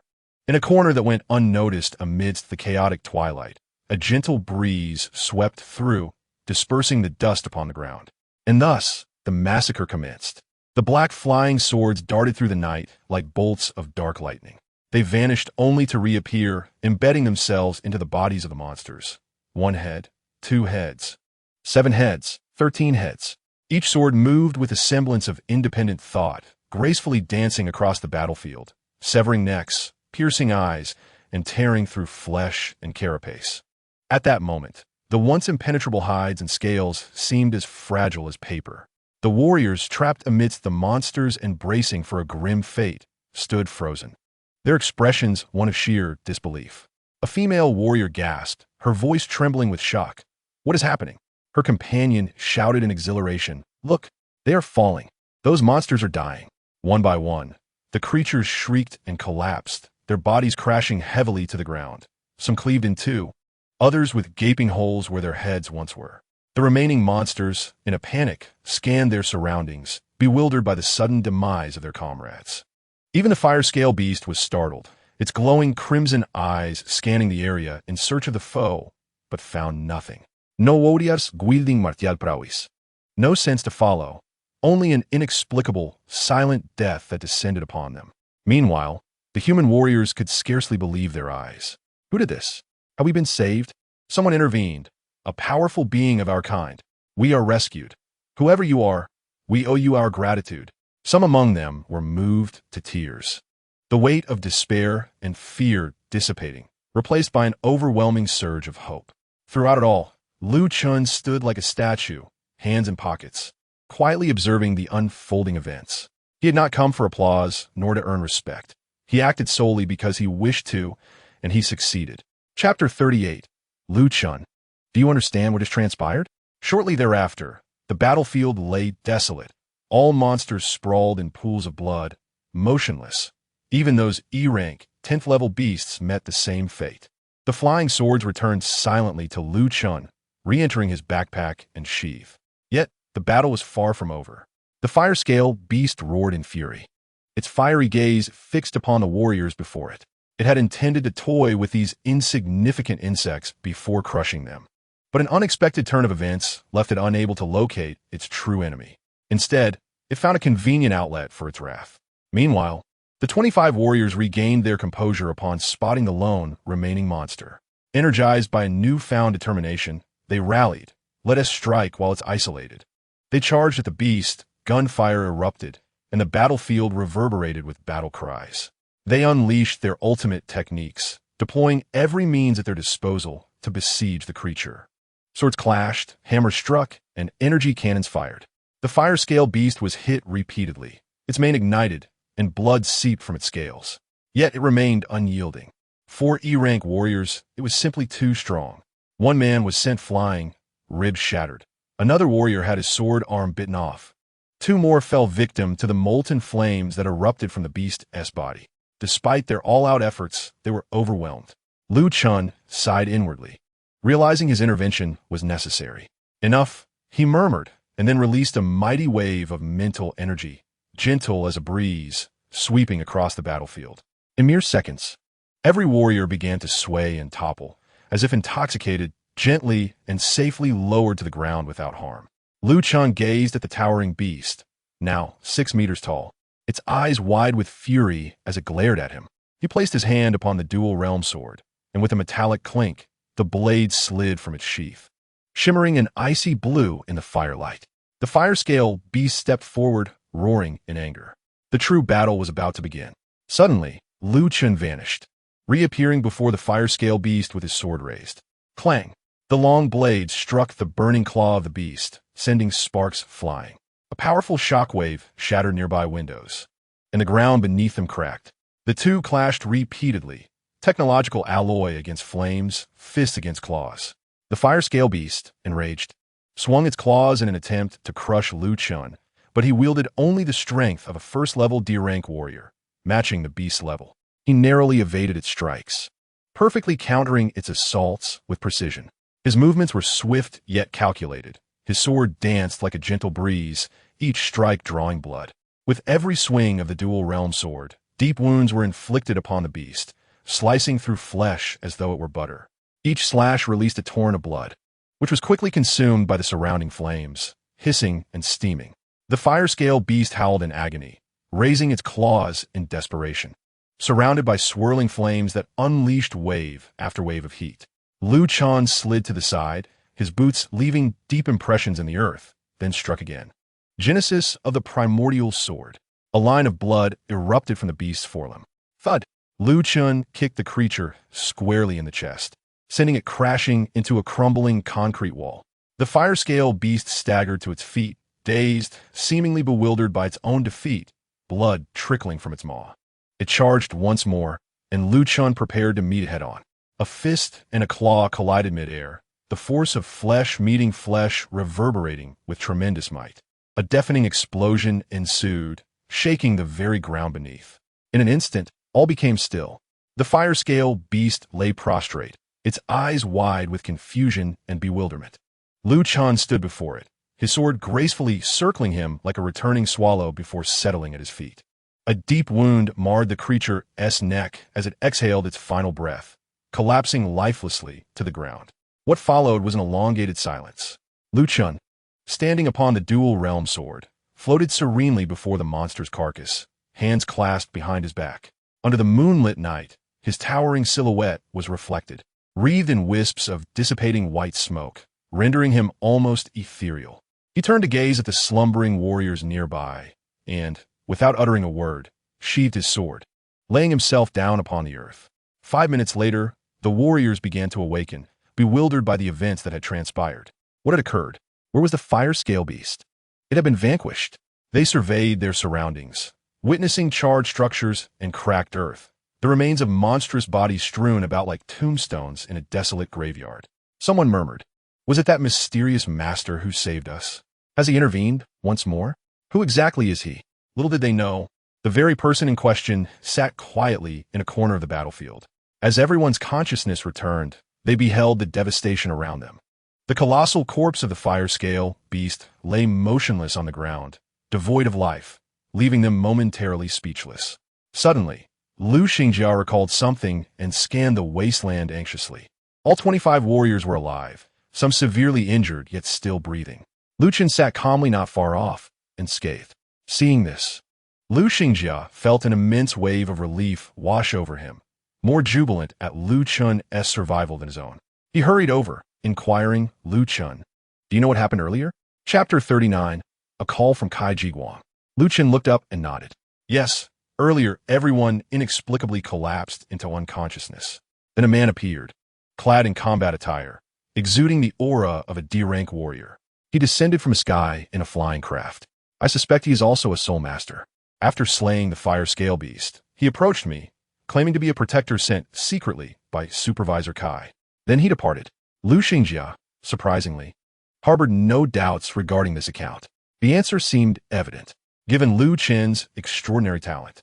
How could Supervisor Kai trust a group of E-rank warriors to safeguard him in the wilderness? Surely, a more formidable protector was present. Still, an undercurrent of apprehension lingered within him as he remarked, "Indeed, Supervisor Kai is meticulous and thorough." Lu Chen fell silent, a thought flashing through his mind. Supervisor Kai was, in fact, rather careless. However, such considerations were moot now. Upon hearing Lu Chen's explanation, the others unhesitatingly accepted it, realizing they owed their survival to him. Without him, the consequences would have been dire. They approached Lu Chen, bowing in gratitude. "Thank you, Brother Lu." Lu Chen quickly waved his hand, responding, "I did nothing. It was that esteemed elder who saved everyone." Yet, Zhang Feihong resolutely shook her head. The reason that elders saved us is because you were with us. In this world, strength dictates everything. There is no unearned affection. Lu Chen, upon hearing this, ceased to dwell on the matter and straightforwardly stated, "As you wish. Let's return now." The others readily agreed, and the other teams relinquished all the monster corpses to the Xingho team. Knowing they had been rescued by Lu Chen's protector, they dared not claim a share. Lu Xingjia and the other team members were exhilarated. Not only had they survived this crisis, but they had also stumbled upon immense fortune. They estimated that the fire-scale beast's corpse alone could fetch at least 5 billion, while the remains of the other 100 monsters were valued at over 6 billion, given they were all E-rank creatures. On the journey back, Lu Chen sat in the vehicle, deep in thought about his next course of action. Should he remain in the wilderness, continuing to battle formidable monsters to hone his combat experience? Yet, his power was escalating exponentially each day. At this rate, what if he inadvertently unleashed his strength and obliterated the entire D6 base city with just a sneeze? He pondered the necessity of exerting full effort to restrain his power. Furthermore, as his mental prowess doubled alongside his strength, his understanding of his own body and capabilities deepened. His might would only grow stronger, and he intended to remain in this world for a prolonged period. Should he intentionally reveal a portion of his true strength? After much contemplation, he reached a decision. The mysterious protector served as an excellent pretext. He would claim to have received an artifact that enhanced his cultivation from this enigmatic figure, for no one knew his identity. Upon returning to the camp, the group wasted no time and immediately set off for the city. Lu Chen bid farewell to his team members and headed straight home. His father, Lu Yuan, was astonished to see him return so early. "Son, why are you back so soon? Didn't you say you would be gone for several days? Did something happen in the wilderness?" Lu Chen felt somewhat exasperated. His father's instincts were remarkably keen, a testament to his upbringing as an elite scion of a prestigious family. "It's nothing serious," Lu Chen replied casually. "I encountered a few unexpected events, so I decided to return early." He then briefly recounted the events, skillfully altering the narrative. Nevertheless, as he spoke, Song Yu remained tense, clutching her chest, while Lu Yuan displayed evident concern. However, when they learned that a D-rank expert had been secretly guarding their son, Lu Yuan's expression shifted. "So the Alliance truly values you, sending a D-rank expert as your protector?" His tone brimmed with pride. Yet, Song Yu was not so easily reassured. What if the Guardian had not appeared in time? She could hardly bear to contemplate the potential consequences. Clinging tightly to Lu Chen, her eyes were filled with dread. After taking a shower upstairs, Lu Chen joined his parents for dinner. During the meal, he received a message from Lu Xingjia.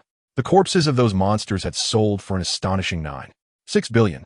Lu Chen had made the largest contribution, set to receive 8 billion on his own, as others had barely exerted any effort during this operation. However, Lu Chen did not keep the entire 8 billion for himself.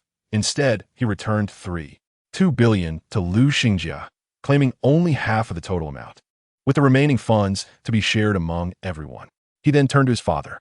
"Dad, I just received 8 billion. I'll transfer it to you. I'm not adept at managing finances. You can invest it in real estate, venture into stocks, or even start a company. Put in the bank, whatever you prefer." Upon hearing this, Lu Yuan's eyes widened in astonishment. 8 billion? That was no trivial sum. Even during his time with the Lu family, he had only amassed around 12 billion in assets. Yet, in a mere 3 days after awakening, his son had earned 1/3 of his total fortune. While Lu Yuan felt an overwhelming sense of pride, he also experienced a pang of frustration. "Are you sure, son?" he asked. "Don't you need better cultivation equipment or resources?" Lu Chen shook his head. "My current equipment and resources are sufficient. I will soon earn even more. This 8 billion holds little significance for me." Hearing Lu Chen's confident and almost nonchalant tone filled Lu Yuan with pride, but also a complex mix of emotions. His son had achieved in 3 days what had taken him a lifetime to accumulate. Lu Yuan nodded. "All right." Lu Chen then proceeded to transfer the funds. Song Yu was ecstatic to see her son so accomplished. Afterward, Lu Chen returned to his room, contemplating a visit to Kai Jiguang the next day to inform him of his breakthrough aided by the mysterious Guardian's treasure. Just as he was about to sleep, his phone rang. It was Kai Jiguang calling. "Hello, Director Kai." Lu Chen answered. A concerned voice came from the other end. "Lu Chen, I heard about what happened today. Are you all right?" I'll learn about the mysterious guardian, but aside from the Xingho team, I didn't assign any other guardians to you. It might have been arranged by higher-ups. I apologize. I should have been more cautious. Lu Chun sensed genuine concern in Kai Jiguang's voice. Despite being a Class C powerhouse, Kai Jiguang was diligent in looking after him. After all, no one had anticipated that during his second outing from the city, he would encounter a Class D monster, especially in the relatively safe Zone 51. Director Kai, please don't blame yourself, Lu Chun replied. Such occurrences are unpredictable. Oh, by the way, are you free tomorrow? He inquired. There is something I'd like to discuss with you. Yes, Kai Jiguang responded. You're always welcome. I'll be waiting for you in the Alliance Hall. After hanging up, Lu Chun didn't practice.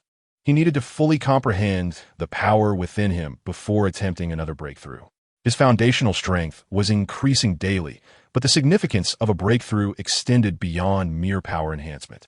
It represented an evolution of life itself. He required time to allow his strength to settle. That night, Lu Chun slept soundly. The next morning, at 7 a.m., Lu Chun awoke and opened his panel to check in. Name, Lu Chun. Strength, 57, 680. Spirit, 57, 680. Soul skill, max level insight. 80 kilograms multiplied by 57. 680 equals 614 tons. His foundational strength had reached Class D, although his cultivation level was still at E level. 7th tier, the foundational strength benchmarks for Class D were: 1st tier, 3,000 tons. 2nd tier, 6,000 tons. 3rd tier, 9,000 tons. 10th tier, 30,000 tons. With treasures or special techniques, this value could potentially be higher. After having breakfast with his parents, who were preparing for their imminent investment of 4.8 billion, Lu Chun suddenly had a thought. Was there a treasure in this world that could help ordinary people awaken their talents? Perhaps not in the wasteland, but certainly somewhere in the boundless universe. He resolved to seek it out once he became powerful enough, hoping his parents would live forever. At the Alliance Hall, Gao Changpeng had been waiting at the entrance for some time. Lu Chun couldn't help but roll his eyes internally. Why was no one in the Alliance discussing this guy's orientation? Perhaps I should inform Kai Jiguang. Despite his inner musings, Lu Chun maintained a courteous smile. Gao Changpeng escorted him to Kai Jiguang's office, where Kai Jiguang greeted him warmly. Good morning, Lu Chun. Good morning, Director Kai, Lu Chun replied. I'm here because I have broken through to F level, 10th tier. Kai Jiguang maintained a smile until he heard the latter part of the statement. Suddenly, his expression froze, and he looked around the room, bewildered. How could there be flies in this weather? Gao Changpeng, what on earth have you been doing while I was away? There's buzzing everywhere. I can't even hear what Lu Chun is saying. Gao Changpeng. Lu Chun sighed. Flies? Nonsense. You heard me perfectly. You just can't believe it. I said, Lu Chun reiterated, I have broken through to the 10th tier. I am now a Class F, 10th tier warrior. This time, Kai Jiguang finally comprehended, his jaw nearly dropping as he stared at Lu Chun, forgetting to breathe. You, please don't say such terrifying things so earnestly. You rascal. Are you trying to scare us ordinary folk to death? Kai Jiguang suddenly shouted. Lu Chun, with a deadpan expression, replied, Ordinary folk? You, a distinguished Class C warrior? If you're ordinary, everyone else should just end it all. Kai Jiguang coughed, striving to regain his composure. Are you sure you're not mistaken? Should we test your strength with instruments first? Although it was well known that every minor realm breakthrough represented a transformation of life, and there was no room for error, Kai Jiguang was still reluctant to believe it. Gao Changpeng observed this familiar scene with a hint of amusement. It was finally Kai Jiguang's turn. Lu Chun nodded. All right, let us go for a test. In the testing room, Lu Chun stood before a machine, casually throwing a punch. Boom! The machine's display illuminated 12,000 kilograms. With his formidable mental strength, Lu Chun precisely controlled the force of his strike. Kai Jiguang suddenly felt a wave of defeat wash over him. What significance does my cultivation hold? Was my current level of mastery easily achieved? Every trial was a battle against monsters, enduring life and death struggles, just to barely break through to a minor realm. Yet he achieves it simply by sleeping? Damn it! Is there no justice in this world? His hands trembled. No! He could not endure this any longer. He must report to his superiors. This was a burden he could not bear. Gao Champong quietly observed the flustered superior, almost bursting into laughter. Now you understand how I felt back then. If Kai Ji Guang could hear his thoughts, he might very well discard the phone and flatten Gao Champong. However, at that moment, his call had already gone through. Simultaneously, in the A1 base city, within the Alliance headquarters, a storm erupted. The vice chairman abruptly stood from his seat, as if he had heard something utterly ludicrous. Quickly, arrange a flight to D6 base city for me, immediately. Chapter 41. The human vice chairman arrives at the D6 base city Alliance branch. The atmosphere was thick with tension. Kai Ji Guang paced anxiously in his office, reminiscent of a father waiting nervously outside a delivery room. Gao Champong, on the other hand, leisurely sipped his 7th cup of tea, internally remarking, "If you keep pacing like that, we might have to replace the flooring immediately." Suddenly, a sharp alert resonated throughout the entire Alliance building. Buzz, buzz, buzz. The dedicated aircraft of the Human Alliance headquarters had arrived. Simultaneously, the automated reporting system of the human base activated at the highest priority, affording the exclusive privileges of the B-level 10th tier. At that moment, all within the Alliance building stood frozen. Even the janitor paused mid-sweep. Gai Zigum stay aboli. Murmuring to himself, he has come personally. Gao Champong's teacup slipped from his grasp, crashing to the ground and shattering, oblivious to his own shock. He exclaimed in panic, "DS here? Who is here?" The vice chairman of the Human Alliance, the top warrior of the B-level 10th tier, has arrived at D6 base city. Outside the building, a black aircraft descended from the heavens like a divine being. A fierce wind swept across the square, and all nearby soldiers instinctively felt an inexplicable pressure enveloping them, forcing them to bow. The black aircraft roared in midair, its hatch suddenly opening, and out stepped a middle-aged man clad in a simple black trench coat. There were no extravagant gestures, no red carpet. He simply strode forth, descending as if walking down a staircase. With each step, the air beneath him rippled slightly, hands clasped behind his back, his coat billowing. Who was he? The vice chairman of the Human Alliance, Xiao Wanlong. He bore another title, the Dawn of Humanity. He was one of the pioneering warriors of humanity after the Cataclysm, fighting alongside the strongest, Song, to fend off monstrous invasions and re-establish the civilization of humankind amidst the wasteland. 15 years ago, he broke through to the B-level 10th tier during a great battle. Since then, he had not stepped foot outside the A1 base city until today. Kai Ji Guang, Gao Champong, and several other senior members of the Alliance trembled, deeply bowing with sweaty palms, offering the highest form of respect. Xiao Wanlong spoke calmly. "Take me to see that boy." No one dared to delay. Everyone practically sprinted down the corridor. In Kai Ji Guang's office, Lu Chen was casually seated on the sofa, perusing a book on cultivation theory from the bookshelf as if flipping through a magazine. Suddenly, he felt an overwhelming pressure descend from above, akin to encountering a natural predator in the biological realm, evoking a heart-stopping sense of dread. He looked up and muttered to himself, a strong presence has arrived. He hurriedly activated the Taichu Hung Yuan technique, stabilizing his cultivation at the F-level 10th tier. Boom! The door suddenly swung open. It was merely a gentle nudge. Yet within Lu Chen's mental realm, it felt as if a terrifying elemental storm had erupted. Then Kai Ji Guang rushed in, akin to a parent hastily bringing a child to a parent-teacher meeting, swiftly approaching Lu Chen and pulling him up. "Sir, this is Lu Chen." Xiao Wanlong entered the room, exuding an overwhelming aura of pressure. The moment he stepped inside, the air seemed to solidify, and even the lights in the office dimmed. The desk and bookshelves creaked under the strain, as if a massive elephant had intruded upon a cramped space, making the smaller creatures within feel uncomfortable. Lu Chen blinked and raised his hand, saying, "Hi, how are you?"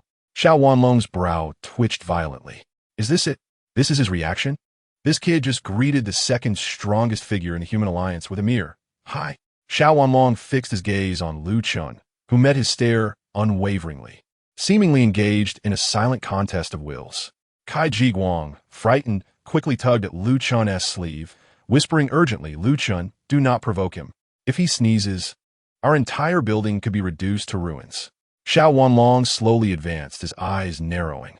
"You are the little fellow who awakened and broke through to the F-level 10th tier in just 5 days? Lu Chen nodded. "Yes, but to be frank, I did not achieve this alone. I merely acquired a treasure from a mysterious elder." Xiao Wanlong's aura fluctuated slightly. Humility? that is even more terrifying. The humility of a monster is like the apology of a beast before it bites you. Xiao Wanlong continued. So it was because of the treasure? You received this treasure from an elder? Are you referring to the elder sent by Kai Jiguang to be your protector? Even if you truly obtained a treasure, history shows that no such treasure could facilitate such a rapid breakthrough. I possess a comprehensive list of all the top resources and treasures in the wasteland. None can achieve this. Moreover, you are merely an F-level warrior. How could you possibly acquire treasures that significantly enhance cultivation? Unless you achieve this through your own efforts. Breaking through to the 10th tier overnight. Xiao Wanlong added, furthermore, I do not recall the Alliance assigning anyone like that. Perhaps you are related to the Liu family? Liu Chen blinked his eyes. Do you know my family? Xiao Wanlong scoffed, of course I do. Your great-grandfather, Liu Hongdao, is a senior official in the Human Alliance. Moreover, achieving the status of a warrior in a single day will certainly lead the Alliance to investigate your background and all records. Chapter 42. Liu Chen enjoys the highest level of treatment from the Alliance. Liu Chen was rendered speechless. All excuses had been shattered. What more could he say? He then sat down face to face with Xiao Wanlong. For some inexplicable reason, Liu Chen felt no tension in the presence of the man before him. Perhaps it was because he knew that in due time, he would surpass this individual. Or perhaps he had predicted this scenario, having decided to reveal only a portion of his strength beforehand. Maybe he was simply too bold. Xiao Wanlong leaned in, gazing into his eyes. Tell me, what is it that you desire? Liu Chen blinked again. What do I desire? Xiao Wanlong slowly nodded. Power? Wealth? Fame? Liu Chen chuckled softly. I merely wish to grow stronger. Xiao Wanlong's expression darkened. The answer was affirmative. He was not swayed by any temptation. This was the most challenging kind of genius, one who was solely obsessed with cultivation. He stood up and turned to Kai Jiguang. From today onward, Liu Chen shall receive the highest level of treatment from the Alliance. No one is to disturb or hinder his path of cultivation. He is to be given anything he requires. Should anyone dare to offend him, Xiao Wanlong paused. Kill them. Kai Jiguang gulped audibly. Yes, sir. Xiao Wanlong turned back to Liu Chen. There's one more thing. Liu Chen raised an eyebrow. What is it? Xiao Wanlong revealed the first smile since entering. The rare, slightly weary smile. Please, do not become an enemy of humanity. Then, with a flick of his sleeve, the pressure dissipated, as if a great weight had been lifted from everyone's shoulders. As the vice-chairman's aircraft took to the skies, the D6 base city fell into a prolonged silence. Kai Jiguang dropped to the floor, drenched in cold sweat. Gao Changpeng slumped against the wall, still feeling somewhat unreal. So, our next task is to provide special services for an 18-year-old boy, Kai Jiguang mumbled. Don't speak. I feel as if I've just given birth. In his office, Liu Chen gazed at the panel before him, sighing. Name, Liu Chen. Power, 57680. Spirit, 57680. Soul skill, maximum comprehension. It seems I truly need to battle even more formidable monsters, he muttered to himself. In a one-base city at the Alliance headquarters, Xiao Wanlong stepped out of the aircraft, removed his trench coat, and sat at his desk. Other high-ranking officials of the Alliance hurried to meet him. Sir, is that boy truly so extraordinary? Xiao Wanlong did not respond. He merely sighed, took a swig from a bottle of rum, and murmured, if he turns malevolent, all of human civilization will be doomed. We must either unite to eliminate him or bow down in submission.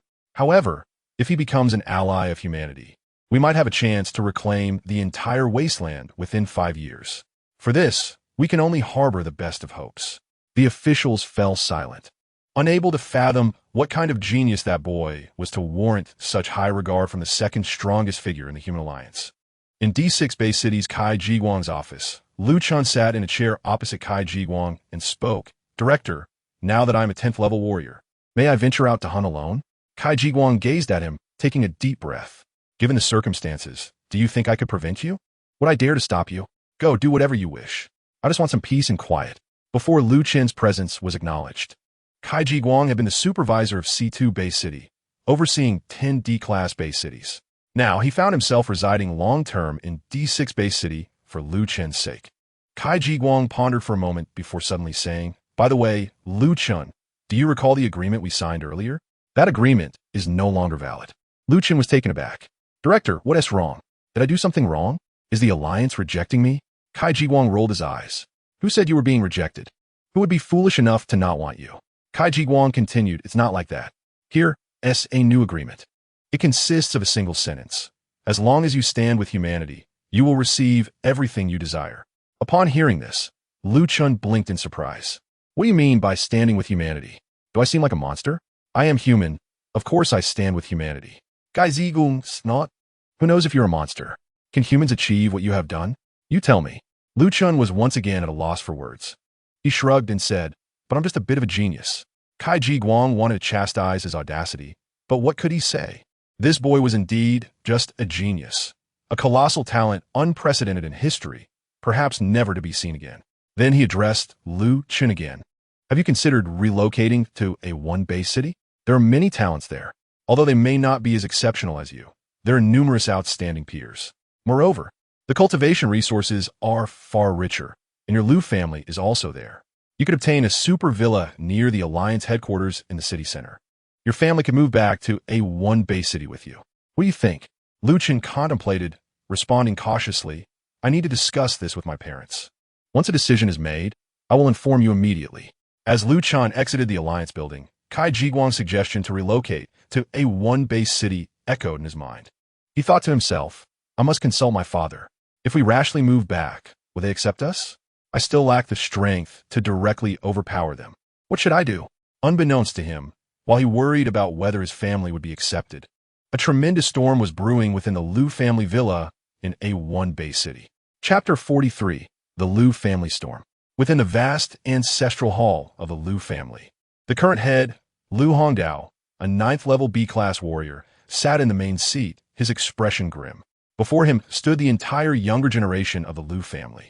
Lu Chen's grandfather, Lu Jinlian, and his uncle, Lu Jianming, stood rigidly in the front, both B-class warriors.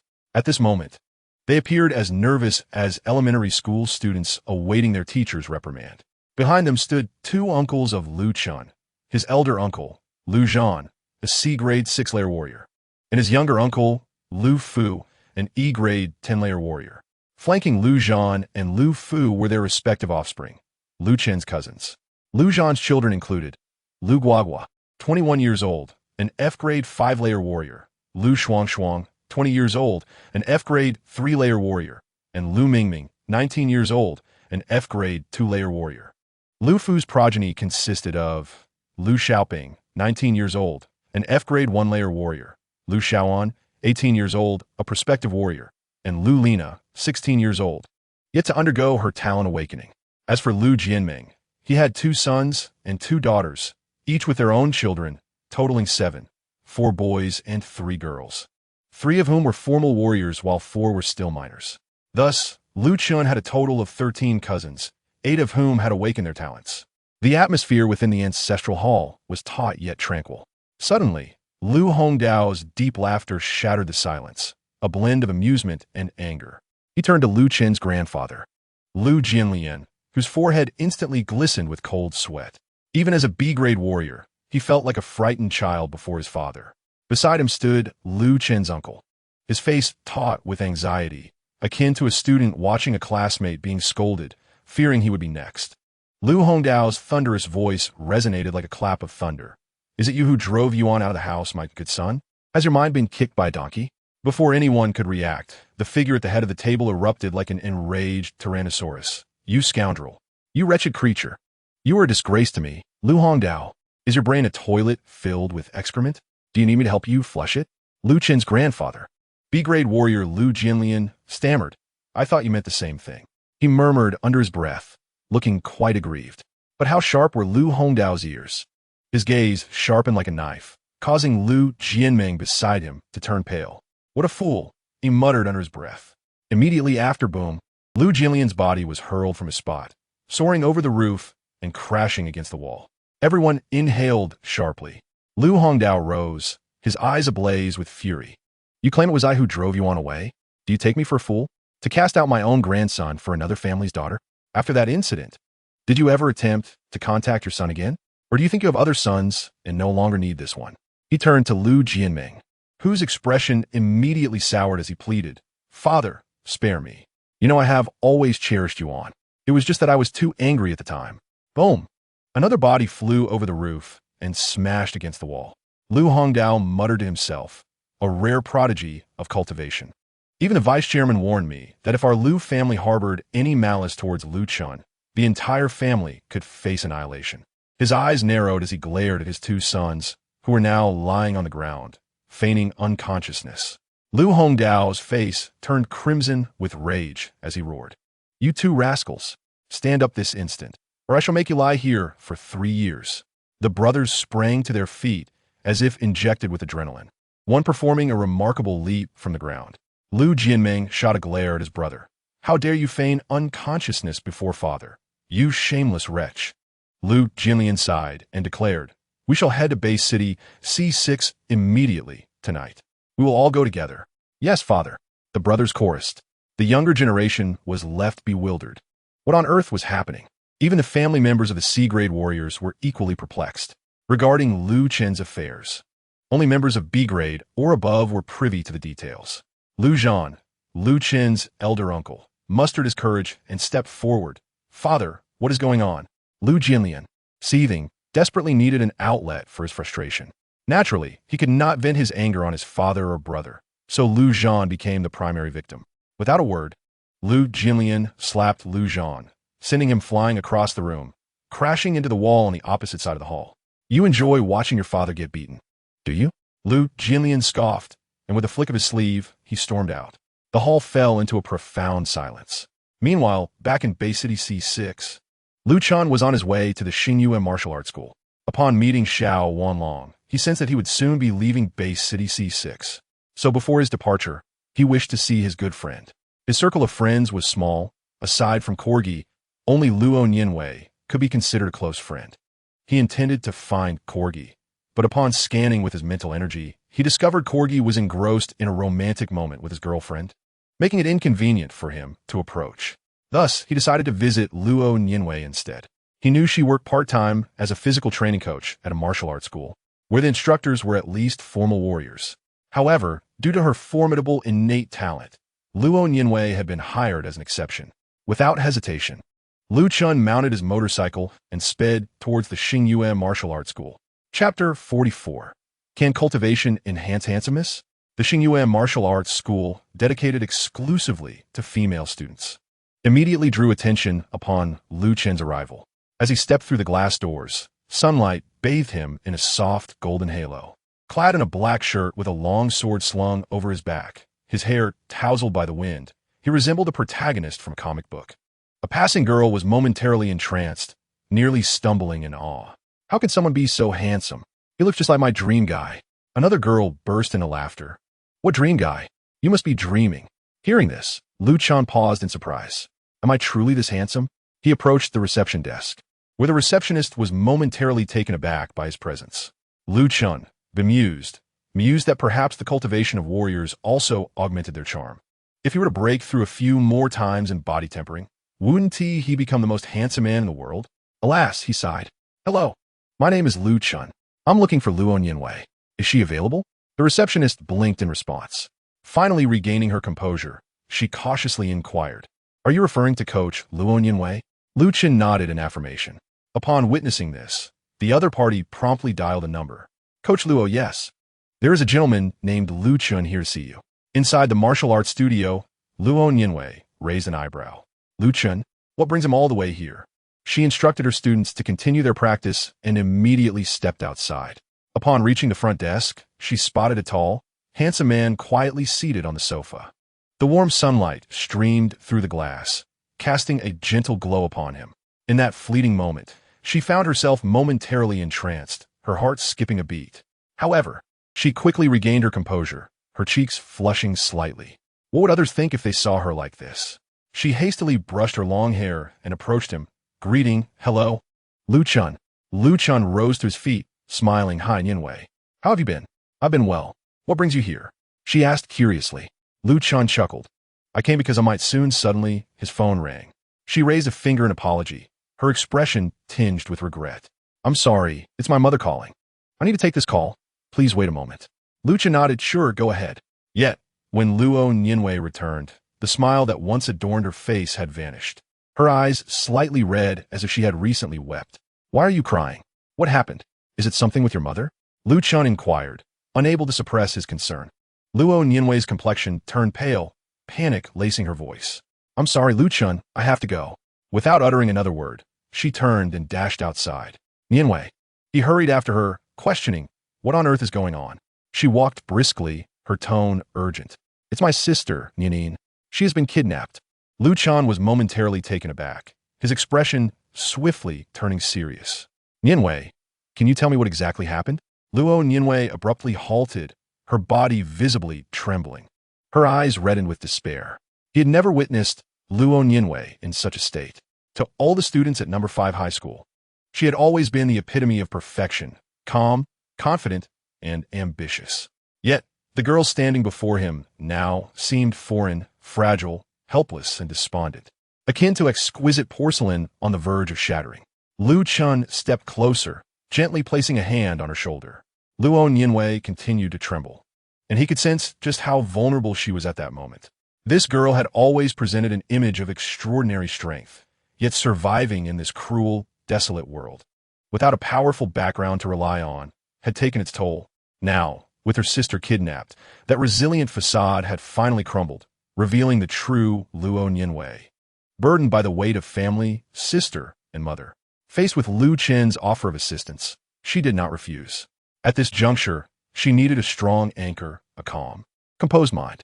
Deep within her, there was an unspoken reluctance to decline. Perhaps it was his striking looks, perhaps it was the remarkable talent he displayed during his awakening, or perhaps it was an admiration that blossomed from within her, or perhaps it was for reasons unknown. Lu Chen spoke softly, Nianwei, do not worry. Nianin should be fine and will remain unharmed. Please trust me. He continued, now, let us head to your home and find out what is truly happening. Slowly, he released her shoulder. Luo Nianwei's cheeks flushed as she realized how unconsciously close she had leaned towards him. Yet, she had no time to ponder this. She nodded earnestly, and Lu Chen swiftly guided her onto his motorcycle, heading towards the civilian district, a neighborhood inhabited by ordinary folks, devoid of warriors or the affluent. Once they arrived, Lu Chen parked the motorcycle, and Luo Nianwei led him to her home, a 7-story residential building. Ascending to the 3rd floor, she pressed the doorbell. After a moment, the door opened, revealing a woman who appeared to be only slightly older than his mother, but looked significantly more weary. Her eyes were red and swollen, as if she had been crying for quite some time. This must be Luo Nianwei's mother, Lu Chen surmised. Luo Nianwei entered and tightly embraced her mother. Lu Chen refrained from interrupting, allowing the mother and daughter to savor this precious moment of peace. After a while, he gently spoke, hello, Annie. I'm Nianwei's classmate. Lu Chen, if you don't mind, could you please tell me what has happened? Luo Nianwei's mother nodded slightly and began, today, I took Nianin to a nearby park for a stroll. Nianin has suffered from a rare, chronic illness since childhood. Only by consistently taking medication and maintaining emotional stability can her life be ensured. Therefore, Nianwei and I take turns to take her out every few days. Lu Chen listened, somewhat astonished. He had met Luo Nianin. She was a delightful little girl, and he had not noticed any abnormalities at the time. Luo Nianwei affirmed, yes. Nianin experienced a severe frostbite as a child, leaving her with lasting effects. At night, she sometimes feels very cold. During an episode, her body becomes extremely icy. It has been worsening each time. Only medication can suppress the deterioration of her condition. The doctor mentioned that certain rare treasures in the wilderness could potentially cure her. But Lu Chen instantly understood. Those treasures must be incredibly precious. No wonder Luo Nianwei was so determined to apply to the Star Combat Academy. Even preparing before her talent had awakened. Luo Nianwei's mother continued. While we were at the park, suddenly a black car stopped in front of us. Then several burly men in training gear got out and forcibly took Nianin away. I failed to protect my daughter. Tears streamed down her face as she spoke. Then, as if recalling something, she hurriedly retrieved an envelope from her possession. Oh, Nianwei, this is what they left behind for you.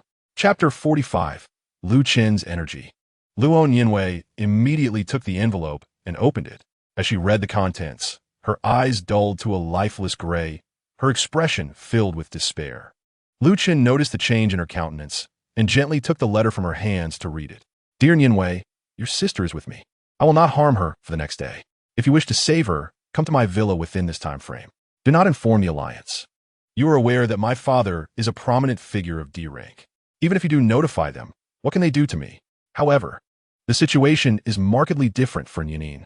She, like you, is an exquisite beauty. You comprehend my meaning.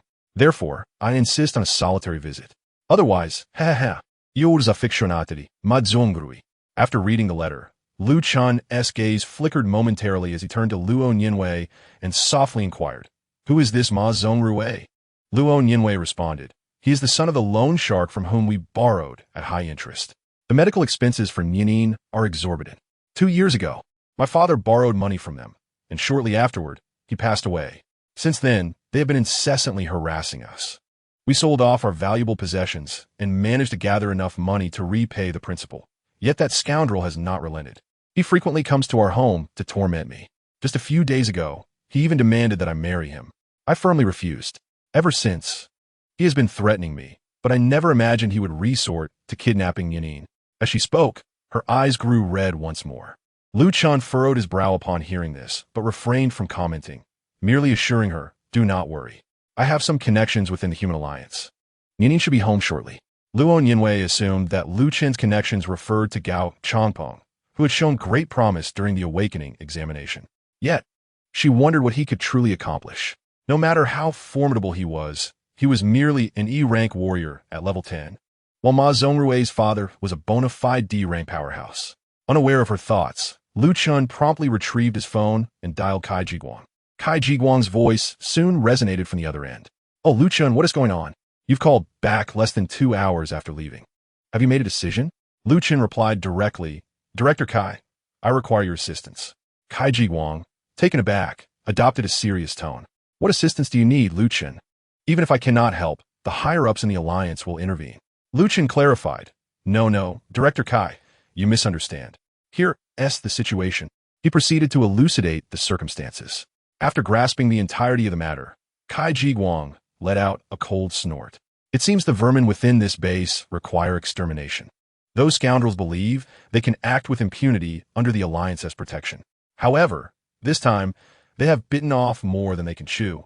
Kai Jiguang had received explicit orders from Xiao Wanlong. Anyone who dared to offend Lu Chun would face merciless retribution. He surmised that Luo Nianwei must be of great significance to Lu Chun. "Lu Chun, do not worry. How would you like to resolve this? Shall I eliminate them directly and bring Luo Nianyin back? Or would you prefer to capture them alive?" Initially, Lu Chun had intended to simply retrieve Luo Nianyin. However, upon considering the presence of a D-rank powerhouse among them, coupled with the fact that many of his friends and family were ordinary individuals, he shifted his tone to one of icy resolve. "Capture them. Bring both father and son here. I want them to apologize, and then I shall personally execute them." Sensing the chill in Lu Chen's voice, Kai Jiguang nodded slightly. "Very well, as you wish." Thereafter, the upper echelons of the D6 base city sprang into immediate action. The Human Alliance, the municipal government, and the military joined forces, orchestrating a mobilization reminiscent of a siege against a D-rank monster. 20 D-rank and 80 E-rank warriors departed from the military, driving military vehicles in a grand procession towards a large villa belonging to a D-rank warrior. They did not conceal their movements. The spectacle was quickly captured by netizens and disseminated online. Some journalists and audacious video bloggers, upon witnessing the unfolding events, rushed to follow in their vehicles, with some even initiating live broadcasts. "Look, there are super soldiers from the military, high-ranking officials from the Alliance, and the mayor himself in attendance. Why are these dignitaries all mobilizing? Where are they headed? Are we facing a siege by D-rank monsters?" The citizens, upon seeing the live broadcast, were thrown into a panic. Yet, Lu Chun, Luo Nianwei, and her family remained oblivious to these developments. Meanwhile, inside a large villa, a subordinate rushed in with urgency. Boss, trouble is brewing. Many prominent figures from the base city are outside." Ma Zhongrui, engaged in an intimate encounter with a woman, froze in shock. "What nonsense is this? What prominent figures? My father is a D-rank warrior. Apart from those in the Alliance, military, and warriors of his caliber, who else could be considered significant?" The subordinate stammered, "Boss, it's the prominent figures from the Alliance and military. A total of 20 D ranks and 80 E ranks have arrived." Ma Zhongrui, fuming, struck the subordinate harshly. "It's your father's affairs that are in jeopardy." He hastily donned his clothing and rushed to the balcony. Gazing down, he saw that his entire villa was already surrounded. He bolted to his father's room and pounded on the door. "Father, something is terribly wrong. Open the door." A furious voice emanated from within. "You wretch! How dare you interrupt my activities? If you don't explain yourself clearly, I shall break your legs." Ma Zhongrui shouted back, "Father, the Alliance and military have dispatched 20 D rank and 60 E rank warriors to surround our home. Do you understand what is happening?" The door swung open abruptly, revealing his father, Ma Chantian, clad in a robe. Through the crack, he could discern the silhouette of a woman covered by a blanket. The two hurried outside. Chapter 46. Let's go out. They have arrived.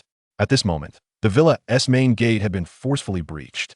Ma Chantian managed to muster a semblance of a smile. "May I inquire as to the purpose of your sudden intrusion, esteemed members of the Alliance and military?" One of the D-rank warriors from the Alliance scoffed coldly, issuing a threat. "Ma Chantian, I recommend you keep your mouth shut and cooperate with our efforts. Otherwise," upon hearing this, Ma Chantian's expression darkened significantly. "Do you presume that your affiliation with the Alliance grants you the audacity to offend the dignity of a D-rank warrior? I shall certainly report you to my superiors." The man laughed derisively. "Go ahead. We are here on the orders of Director Kai Jiguang. If you wish to file a complaint, perhaps the C-rank Alliance may be of little use. You might need to escalate to the B-rank or even the A1 Alliance headquarters." At this revelation, Ma Chantian's legs buckled. In that moment, he recalled all the misdeeds of his life. Yet he could not fathom what crime could have drawn the attention of such a prominent figure as Director Kai. However, there was no need for him to ponder further. Soon, the man provided him with an answer. "Ma Chantian, your son has kidnapped a girl named Luo Nyanin. It is precisely this act that has led to the current situation. To be honest, having such a son, I almost feel sympathy for you." At this, Ma Zhongrui was left utterly stunned, his legs giving way beneath him as he collapsed to the ground. What? How could this be? How is it possible? How could that mother and daughter possess such power? Yet, before he could process the gravity of the situation, a sharp pain surged through him as his father kicked him fiercely. Ma Chantian, observing the formidable assembly of warriors, realized that the situation was dire. He immediately attempted to clarify. "It's a misunderstanding. There must be some sort of mistake. I know nothing about this, I swear. I'm a D-grade warrior. I have fought for humanity against monsters. I have bled for the base city. The Alliance cannot treat me this way." No one responded to him. They swiftly apprehended both father and son and stormed into the villa, detaining everyone inside. Ultimately, they discovered Luo Nyanin bound and unconscious in a room. They untied her and tried to awaken her. As she slowly came to, her eyes opened, revealing an unmistakable fear. "Please, let me go. My family has no money. Save me, please." Gao Changpeng stepped forward, a member of this operation. "Hello, Luo Nyanin. I am Gao Changpeng, a friend of your sister. We are here to rescue you. Your mother and sister are waiting for you at home." Upon hearing this, Luo Nyanin immediately ceased her tears and, with her eyes still red, cautiously asked, "Really? Are you truly here to save me?" Gao Changpeng beamed warmly, "Of course. Will you come with us?" Luo Nyanin glanced around her surroundings and nodded, choosing to place her trust in him. A group escorted Luo Nyanin through the civilian district, the entire process being broadcast live online. This incited a media frenzy in Base City D6. Everyone began to inquire, who is Ma Zhongrui? Whom did he kidnap to mobilize the entire Alliance's upper echelons? Countless posts flooded major social media platforms. After making a phone call, Lu Chan silently returned to Luo Nyanwei's side. She looked at him, her expression fraught with anxiety, and asked, "What did Commander Gao Changpeng say? Can he help us? Can you talk to him again? If necessary, I can join the Alliance. I want to go to Stardo Academy anymore."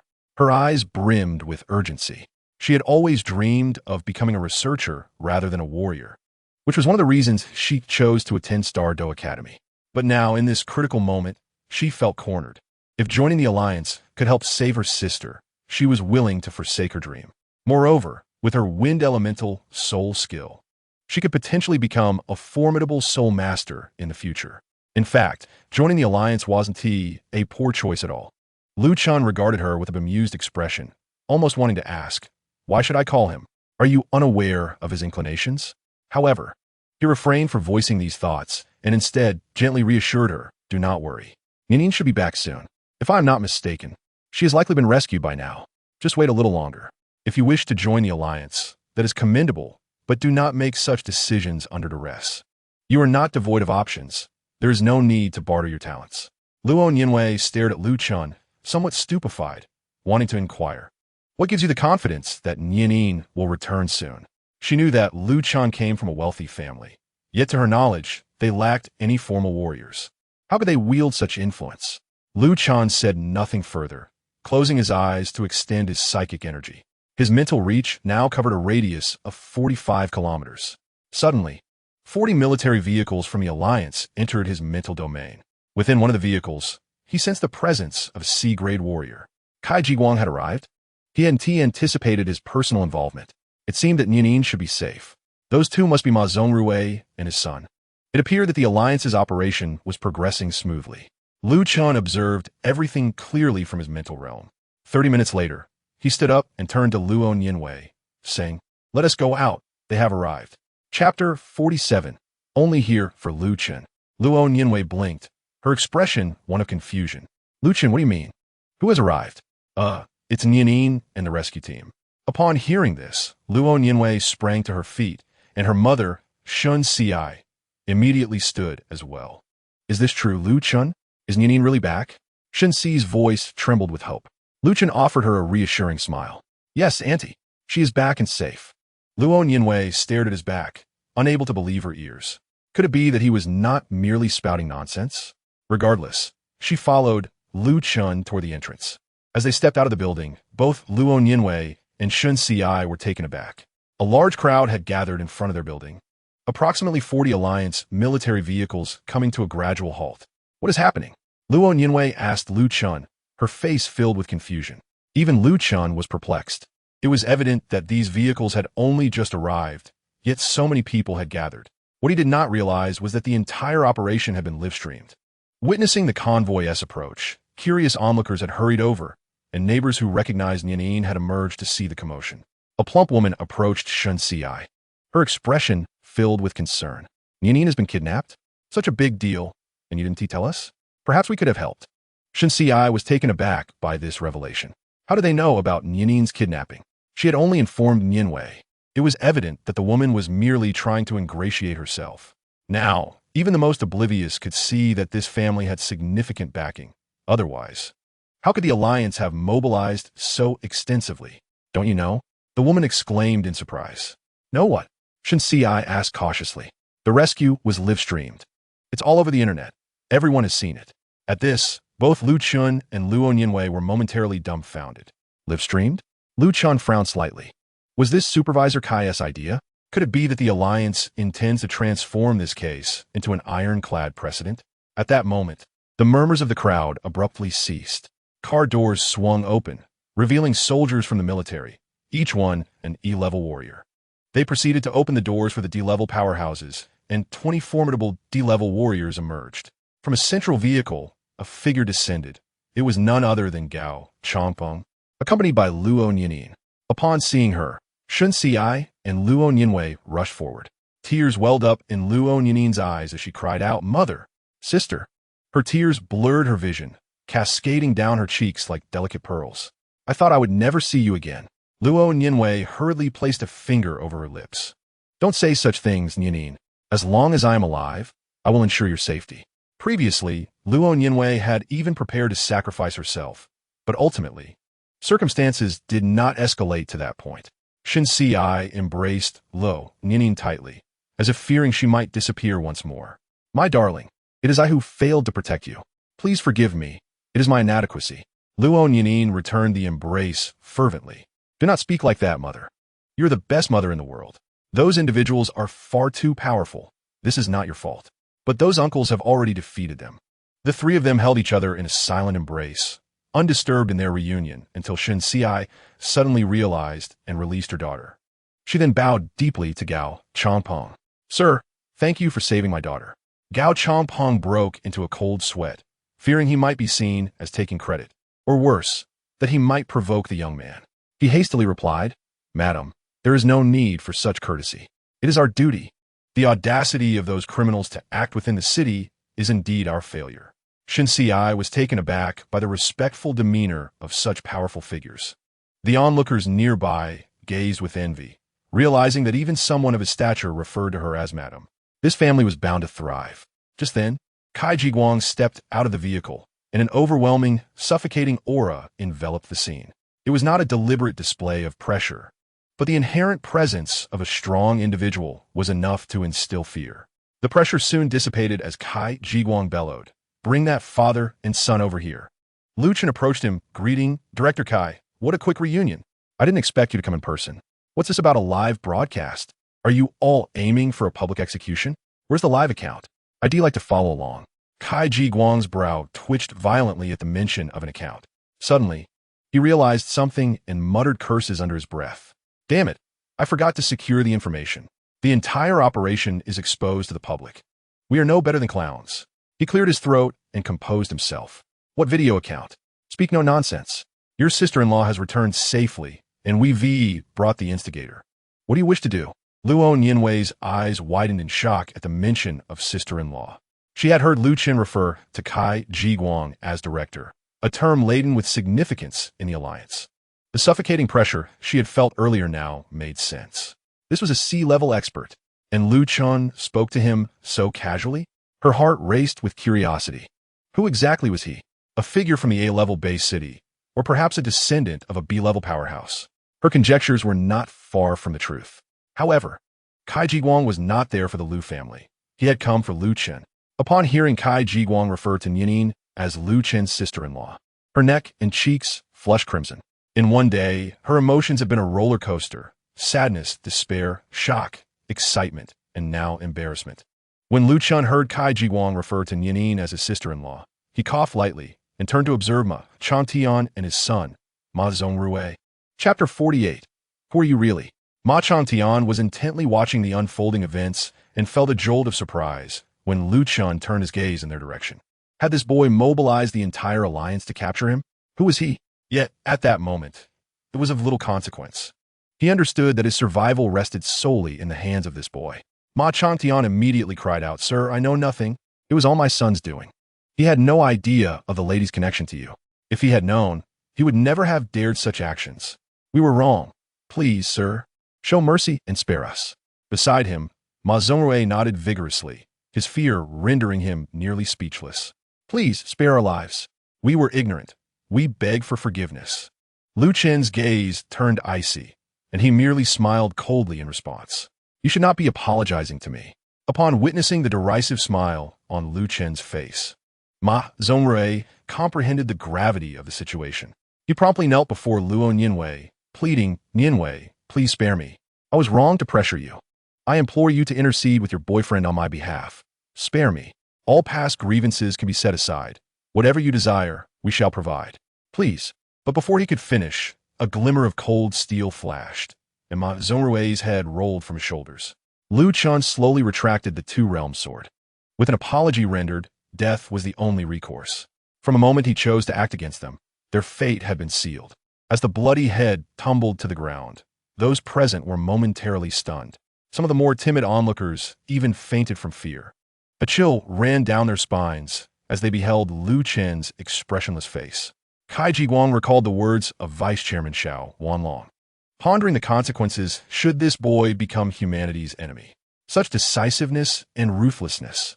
He couldn't help but sigh internally. Luo Nianwei was equally stunned by the scene. She quickly covered Nianin's eyes, feeling utterly at a loss for how to handle the situation. Yet, gazing at Lu Chen's back, she found a sense of reassurance. After dispatching Ma Zongrui, Lu Chen did not glance back. He directly approached Ma Chantian. The latter, witnessing his son's severed head, felt a surge of fury, fear, and sorrow wash over him. His eyes turned red, and he realized today would be his last. In a fit of madness, he bellowed, "Young man, you have forced my hand. Let us descend into hell together." With these words, he unleashed a torrent of elemental energy that surged around him, launching a ferocious surprise attack. In that instant, Luo Nianwei's face turned ashen. Ma Chantian was a bona fide D-grade warrior, and no matter how talented Lu Chen was, he could not possibly withstand the full force of a D-grade warrior strike. Instinctively, she cried out, "Lu Chen, be careful." However, Lu Chun remained remarkably composed. For his own combat prowess had reached not merely the first layer of degrade, but rather the sixth layer. His mental fortitude was formidable, and Ma Chantian, being only a first-layer degrade warrior, was well within his ability to handle with ease. Gold light radiated fiercely from Ma Chantian's body. At the degrade level, warriors could adeptly wield elemental powers and cultivate techniques associated with elemental energy. As a degrade warrior of the gold attribute, Ma Chantian unleashed the golden light technique upon Lu Chun. Just as Lu Chun prepared to defend himself, he could only bellow in fury, "You dare!" At that moment, Kai Jiguang had already intervened.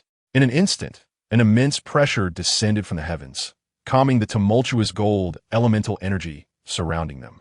Ma Chantian's body froze in place, unable to move, as if even the golden light surrounding him had been suspended. This was the oppressive force emanating from a C-grade warrior. Lu Chun could sense the terrifying power contained within that pressure. Although it was not directed at him, he could still feel its overwhelming strength. So, this is the true power of Kai Jiguang? How intriguing. Lu Chun once again brandished his dual swords. Ma Chantian had chosen a path akin to that of his son. Lu Chun turned to Kai Jiguang and said, "Thank you, Supervisor Kai, for your assistance." Kai Jiguang looked at Lu Chun with a hint of suspicion in his gaze. "You, young man, I can't shake the feeling that even without my intervention, you would have been just fine." Lu Chun chuckled, "Supervisor Kai, you jest." He then addressed the gathered powerful individuals with a respectful gesture. "I'm deeply grateful to all you esteemed seniors for your aid today. I, Lu Chun, shall remember this favor." The powerful figures responded with warm smiles, some even displaying a hint of excitement. They were all aware of who Lu Chun was. When the vice chairman had visited earlier, some of them had been present. Having heard the vice chairman's cold and resolute declaration, they could hardly be ignorant of the significance of the young man before them. Thus, even if Lu Chun could not offer them any tangible reward, they eagerly sought to familiarize themselves with him. Luo Nianwei and Shen Ci watched in rapt attention, their eyes wide. Luo Nianwei thought to herself that it seemed necessary to have a serious conversation with Lu Chun to uncover his true identity. After Lu Chun expressed his gratitude once more and bid farewell to everyone, he approached Luo Nianwei and said, "Let us return. Nianin needs to rest." Luo Nianwei nodded and took Nianin home. The four of them returned together, and Shen Ci led Nianin to her room to ensure she could rest well. Only then did Luo Nianwei exhale deeply, glancing at Lu Chun, who casually sat on the sofa, peeling an orange. When had he retrieved the oranges from the refrigerator? He appeared so relaxed and at ease, as if he were in his own home. Yet, a smile spread across Luo Nianwei's face, for some reason. This feeling was quite pleasant. She approached him and said, "Lu Chun, I would like to ask you something." Lu Chun continued peeling the orange, not bothering to look up. "What do you wish to inquire? Just ask directly." Luo Nianwei pondered for a moment before asking, "Who exactly are you? How can you summon so many powerful individuals, even prompting a C-grade warrior to act?" Chapter 49, The Lu Family. While peeling the orange, Lu Chun replied casually, "I do not possess any particularly special identity. I merely just advanced to the 10th layer of F grade, which drew the attention of the Alliance. That is why I can rally so many powerful warriors. I simply did not expect Supervisor Kai to come personally." Upon hearing this, Luo Nianwei instinctively nodded. "Oh, so you just advanced." Suddenly, her words halted, her eyes widening in shock as she exclaimed, "What?" The sharpness of her voice startled Shen Ci, who rushed out, fearing something had happened to her eldest daughter. Lu Chun looked at her with a resigned expression, as if to say, "Why such a dramatic reaction? Am I not a super genius? Is it not normal to advance to the 10th layer of F grade?" However, witnessing her over-the-top reaction both amused and pleased him. Luo Nianwei stared at him, momentarily lost in thought, murmuring to herself, "Indeed, for a super genius like you, advancing to the 10th layer of F grade is quite normal." Normal? Not in the slightest. She suddenly leaped up from the sofa, once again losing her composure as she shouted.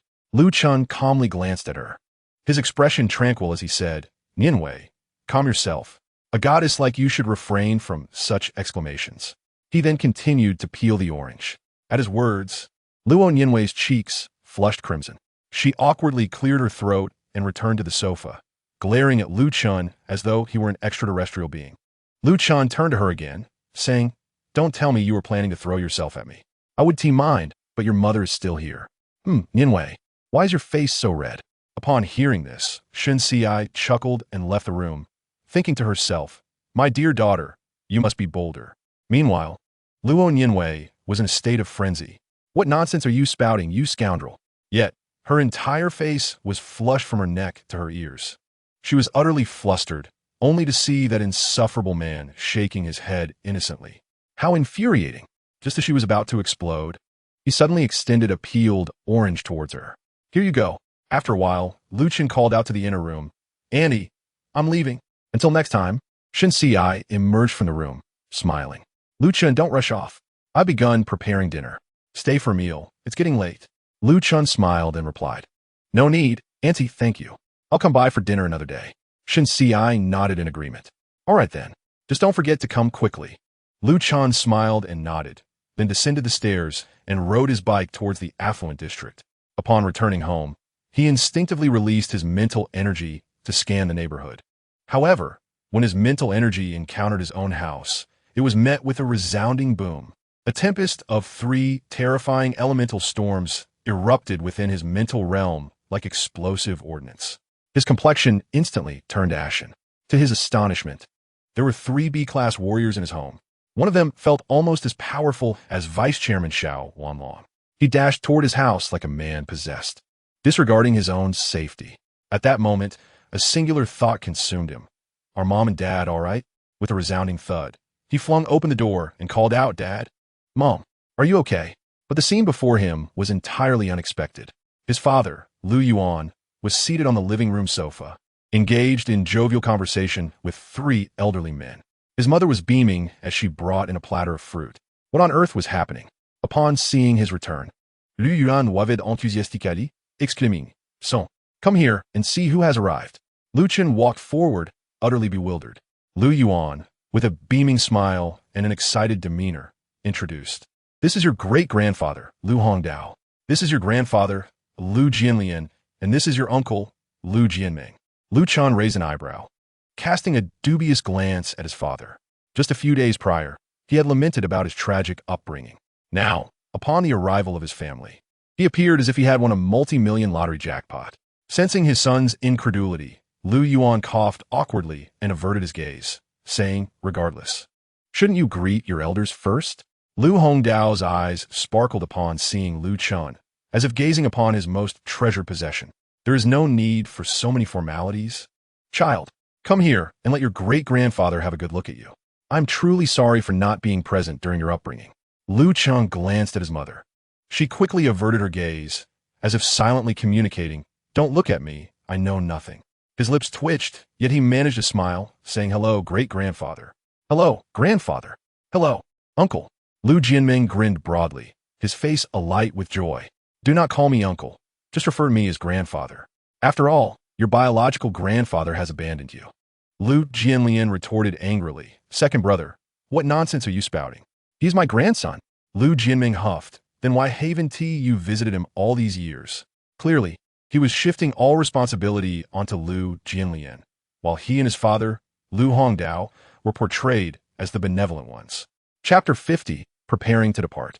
Lu Chen harbored no animosity toward the Lu family. His primary concern was his parents' attitudes. Now that Lu Yuan himself had accepted them, Lu Chen felt he had no reason to resist. Thus, they all sat amicably together, engaging in conversation. Lu Chen gradually learned about the Lu family's history, its members, and its heritage. Then Lu Hongdao turned to Lu Yuan, saying, let bygones be bygones. We were wrong in the past. Now, grandfather invites you to return home. Your laboratory has been sealed all these years, and no one has dared to touch it. Come back. Your family is waiting for you. Lu Yuan's eyes glistened with moisture. Returning to the Lu family was something he had not dared to dream of before. Today, his son had helped him reclaim his lost dignity. Alongside his happiness, he felt an unprecedented sense of pride. Lu Hongdao then turned to Song Yu, saying, this incident has brought you undeserved misfortune. You have done nothing wrong, yet you must suffer alongside Yuan. For this, I sincerely apologize. Song Yu's eyes reddened as she choked out, grandfather, do not say that. This is also our fault. Lu Yuan and I did not consider the feelings of our family. Upon hearing this, Lu Hongdao couldn't help but smile. Truly, a worthy daughter-in-law of the Lu family. Understanding the greater picture, Lu Jianlian then offered his apologies to Song Yu.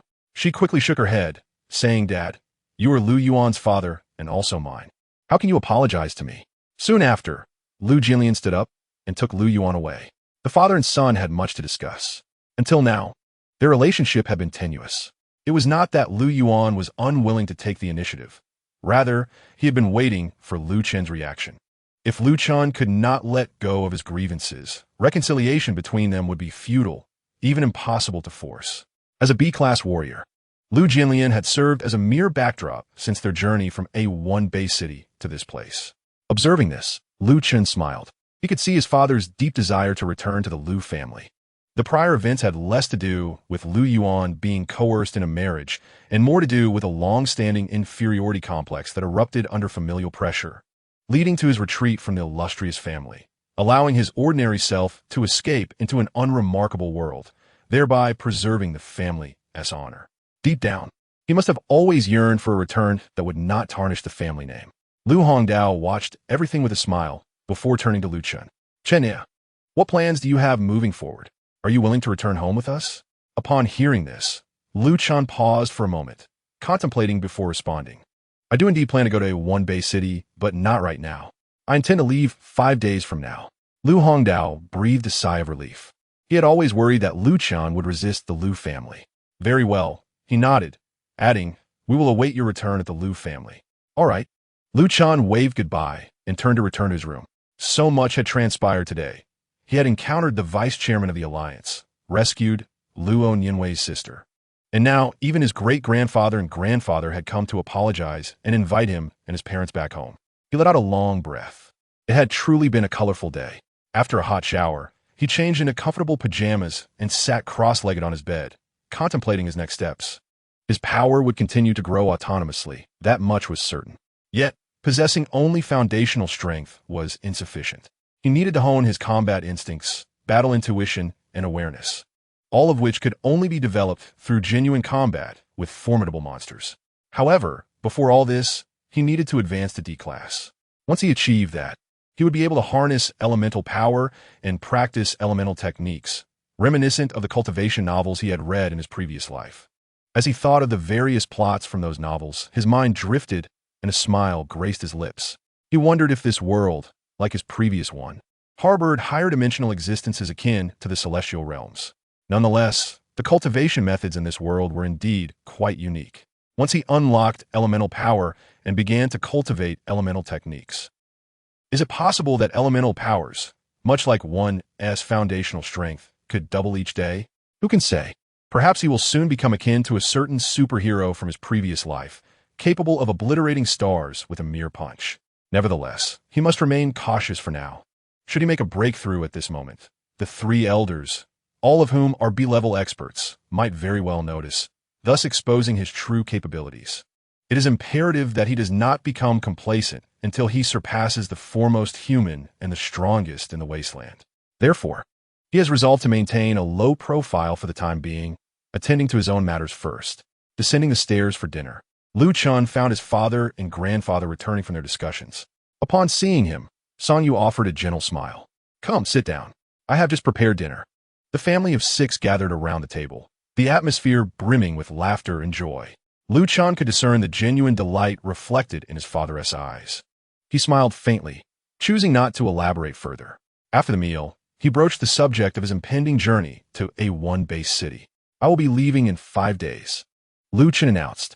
"Will you accompany me, or will you travel with grandfather and the others?" Lu Yuan hesitated. "Son, I have just invested 8 billion to establish a company. What will happen to our newly founded business if we leave now?" Lu Hong waved his hand dismissively. "Do not worry about that. During your absence, I will appoint a professional manager from the family to oversee operations. Later, you can relocate the company headquarters to A1 Bay City." After a moment of contemplation, Lu Yuan nodded. "Very well. It seems that is the only course of action. So, when do you depart?" "I leave in 5 days." Lu Chen replied. "Dad, do you wish to come with me?" Lu Yuan chuckled. "Of course we will accompany you. If we were to leave tomorrow, who would cook for you over the next 5 days?" Lu Chen rolled his eyes dramatically. "You simply cannot bear to face the family alone. can you? Lu Yuan promptly averted his gaze. What are you saying? I did not hear you. Lu Chun burst into laughter. All right. Good night, Dad. Chapter 51. The 10th layer of sword intent. The following morning, Lu Chun awoke at 7 o'clock. With his current foundational strength and mental fortitude, he could easily go a month without sleep if he so desired. Yet, he preferred to live like an ordinary person, without these mundane habits. Even possessing supreme power would hold no significance. He opened his interface. Sign in. Name, Lu Chun. Strength, 115, 360 mental, 115, 360 soul skill. Max level comprehension. Foundational strength, 9, 229 tons. Glancing at the fluctuating values on the screen, he smiled contentedly. After freshening up, he descended to find that his great-grandfather had already left. While Lu Yuan and Song Yu were preparing breakfast, Lu Chun quietly enjoyed the meal with them before making a phone call. Yes, Captain. There is something I wish to discuss, he began. Before he could finish, LV Xingjia's voice came through from the other end. I know what you were about to say, Lu Chun, he sighed. I have always known you would eventually leave the team, but I did not expect it to come so soon. A shallow pond cannot nurture a dragon. Your future lies among the stars and seas. Forge ahead bravely, and we shall cheer for you. Lu Chun felt a bit embarrassed. I'm sorry, Captain. No need for apologies, LV Xingjia replied. This is your path. At 8 in the morning, Lu Yuan and Song Yu departed for work, preparing to move to A1 base city. They had many matters to attend to. Meanwhile, Lu Chun entered the garden, wielding the dual realm sword. The morning sun cast a gentle glow, and the air in the garden was refreshingly crisp. He began to swing the sword, rhythmically adjusting his stances and forms. Gradually, his movements became fluid. 3 hours passed. Ding! The primordial absolute source sword has advanced to the 2nd layer. The familiar notification echoed in his mind. However, Lu Chun did not pause. Today, his goal was to elevate his sword intent to the 10th layer. He then commenced his training with the sky-rending divine sword, immersing himself in each technique. Time flew by, and 8 hours felt like a fleeting moment. Soaked in sweat, Lu Chun bore a long-lost smile on his face. Ding! The sky-rending divine sword intent has reached the 10th layer. With a notification, today's objective was accomplished. His output strength had soared to 11 times his foundational strength, and his speed could quintuple the base velocity. With a foundational strength of 229 tons, the sword intent from a sky-rending divine sword allowed him to unleash an attack of 517 tons. For a simple comparison, a D-level 10th layer warrior possesses a foundational strength of approximately 30,000 tons, while a C-level 1st layer warrior has around 150,000 tons. His current foundational speed reached 100 meters per second, surpassing a D-level 4th layer warrior. When multiplied by 5, his sword-drawing speed would reach 500 meters per second, already exceeding the foundational speed of a D-level 10th layer warrior. Based solely on these statistics, he belonged to the most formidable echelon among D-level warriors. At 5 in the afternoon, as the sun began to set, Lu Chun took a shower and changed his attire before heading to the garage. This time, he opted for a car instead of a motorcycle, driving toward the Xingyue martial arts school. Dressed casually, he exuded a unique charm, his physique and demeanor rendering any outfit as if it were tailored for a model. Upon arriving at the Xingyue martial arts school and stepping out of the car, he immediately attracted the attention of a group of young girls inside. Who is that handsome guy? Is he here to see someone? One of her companions rolled her eyes. Don't you recognize him? That's Lu Chun, Coach Luo's boyfriend. He made quite the impression yesterday, rallying all the high-ups in our base city to rescue Coach Luo's sister, publicly dispatching 2 culprits, one of whom was a D-level powerhouse. The girl who had asked the question promptly covered her mouth in shock. What? This all happened yesterday. Damn it. My boyfriend made me angry yesterday, and I turned off my phone, spending the entire day at home watching television, and I missed such a significant event. He is so infuriating. Somewhere in the city, a boy with a mouth full of food suddenly sneezed. Ah, women, are they scolding me again? He muttered a complaint before continuing to eat. Lu Chun approached the front desk, where the receptionist promptly called Luo Nianwei. Everyone was aware of the events that transpired yesterday. Lu Chun had become a prominent star in Bay City D6. Moments later, Luo Nianwei emerged, a smile gracing her lips. However, just before stepping out the door, she abruptly halted, quickly adjusting her attire and composure to regain her tranquility before finally making her entrance. Yet, upon seeing Lu Chen, her heart betrayed her, beating uncontrollably and her face flushing crimson, resembling a ripe tomato. Lu Chen waved with a smile. "Hello." Luo Nianwei attempted to maintain a stern demeanor. "What brings you here again?" Lu Chen, unabashed, replied, "I'm here to invite you to lunch. I haven't eaten anything yet. May I join you for a meal?" Her heart raced. Wait, is he asking me out? She feigned calmness, pretending to ponder before breaking into a broad smile. "Of course. Give me 15 minutes to change." With that, she swiftly turned, concealing the rapid blush spreading across her face. 20 minutes later, Luo Nianwei reappeared, donning a red dress that made her resemble a blooming rose. She was stunning, ethereal, as if she had stepped out of an oil painting. Lu Chen was momentarily entranced, but quickly regained his composure, gesturing for her to proceed. "After you, lovely lady." Luo Nianwei's cheeks flushed anew as she briskly walked past him, urging, "Let us hurry, I'm starving." While waiting for her to change, Lu Chen had already made a reservation at a restaurant. He approached the car, opened the passenger door for her, and then circled around to take his seat behind the wheel. "Shall we head to the Cloudtop restaurant?" Luo Nianwei nodded gently. Chapter 52, Level E10. The car started and glided down the road. Lu Chen activated the car's audio system, and soothing music filled the cabin. As the gentle melody played, Luo Nianwei's racing heart gradually calmed. Lu Chen broke the silence first. "The entrance exam is on July 2nd, which is only 16 days away. How are your preparations coming along? Are you focusing on warrior research or shifting towards practical combat?" Luo Nianwei paused before softly responding. "I lean more towards strength research. But now, I believe I will also incorporate practical application. Yesterday's events were a wake-up call. I no longer wish to feel that helplessness." "You are right." Lu Chen nodded.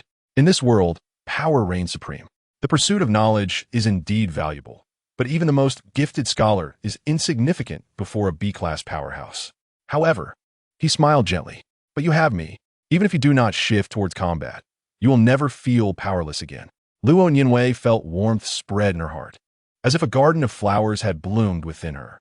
Yet, she remained silent, instead leaning back and gazing out the window as the car continued its quiet journey. 20 minutes later, they arrived in front of a 20-story building, the restaurant located on the top floor. Lu Chen parked the car, unbuckled his seatbelt, exited, and rounded the vehicle to open the door for Luo Nianwei. As she stepped out, she glanced up at the building. They entered the lobby and took the elevator straight up. The top floor was not lavish, nor did it need to be. Amber lights emitted a soft glow from the ceiling, and the aroma of roasted celery butter and cheese wafted through the air. The gentle strains of jazz echoed softly, adding warmth to the modest space, creating an ambience akin to a sanctuary for the soul, romantic and serene. Lu Chen pushed the door open, allowing Luo Nianwei to enter first. She admired the restaurant's decor. Dark oak panels framed cityscape photographs and shelves adorned with small potted plants, a sweet smile involuntarily gracing her lips. A female staff member greeted them warmly. "Welcome to the Cloudtop restaurant. Do you have a reservation?" "Yes," Lu Chen replied. "I'm Lu Chen." The staff member checked the reservation records and immediately beamed. "Welcome, Mr. Lu. We have been expecting you." She beckoned to a uniformed waiter, who promptly approached them with courtesy. "Sir, madam, this way please." They were led to a table in a corner near the window. The large window allowed golden sunlight to pour in, the white curtains billowing gently. Luo Nianwei settled her dress and stole a glance at Lu Chen, who appeared remarkably relaxed, as if this were merely an ordinary evening. Yet, his gaze seldom strayed far from her. Their eyes met momentarily before Luo Nianwei averted her gaze, feeling as though she had been caught in an act of thievery. The waiter presented the menu. "Sir, madam, would you like something to drink?" "A glass of bayberry juice," Luo Nianwei said. "Same for me," Lu Chen echoed. The waiter swiftly departed. The menu was simple, and after a quick scan, Lu Chen declared, "I'll have the cod fillet with buckwheat cakes." "What about you?" "I'll go with the hot and sour fish soup," Luo Nianwei replied. "Sounds good," Lu Chen smiled. Upon the waiter's return, they placed their orders. The restaurant was exceedingly quiet, save for the soft murmurs of a few patrons and the gentle clinking of cutlery against china. The atmosphere was immensely comfortable as they sat in silence, gazing out at the cityscape. A boy was selling flowers on the street, and a young couple sped by on a motorcycle, their laughter echoing in the air. At that moment, time seemed to slow. Lu Chen suddenly spoke. Nianwei, juggling your role as a coach at the martial arts school while managing your studies must be exhausting. Luo Nianwei sighed. There's no choice. If I get into the Stardust Combat Academy, I'll have to move to Bay City A1. My mother and Nianin still need financial support. This job pays well, and I want to save some funds for them before I leave. After enrollment, it might take a while before I can start earning again. Lu Chen nodded. I understand, but if it's just a matter of finances, I can help you. You can repay me once you're settled. Luo Nianwei felt a warmth in her heart, but shook her head. Thank you, but I don't need it. Although the coaching job is tedious, it helps me build my foundational skills and is not a waste of time. Lu Chen respected her choice and did not impose his will upon her. He then stated, I will be heading to base A1 in 5 days. I shall await your arrival there. Luo Nianwei blinked in surprise, her expression reflecting her astonishment. To her knowledge, entry into an A-level base city was exceedingly stringent, particularly for A1, the epicenter of humanity. Even official warriors required legitimate reasons to gain access, and residing there necessitated a special status, such as being a student. However, this was Lu Chen, given the strength and potential he had exhibited. It seemed that nothing was beyond his reach. Curiosity piqued. She inquired, why the suddenness? Lu Chen did not conceal the truth and elaborated on his family background. Luo Nianwei fell momentarily silent, murmuring, no wonder your talent is so formidable. 3 B levels in one family? The genes of the Lu family are indeed remarkable. At that moment, their drinks were served. 2 large glasses of bayberry juice accompanied by lemon slices. Luo Nianwei took a sip, and soon after, their sumptuous meal arrived. Following the delightful dinner, Lu Chen left a generous tip of 8,000 yuan, leaving the server, whose monthly salary barely reached 4,000, profoundly grateful, bowing repeatedly in appreciation. Lu Chen merely waved his hand dismissively. Luo Nianwei couldn't help but roll her eyes at his display of pride. Lu Chen smiled with satisfaction. As they exited the restaurant, the server once again came to the door to bid them farewell. Lu Chen drove Luo Nianwei back home, but did not accompany her inside, for he had other plans. Upon returning to his residence, Lu Chen entered his room and sat cross-legged. His parents were still occupied with work, expected to return the following morning. He immediately activated the Tai Chu Hung Yuan Ju, and his body transformed into a black hole, drawing the cosmic energy surrounding him like a swirling vortex. 40 minutes elapsed. Boom! E-level, 8th tier. Another 45 minutes passed. Boom! E-level, 9th tier. 50 minutes later. Boom! E-level, 10th tier. Chapter 53, Breaking Through to D-level. Lu Chen examined his body. The caliber of the spiritual veins at his heart had expanded to 48 millimeters. Yet he did not cease his efforts. Only by breaking through to D-level could he achieve a true qualitative transformation. Opening the elemental gate would grant him access to elemental power, marking a pivotal moment in the evolution of life. Before reaching D-level, a warrior could live for a little over a century. Upon breaking through to D-level, one's lifespan could extend to 300 years. Moreover, the cataclysm had only begun 70 years prior, making a 300-year lifespan seem like a fairy tale the most. The disparity between D-level and E-level was akin to the chasm between mortals and immortals in Tales of Yore. Prior to D-level, one practiced martial arts. After reaching D-level, one began the path of cultivation. Taking a deep breath, Lu Chen continued his training. 20 minutes later, his second spiritual vein was fully saturated, and excess energy began flowing into the next spiritual vein, which greedily absorbed all available energy. A new spiritual vein slowly began to gestate. 3 hours later, this new spiritual vein also reached its capacity and commenced activation. Lu Chen sensed the shackles within his body loosening, the shackles of life. Then boom, boom, boom. A thunderous sound reverberated within him as the third spiritual vein, belonging to the D-level barrier, connected. 3 streams of cosmic energy erupted simultaneously from the 3 spiritual veins. Yellow, white, and purple energy shimmered, enveloping his body like a gaseous cocoon. He was unable to control them actively yet. The 3 types of elemental energy cloaked his entire being, signifying a monumental transformation. This enveloping energy could potentially double his strength and speed beyond the baseline. More importantly, it altered the rules of engagement in battle, allowing for the use of elemental techniques. Chen opened his status panel and surveyed his attributes. Name, Chen. Strength, 576, 800. Spirit, 576, 800. Soul technique, maxed out comprehension. Base strength, 46, 144 tons. This figure was 3 times that of a D-level 10th tier's base strength, if not more. The caliber of his spiritual veins had reached an astounding 96 millimeters, surpassing the 80 millimeters of B-level warriors. His speed had similarly achieved an impressive 500 meters per second, more than double that of an ordinary D-level 10th tier, compared to genuine D-level warriors. The only thing he lacked was a powerful elemental technique and a formidable weapon capable of perfectly channeling his attribute strength. This presented a pressing issue. Due to his rapid increase in power, the Two-Realm Sword, a newly acquired D-level weapon, was already incapable of withstanding his full force. While a D-level warrior could wield D-level weapons without issue, Chen's base strength had already surpassed that of a typical D-level 10th tier. Especially when he doubled his output using sword intent, it was likely that no D-level weapon could endure such power. However, Chen did not dwell on this matter too much. If a suitable weapon was unavailable, he would simply sell it. He glanced down at his body, now coated in a viscous black sludge, the residue of his second body tempering. This time, the impurities expelled were greater than before. He made his way to the shower, rinsing himself clean, and then donned comfortable sleepwear. Standing before the mirror, he noted that after the first body tempering, he had already appeared quite handsome. But now he looked not only striking, but possessed an almost divine aura, akin to a fallen deity. Beyond his base strength, both his physique and mental prowess had undergone profound transformations. Chen wished to assess the extent of these changes. Thus he quietly seated himself on the bed. The cosmic energy he had absorbed settled within him. The breakthrough to a major realm brought about comprehensive changes, necessitating a reevaluation of his body's attributes. Closing his eyes, he first focused on his internal state. At the heart, the 3 spiritual veins flickered slightly, their caliber reaching 96 millimeters.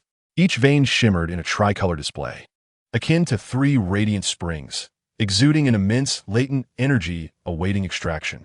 However, when he attempted to control this energy, it merely enveloped his body rather than flowing freely as he had hoped. At least, not yet. He was uncertain whether other D-level warriors also faced similar limitations in wielding such power. That was a matter for future exploration. Next, he began to examine his mental power.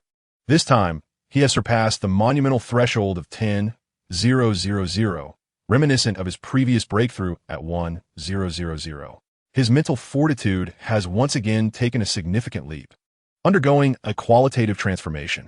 He perceives his senses sharpening, his focus intensifying, and his thoughts accelerating, as if a multitude of ideas could flit through his mind in the blink of an eye.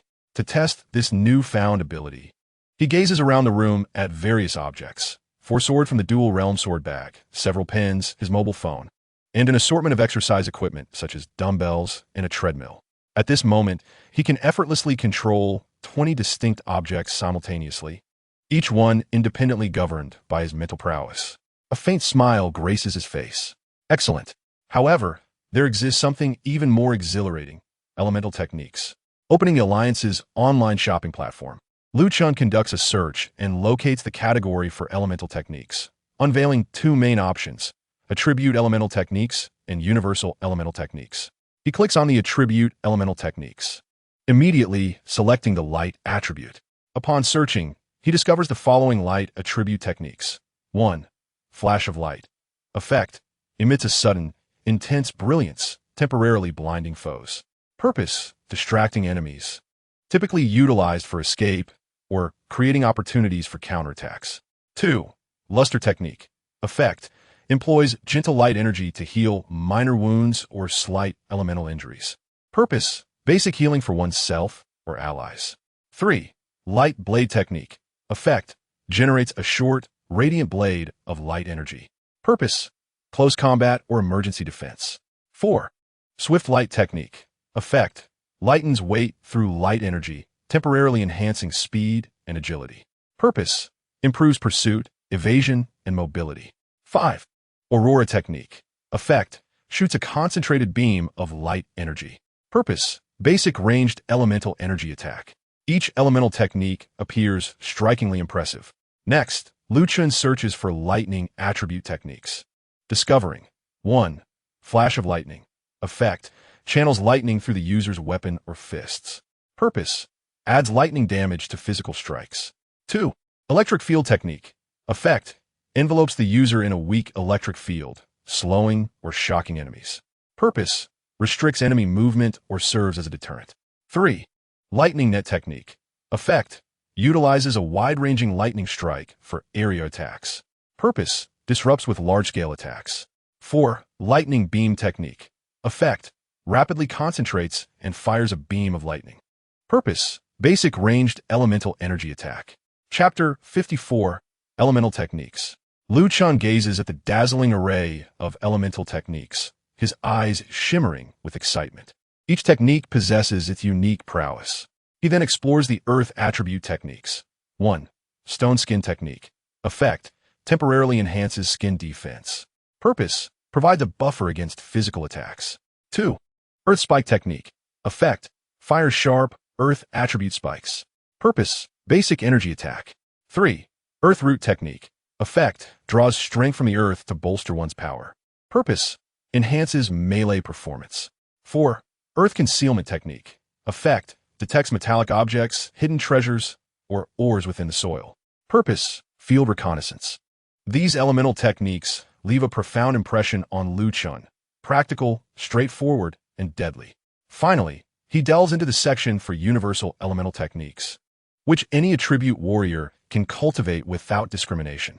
Though limited in number, comprising only 5 techniques, each is immensely powerful and practical. 1. Elemental perception. Effect: detects elemental fluctuations in nearby cultivators. Purpose: tracks enemies and perceives the battlefield. 2. Elemental mark. Effect: marks enemies with elemental energy for tracking or ambush. Purpose: facilitates reconnaissance and pursuit. 3. Elemental breathing. Effect: enhances the recovery of elemental energy and stabilizes spiritual veins. Purpose: healing and energy replenishment. 4. Elemental clone. Effect: creates an elemental clone using 1% of the user's attribute energy, lasting 1 minute. Purpose: distracts enemies and conducts low-risk reconnaissance. 5. Elemental armor. Effect: envelopes part of the body in elemental energy, strengthening defense for 1 minute. Purpose: defense. Although the universal elemental techniques are few, each possesses remarkable strength and utility. Chen then checks the prices. Attribute elemental techniques are priced at 20 billion merit points each, while universal elemental techniques cost 30 billion merit points each. A chill washes over him. The prices are indeed exorbitant. Elemental techniques are not denoted in monetary terms, but rather in merit points, which convert to a higher monetary value, with a conversion rate of 15 yuan per merit point. Thus, attribute elemental techniques cost 300 billion yuan, while universal techniques amount to 450 billion yuan. He cannot afford even a single one. Suddenly, he notices another line below the price tag, featuring a button labeled Free Purchase. Chen blinks in astonishment. Wait, what is this? How has he never seen this option before? Could it be that the Alliance is hosting some sort of promotional event? He promptly retrieves his mobile phone and dials Kai Jiguang's number. Beep beep. Chen, what is it? Kai Jiguang's voice soon comes through the line. Director Kai. Chen inquires, is there a special occasion today? Kai Jiguang responds with confusion. Why do you ask? Because I saw a free purchase option on the Alliance's shopping platform. Silence. A prolonged silence ensues, followed by heavy breathing from the other end. Then, Kai Jiguang's voice pierces through the phone, tinged with excitement. Chen, you struck gold. I never imagined the Alliance would hold you in such high regard. They have unlocked all resources for you on the Alliance platform. All items are now free for you. You, my friend, are incredibly fortunate. I'm utterly envious. Chen's eyes widen in disbelief. Wait, are you saying this isn't a global promotional event? Kai Jiguang bursts into laughter. Do you have any idea how many warriors the Alliance has? If they dared to offer free access, even for a minute, the Alliance would go bankrupt. This is a privilege, granted solely to you. Don't rush. Don't get too excited. Plan your cultivation path wisely. Your future is limitless. Chen quietly sits down, staring blankly at the screen. On the phone, Kai Jiguang continues to call out, hello? Chen? Are you still there? Yes, Jiditor. I need to cut this conversation short. I will call you back later. Without waiting for a response, he abruptly ends the call. Lu Chen stares into space, his mind a whirlwind of confusion. The resources of the entire world are at his disposal. The Alliance not only offers verbal support, but also provides substantial investments in him. The rate at which Lu Chen demonstrates his cultivation progress is already formidable, yet Xiao Wanlong may still hope for even swifter advancement, or, at the very least, a consistent pace. Thus, they have paved the way for him. However, Lu Chen is not naive. He understands that there is no such thing as a free lunch in this world. Every gain without effort carries a hidden price. After all, what is free is often the most costly. Therefore, he will not abuse this privilege. He will only procure what he requires and repay in his own manner. At present, Lu Chen is acutely aware of the elemental skills he needs. With a mere click of a button, they will be delivered to him. Hence, he does not hesitate and directly selects 1. A healing light technique. 2. A lightning field technique to ensnare enemies. 3. A soil spike technique that emits earth elemental spines. 4. All 5 universal elemental skills. The total amounts to an astonishing 210 billion merit points. Subsequently, these 8 elemental techniques will form the foundation of his elemental attacks. Lu Chen then clicks the button for free purchase and shortly receives a notification. Your package will be delivered to your home within 4 hours. After placing the order, Lu Chen sits on his bed, ready to contemplate his future path of cultivation. However, his phone rings again. Is Kai Jiguang. Chapter 55, The Art of Infinite Thought. Lu Chen answers the call, adopting a casual tone. Hello, Supervisor Kai. What can I do for you? Kai Jiguang responds with irritation. You rascal. Have you come to realize your own worth, that you no longer regard me? Lu Chen chuckles. Of course not, Supervisor Kai. Are we really discussing this? I'm just a bit fatigued. Kai Jiguang snorts derisively, reluctantly accepting the response, and then inquires, by the way, what did you just purchase? Over 200 billion merit points? Kid, did you buy something you shouldn't have? Huh. Lu Chen is taken aback. Supervisor, you know, I thought this selection was confidential. Kai Jiguang laughs. Of course, it's confidential. But who do you think I am? Your delivery man. Naturally, I could see the price. Lu Chen is astonished once more. You're personally delivering them? Kai Jiguang replies. Of course. Just look at how exorbitantly valuable these goods are. Who else in base city D6 could take on such a responsibility? Lu Chen suddenly realizes. Oh, so that's the case. When are you coming over? Please bring some food. My parents are out, and I haven't had dinner. On the other end, Kai Jiguang's mouth twitches violently, his tone disgruntled. Do you really think I'm a delivery service? Fine, what do you want? Burgers, fried chicken, noodles, barbecue? This time it is Lu Chen's turn to twitch his mouth. Without waiting for a full response, he hurriedly selects 2 items. In base city A1, at the Alliance headquarters, Xiao Wanlong sits at his desk, sipping coffee while perusing documents. Suddenly, a gentle knock sounds at the door. Come in, he calls without lifting his gaze from the papers in hand. The door creaks open, revealing a middle-aged man in formal attire. Judging by his aura, he is at least a sea-level warrior, more powerful than Kai Jiguang. Sir, Lu Chen has just purchased items worth 210 billion merit points. The formally dressed man reports respectfully. Only upon hearing Lu Chen's name does Xiao Wanlong lift his head. Nowadays, it is only Lu Chen's name that piques his interest. The chairman has been in seclusion, and no one knows when he will re-emerge. All affairs of the Human Alliance are managed by Xiao Wanlong, making him the de facto leader of the human world. Oh, what did he buy? Some high-tier weapon or a powerful combat technique? Xiao Wanlong inquires, a hint of curiosity in his voice. I heard he has a fondness for swords. Perhaps he acquired a sword technique like the sky-splitting sword or the divine origin sword. The man waits patiently for Xiao Wanlong to finish before slowly responding. Neither, sir. He did not purchase those. Neither? Xiao Wanlong raises an eyebrow. Then what did he spend such a significant amount of merit points on? Sir, he bought 3 elemental skills and 5 universal elemental skills. Xiao Wanlong is taken aback. Why would that young man choose to buy elemental skills at this juncture? Is he not an F-level warrior? Is he greedily seizing an opportunity simply because it is free? He does not strike me as someone who would squander such a fortunate chance on trivialities. Or is he perhaps engaging in premature consumption? He should know that there is no free lunch in this world. Or could it be that he is already? No, it's impossible. I saw him just yesterday. He was still an F-level warrior, having only awakened 6 or 7 days ago. Perhaps it was a momentary whim, an overwhelming curiosity. After all, elemental skills are a distant dream for the youth, imbued with an enchanting allure. Perhaps he merely wishes to experience them first. Yes, that must be it. Xiao Wanlong nods to himself, as if persuading his own doubts, then glances at the man. You may leave now. Should he make any further purchases, inform me immediately, but avoid drawing attention. The man bows and departs. Xiao Wanlong's gaze returns to the documents in his hand, his expression gradually calming. At Lu Chen's home. For hours later, Kai Jiguang sits on the sofa, observing the excited young man before him. He is eager to discover what Lu Chen has purchased for 210 billion merit points. However, Lu Chen does not open the package immediately. Instead, he first tears open the food bag brought by Kai Jiguang, revealing 2 large lamb legs, 3 servings of fried rice, and a sizable bag of chicken legs.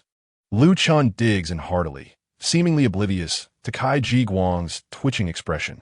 Hey, are you not going to pour a glass of water for your guest? Lu Chen, with grease covering his mouth, asks. What guest? Aren't you the one who ordered delivery? Kai Jiguang's mouth twitches even more violently. Yet what can he say? He is indeed a delivery man. Clearing his throat, he shifts the conversation. Setting aside everything else, what exactly did you purchase? Elemental skills. Lu Chen replies without looking up. Kai Jiguang's expression changes dramatically. You squandered such a good opportunity on something you want to even use in the near future? You must know that the Alliance platform cannot remain free for you indefinitely. Lu Chen responds with an odd expression. How do you know I won't be needing it anytime soon? Kai Jiguang, taken aback by the remark, fell silent. He refrained from speaking further. This was a prodigy who had ascended to the 10th tier of F rank within a mere 5 days post-awakening. Who could predict what astonishing feats he might accomplish next? The notions of geniuses are indeed beyond the comprehension of mere mortals like him. After a brief exchange, Kai Jiguang took his leave, and Lu Chen retreated to his own chamber. At that moment, exhilaration coursed through him, causing his entire being to tremble. He opened his interface, his eyes gleaming with anticipation. He had never been let down by reaching maximum level before, and he held similar hopes this time. Rather than seating himself on the bed, he chose to sit directly on the floor. Practicing elemental techniques could yield peculiar elemental phenomena, and he certainly did not wish to set his bed ablaze. After all, it had cost him a considerable sum. He was indeed quite the miser. He retrieved the scroll from the package. 3 elemental techniques of specific attributes and 5 universal elemental techniques. The first was the light attribute technique, luminescence, a supportive healing spell. Ding! Basic light attribute technique luminescence detected. Would you like to activate the maximum level comprehension function? Yes. Ding! Maximum level comprehension triggered. Luminescence upgraded to 1 thought. Many lives. Would you like to accept? This time, there were no labels of primordial or initial. Lu Chen blinked, feeling a tinge of disappointment, then proceeded to examine the functions of the new spell. 1 thought, many lives. Even with just a drop of blood remaining, one could restore life within 24 hours. The energy required for this depended on the severity of the injury. At the pinnacle of mastery, any wound could be healed with but a thought. Lu Chen was stunned. What? He read it again. Indeed, he had not misread. Even with merely a drop of blood left, he could restore life within 24 hours. This was far beyond mere healing. It was outright resurrection. Of course, the energy consumption for such a spell was immense, but his spiritual vein was considerably larger than most. This should prove advantageous, right? However, deep down, Lu Chen understood that the prospect of resurrecting someone with 1 thought, many lives might remain beyond his reach for a long time, even if he were to ascend to be rank. Nonetheless, regardless of the circumstances, this was a godly spell. He could only wonder when he would be able to wield it. Next was the lightning attribute technique, Thunder Field. Ding! Basic lightning attribute technique, Thunder Field detected. Would you like to activate the maximum level comprehension function? Yes. Ding! Maximum level comprehension triggered. Thunder Field upgraded to Heavenly Thunder Domain. Would you like to accept? Heavenly Thunder Domain. Cultivating this technique would automatically generate a realm of lightning. The coverage area depended on the practitioner's cultivation level and mental strength. At the highest level, it could manifest a world of lightning, a true elemental domain. Luo Nianwei possessed a wind domain, but that was her awakened soul technique, a rare occurrence.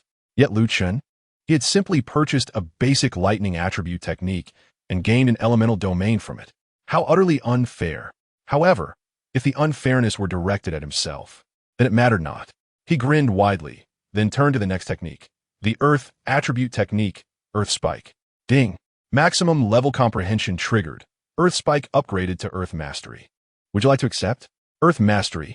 All that the Earth bears can be wielded as weapons, infinitely versatile and powerful. An Earth element version of the myriad swords returning to the fold? Another spell with boundless potential. A broad smile spread across Lu Chen's face as he mused. Now, the universal elemental techniques. These were undoubtedly the real highlights of the day. Ding. Maximum level comprehension triggered. Elemental perception upgraded to innate spiritual awareness. Would you like to accept? Innate spiritual awareness. This ability allows one to detect energy, matter, and spiritual existence within the realm of mental domain. Its simple description belies its profound significance. Previously, elemental perception could only sense elemental fluctuations, a mere fragment of energy. Yet innate spiritual awareness encompasses all forms of existence, energy, matter, spirit. Truly, such is the caliber of maximum level comprehension, where upgrades transcend dimensions. Ding. Maximum level comprehension triggered. Elemental mark upgraded to spiritual brand. Would you like to accept? Spiritual brand. One can imprint their mental force upon another's soul. When one's mental force surpasses that of another, direct spiritual enslavement is possible. Ding. Maximum level comprehension triggered. Elemental breathing upgraded to atomic rebirth. Would you like to accept? Atomic rebirth. When cultivated to the utmost limit. Even if one's body is reduced to a single atom, rebirth is possible. Ding. Maximum level comprehension triggered. Elemental clone upgraded to one thought, many bodies. One thought, many bodies. Provided one's mental strength is sufficient, one can split into clones. The strength of each clone cannot exceed 10% of the original's power. All clones can either act according to the original's will or operate independently. Ding. Maximum level comprehension triggered.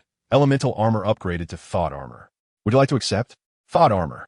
With but a thought, one can envelop oneself in elemental protection, enhancing defense by fivefold. Lu Chen's eyes widened in disbelief as he stared at the interface, showcasing the myriad elemental techniques. He could only utter one word, damn.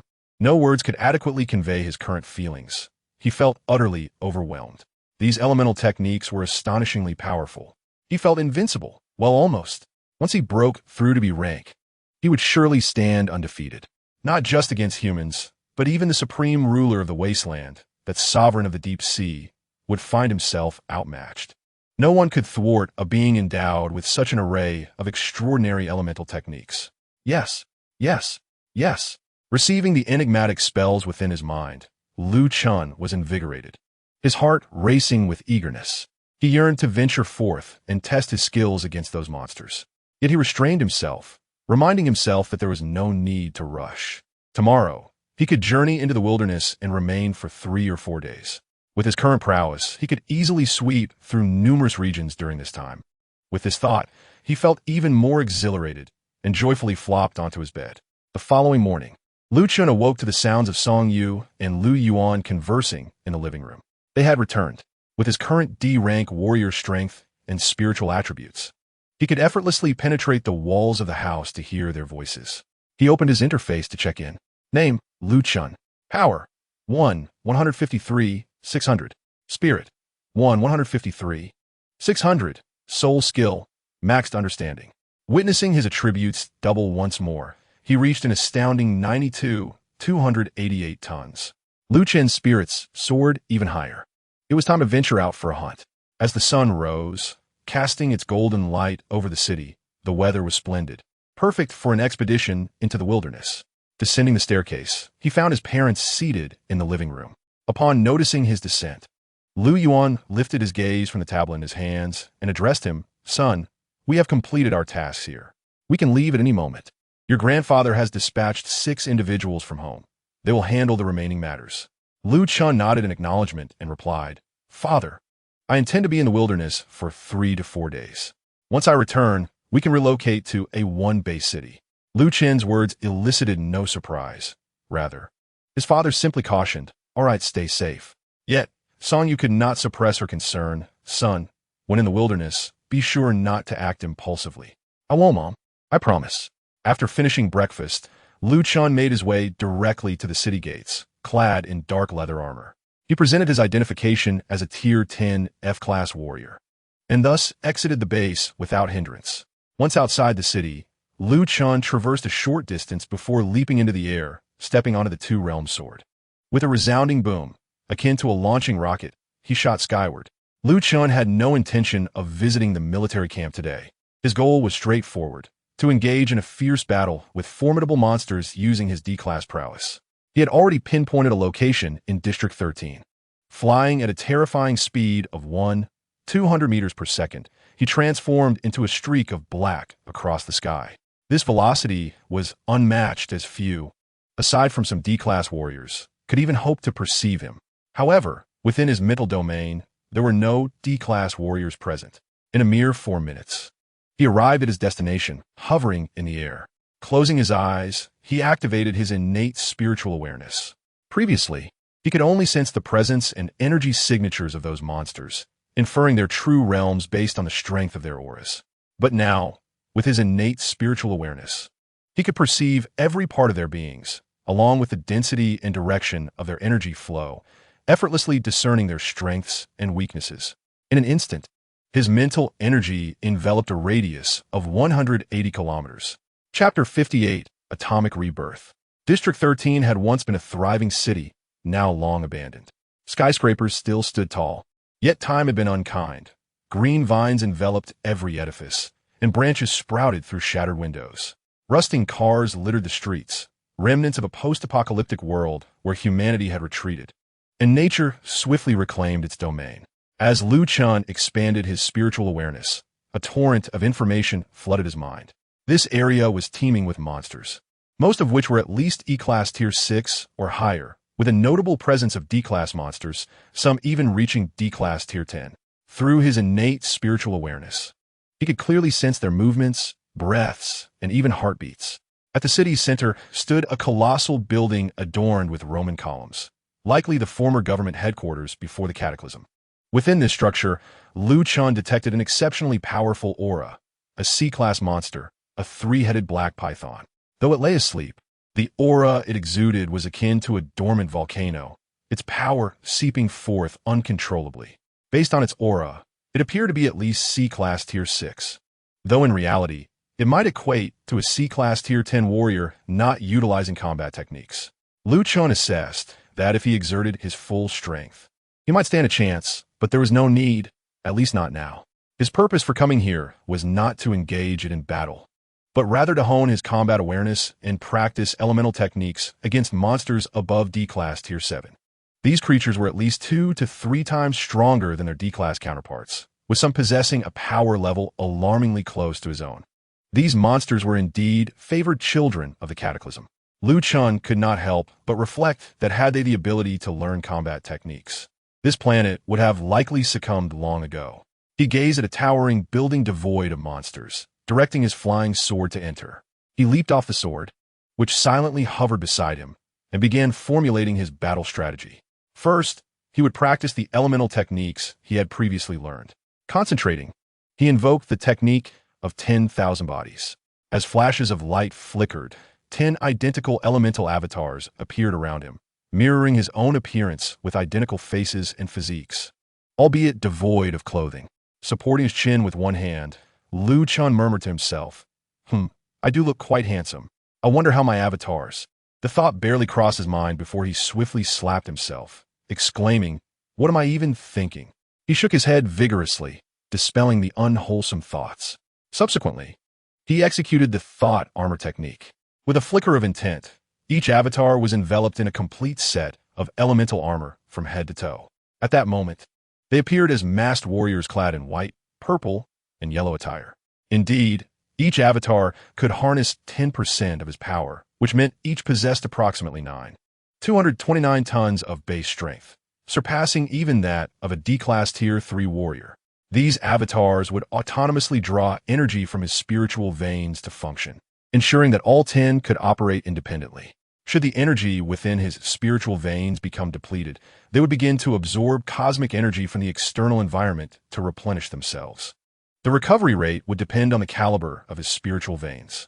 Given Lu Chen's extraordinary vein caliber, the recovery rate was naturally substantial. Of course, he could maintain 10 avatars at 10% power without fear of exhausting his spiritual energy because of the cultivation method he practiced, the primordial eternal formula. Even in battle, with but a thought, he could replenish his energy in the blink of an eye. Then, he executed the earth technique, summoning elemental forces from the ground.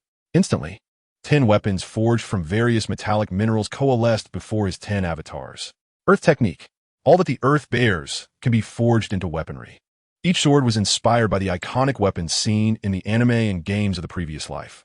There were elegant scimitars, colossal swords reminiscent of door panels, the deathly scythe, known as the Reaper's Blade, and elongated, razor-sharp longswords. The assortment appeared somewhat chaotic, yet Lu Chen paid it no mind.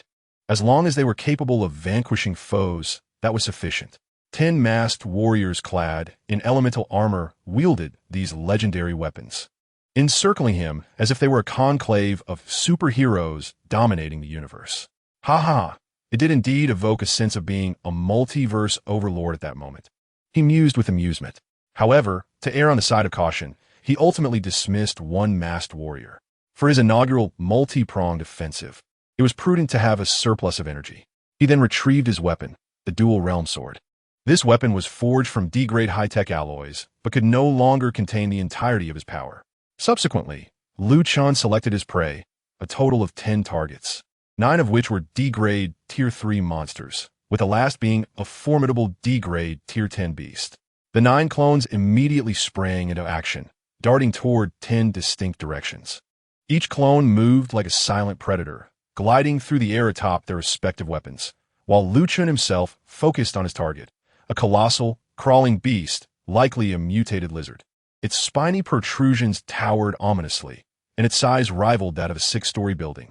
Merely lying there, its body radiated ripples of energy. Lu Chen stood upon the dual realm sword, hands clasped behind him, gradually levitating as he observed the giant creature in silence. The beast lifted its gaze to fixate on him, perceiving Lu Chen as nothing more than an insignificant ant. Its eyes were calm, imbued with a dismissive tranquility. In response, Lu Chen's gaze remained equally serene. Yet, beneath this placid surface, a surging desire for battle began to arise. He yearned to engage, to test his strength against this monster. Roar! The creature bellowed in confusion, wondering why this diminutive being had yet to flee. Its body began to glow, a fierce luminescence rising from its tail and coursing toward its throat. With each moment, its power escalated. Suddenly, with a thunderous roar, a massive beam of energy erupted from its maw. The beam was blindingly swift, seemingly capable of obliterating any obstacle in its path. Lu Chen remained unmoved, intent on testing his atomic regeneration. The beam struck him directly. The monster emitted a triumphant roar as Lu Chen's figure was entirely enveloped by the energy column. Yet, after the beam faded, he remained suspended in the air. His clothing and leather armor had vanished, and even his skin appeared singed. Nevertheless, his body remained unscathed. Indeed, the formidable energy beam seemed merely to scorch his skin, and under the atomic regeneration technique, even that charred layer began to heal. Astonishingly, his body's regeneration outpaced the destruction wrought by the energy. Lu Chen grinned. "Your breath reeks." The creature's eyes widened in disbelief, its mind a whirl of confusion. What had just transpired? Why was this little thing unharmed? Lu Chen glanced down at his bare body, frowning as he remarked, "That spit even burned my pants off, whatever." With a mere thought, elemental armor enveloped him once more, and he grasped the dual realm sword, gazing at the giant beast with a sparkling intensity. "Now, it's my turn." Chapter 59. Clone Exchange. Lu Chen surged forward, eschewing any combat techniques or elemental skills, relying solely on his fundamental strength. His speed was unparalleled. The enormous beast charged at him, yet Lu Chen slipped through its claws like a shadow, arriving at its knee. He clenched his fist and delivered a powerful blow. There was a crack as the bone fractured. The monster roared, its massive tail sweeping through the air in an attempt to retaliate. Lu Chen, airborne, executed a spinning kick that struck its jaw. The The creature's colossal maw snapped shut, its head jerked back, and its body staggered as its tail crashed to the ground with a thunderous boom, sending shockwaves that cracked the earth. Thus began a relentless series of collisions, each one shaking the ground and fracturing the concrete. This brutal and intense battle raged on for an hour. Throughout the ordeal, Liu Chen refrained from employing any combat techniques or flying swords, relying solely on the speed of his fists and his overwhelming strength. He was testing the limits of his power. The monster was formidable. In terms of raw strength, it might even surpass him slightly. Yet Liu Chen was swifter, more astute, and possessed a sharper mental acuity. Ultimately, he discerned the creature's every maneuver, no longer wishing to prolong the struggle. He raised the dual realm sword high and unleashed the celestial splitter sword intent. With a clean, decisive slash, the air split apart, and a radiant sword light sliced through the creature's body as if it were divine judgment. The monster froze, its form cleaving from head to tail in an explosive rupture. With a resounding crash, its colossal body collapsed, blood gushing forth from the severed section like a burst dam. Silence descended. A creature of power comparable to 2 or 3D grade Tier 10 warriors lay dead, valued at an estimated 120 billion merit points. Yet Liu Chen knew he could not sell it openly without revealing his strength. Swiftly, he summoned 10 flying swords to excise the creature's valuable parts, skinning and packaging them efficiently. He retrieved its tailbone, teeth, and the most precious beast core. The entire process took a mere 5 minutes, clean, swift, and efficient. Liu Chen cast a glance at the lifeless behemoth before soaring into the sky once more, his mind focused and joyfully observing the battlefields of his other clones. Their skirmishes had also concluded. Unlike the brute force employed on his side, they had utilized combat techniques and elemental skills, swiftly bringing their battles to an end. Noticing the substantial haul each clone had amassed, Liu Chen felt an acute need for a space ring akin to those found in novels from his past life. However, he was uncertain if such artifacts existed in this wasteland. Liu Chen then entrusted one portion of the spoils to one of the clones, instructing it to seek a buyer. Clad in a full set of elemental armor, the clone was well prepared for the task. No one could discern his true identity.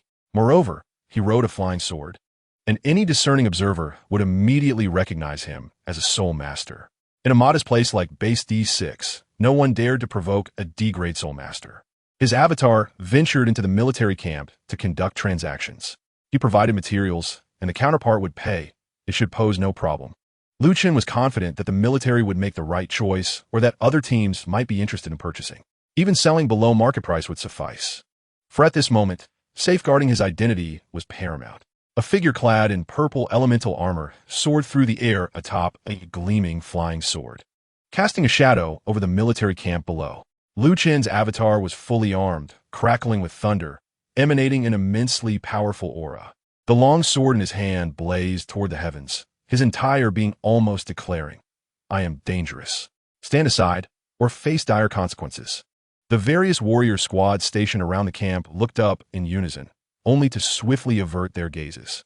No one dared to meet his eyes. His presence was overwhelmingly oppressive. The respect for the powerful was a law ingrained in the very bones of every soldier.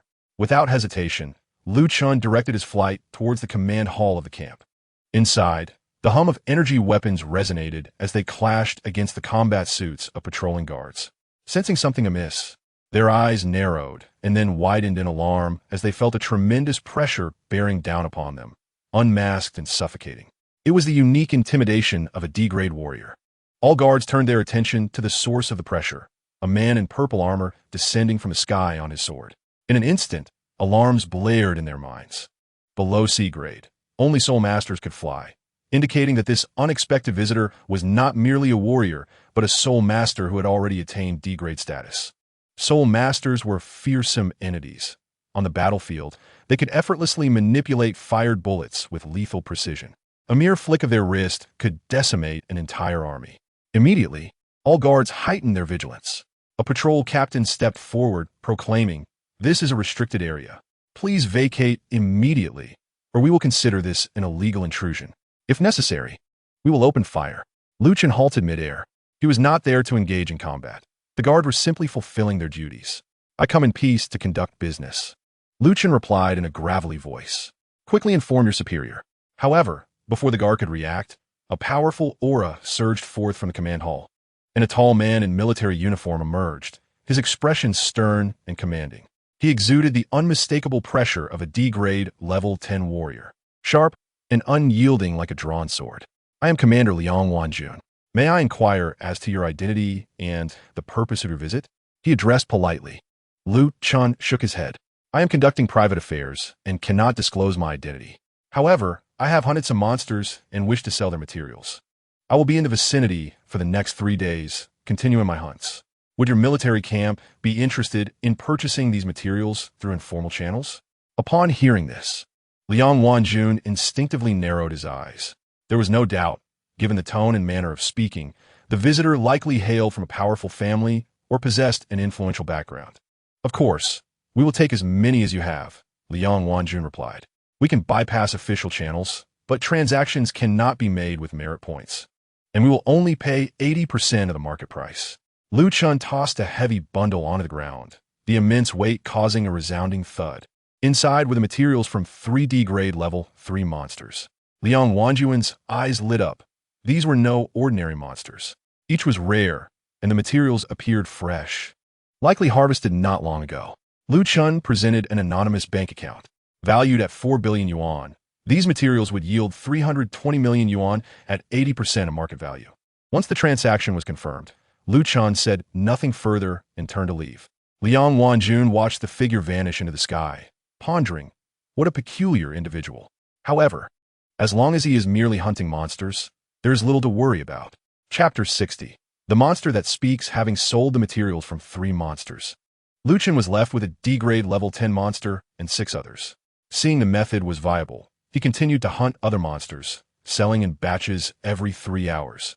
Like a relentless berserker, until he had sold all 9 monsters in his possession. He returned to the military camp once more, this time not merely with 1 avatar, but 2, both adorned in different colored armor. Yet their similar style and striking weaponry, along with the vibrant elemental energy they emanated, made it evident they belonged to the same formidable group. As Lu Chen returned, Liang Wanjun transitioned from initial shock to a certain numbness. Today, he had completed transactions exceeding 300 billion in merit points. He had long forgotten his earlier grand proclamations and, with a wry smile, raised his hands in resignation. Sir, if you continue to come every 3 hours, our cash reserves will run dry.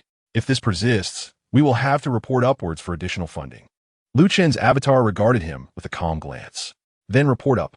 This time, we have brought a substantial offering. What level is it? Liang Wanjun inquired.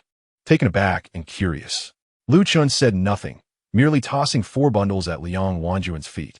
Upon opening the packages, Liang Wanjun's breath caught in his throat. Inside were the materials from D-grade level 10 monsters, and not just any monsters. These were the very beasts he had personally led his team to capture 2 months prior, resulting in the loss of dozens of soldiers. He recognized the pelt immediately, followed by the tailbone and a complete beast core. This monster had nearly annihilated his entire squad. They had ventured into Area 13 not for hunting. That region was a forbidden zone for warriors below C grade. Even a D-grade level 10 warrior would face certain death within. Due to the presence of a formidable C-rank monster, they had not ventured into Zone 13, remaining only on the periphery. This creature sought to breach Zone 13 and venture into other territories, compelling them to intervene. Liang Wanjun's expression instantly turned grave. How is it possible that you managed to slay this beast? That is not for you to know, Lu Chen replied coldly. Liang Wanjun refrained from pressing further, promptly paying the full sum of 120 billion yuan, even adding a bonus. Their military camp held a deep-seated grudge against that monster. Before departing, Lu Chen left a parting remark. Ensure your funds remain ample. There is more to come. Lu Chen continued his hunt, unleashing an array of combat techniques and elemental skills with abandon. On one occasion, he even employed the technique of one thought. 10,000 lives to heal a D-rank monster of the 10th tier, merely to test the efficacy of the technique. The near-death creature revived within seconds, only to be swiftly dispatched by Lu Chen again. Countless D-rank monsters fell before him, and soon, the entirety of Zone 13 lay nearly barren of such creatures. Yet, Lu Chen remained oblivious to the fact that his ruthless slaughter had attracted the attention of the lord of this realm. deep within a solitary structure's beast nest. A colossal creature that had long been dormant suddenly opened its eyes. Just as Lu Chen was about to strike down the monster before him, he felt a shift in the air. The surrounding elements began to oscillate violently. Almost instantaneously, the ground trembled, and a massive figure descended before him. Its speed so swift it seemed to have teleported. It was a black, three-headed giant python, its scales as hard as iron.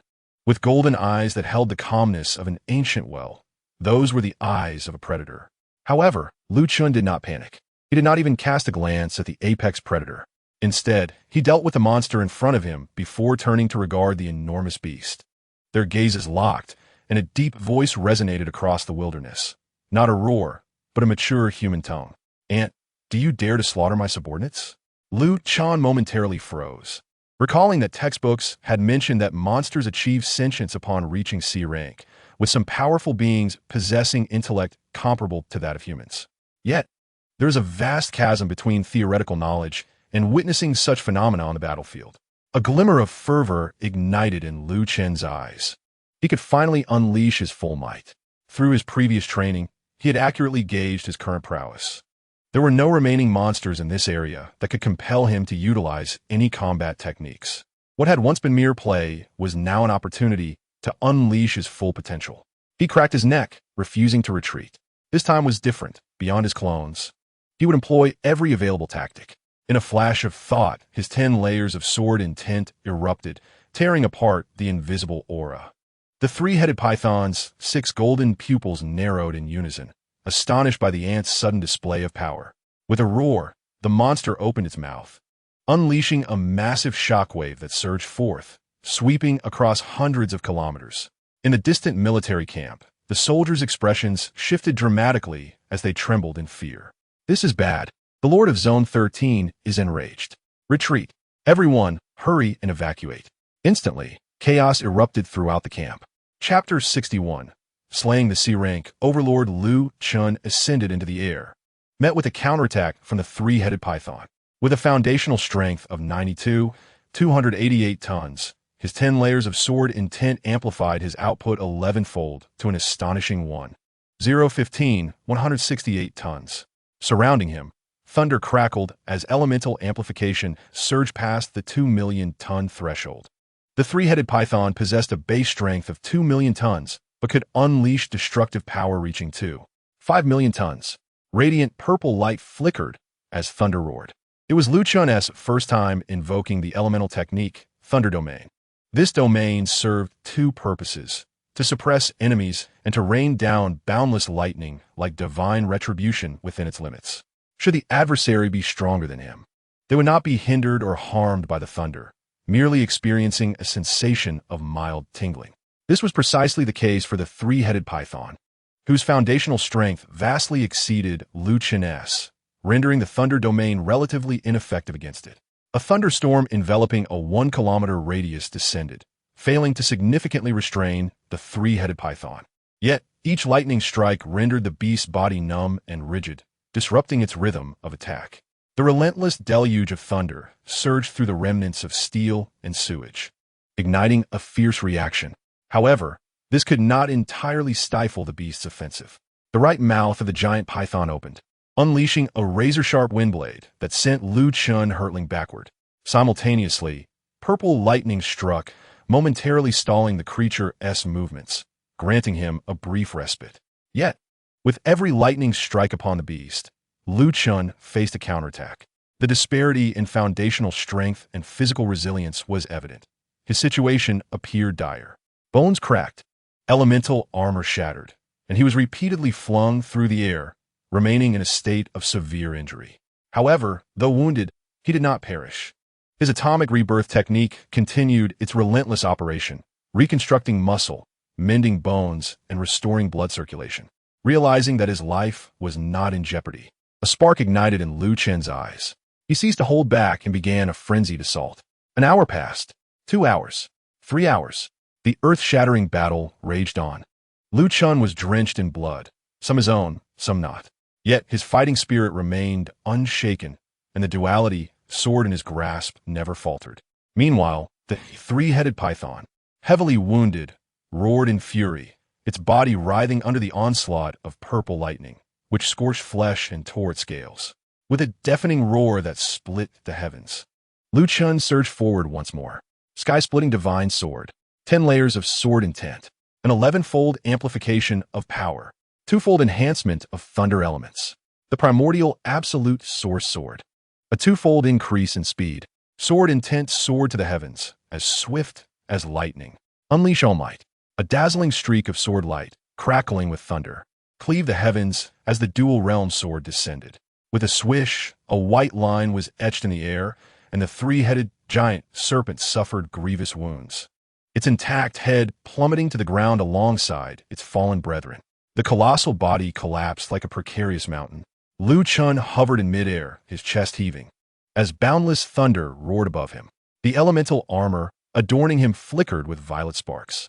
He had triumphed, single-handedly overcoming the sovereign of Zone 13. Immersed in the lingering echoes of battle, his body underwent a process of atomic rebirth, continuously mending fractured bones and torn flesh. His attire, a battle suit of leather armor, lay in tatters, leaving him to envelop himself in the protective aura of his armor through sheer will. At this moment, his eyes gleamed with brightness, and his heart surged with exhilaration. The fierce struggle had intensified his thirst for combat, igniting a primal desire deep within him. It seemed to be exactly what he yearned for, and he craved even more. He began to contemplate whether to risk venturing into more perilous territories. However, before that, there remained one final matter to address: the corpse of the fallen C-class monster. Simultaneously, in the command hall of the Outland camp, everyone was ensconced in a state of astonished uncertainty. They were acutely aware that someone was engaged in a fierce battle with the sovereign of Zone 15.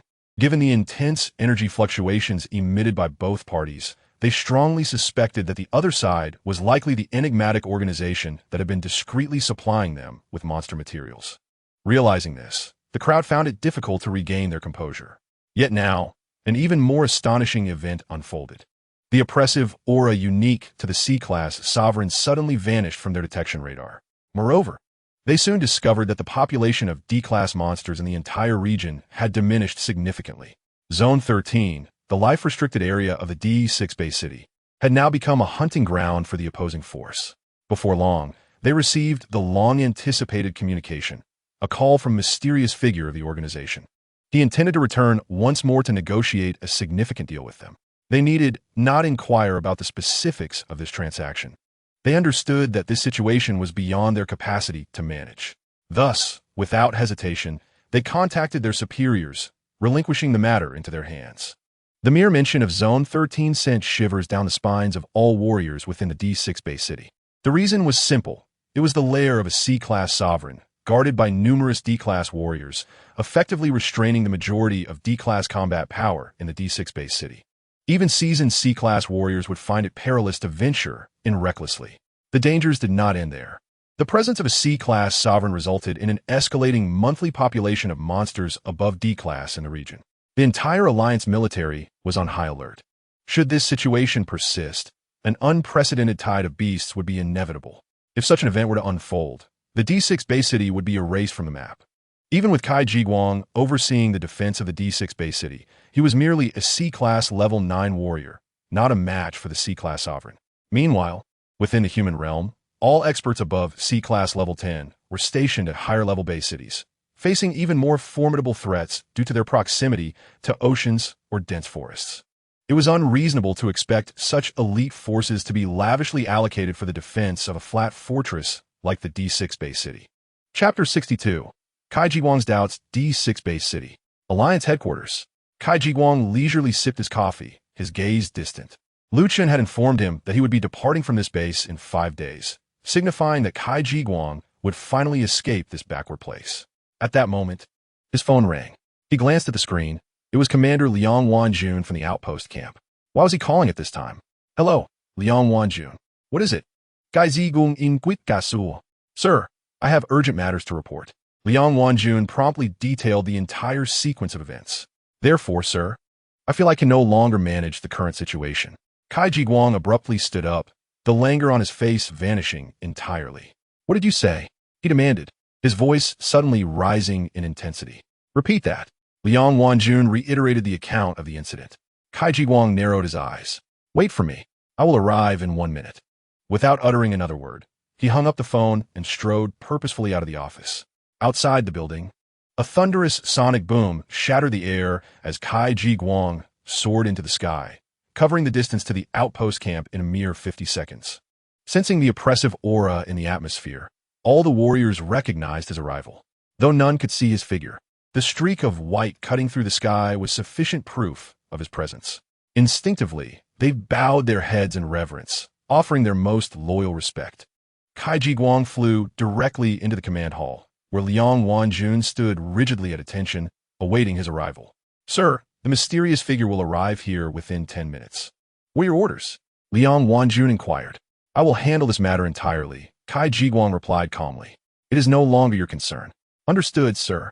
Liang Wanjun saluted and then departed. Kai Jiguang remained for a moment, his mind racing with thoughts. Who were these mysterious figures? What power could dispatch so many formidable warriors to clear the entirety of Zone 13 within 14 hours? Even if I mobilized all the experts from the D6 base city, it would require several days and the use of nuclear preparations. 10 minutes later, Kai Jiguang sensed it. Two powerful D-class presences descending from the sky. He stepped outside and looked up. Two figures clad in elemental armor were approaching the base, each wielding weapons and dragging the massive corpse of a monster behind them. Gai Zigung Squin, two D-class soul masters. To which elite unit do they belong? In the sky, Chen also spotted him, murmuring beneath his helmet. Why has old Kai come here? However, he said nothing further. The two fully armed figures landed, and the immense corpse of the monster thudded heavily onto the ground. At this moment, a crowd had gathered nearby, their gazes filled with curiosity and awe. Kai Jiguang approached with a smile, his demeanor polite. Greetings to you both. I am Kai Jiguang, the head of the D6 base city. Might I inquire about your identities? Chen rolled his eyes behind his armor. You already know my identity. However, he replied in his usual gravelly voice, it is an honor to meet you, Mr. Kai. Regrettably, we cannot disclose our identities. Kai Jiguang's brow furrowed slightly as he attempted to probe their strength with his mental energy, only to find himself failing. Oddly, he was unable to discern their true capabilities. Nevertheless, he refrained from pressing further and said, in that case, please come in. Let us discuss the business regarding Ollie. Chen's two avatars nodded in unison and followed him into the command hall's conference room. They took their seats across from Kai Jiguang, separated by a long metallic table. Thus, Kai Jiguang began. You prepared for a 3-day hunt, yet cleared this area in just a day? He chuckled lightly. Chen nodded. Indeed, we were surprised by how weak that sea-level monster was. We initially thought we would need 3 days to prepare. The corners of Kai Jiguang's mouth twitched violently. Weak? That damned creature had left me restless in the command hall. Yet, he maintained his composure, revealing no excess emotion. How many individuals did you deploy for this hunt? Kai Jiguang inquired. 10, Chen answered. Kai Jiguang nodded thoughtfully. 10 D-level elite warriors, perhaps even 1 C-level among them. This would explain their remarkable results. He chose not to delve deeper. Instead, Chen leaned forward and asked Mr. Kai, we are in search of other areas like Zone 13 that may harbor 1 or 2 sea-level monsters. Do you know of any such areas nearby? Kai Jiguang's lips twitched once more. If such areas were plentiful, the entire D6 base city would have long been reduced to rubble. Nevertheless, he kept his thoughts to himself. There is only one forbidden zone in the entire D6 base city, Zone 13. However, Kai Jiguang continued, if you are merely seeking to hunt, you might consider Zones 18, 29, and 20. While these areas do not contain sea-level monsters like Zone 13, they are populated with many D-level monsters, including those of D-level 10. Thank you for the information, Mr. Kai, Chen replied. Now, shall we proceed to discuss the matter at hand? Kai Jiguang nodded earnestly. According to market prices, a sea-level monster of level 5 or above can be sold for 40 trillion. Although we do not engage in unofficial channels, your clearing of a significant threat to D6 base city warrants a price of 40 trillion. How does that sound to you? Chen nodded in agreement. You can transfer the cash to this account. He then produced his bank account details. Moments later, his phone chimed with a notification. His account had been credited with 40 trillion. In this world, 1 trillion equated to 10,000 billion. This was not merely a unit. It was a denomination exclusively for D-level warriors and above. Lu Chun rose, shaking hands with Kai Jiguang, before his two avatars turned and departed. Kai Jiguang watched their retreating figures, his gaze flickering with uncertainty. After a while, he dialed Liang Wanjun, instructing him to dispose of the bodies. Chapter 63, The Reaper of Lives. In the wilderness of Zone 13, within an abandoned building, Lu Chun sat cross-legged, his eyes closed in contemplation. He was not training, but rather indulging in meditation, which brought him tranquility. Moments later, his two avatars returned, showcasing the fruits of their transaction. Lu Chun smiled. Well, let us proceed. I plan to clear the hazardous regions surrounding D6 Bay City. He was soon to depart, yet this place held too many memories. Luo Nianwei was here. As was the Corgi, every corner of this city was intertwined with his past, which he cherished and wished to protect from harm.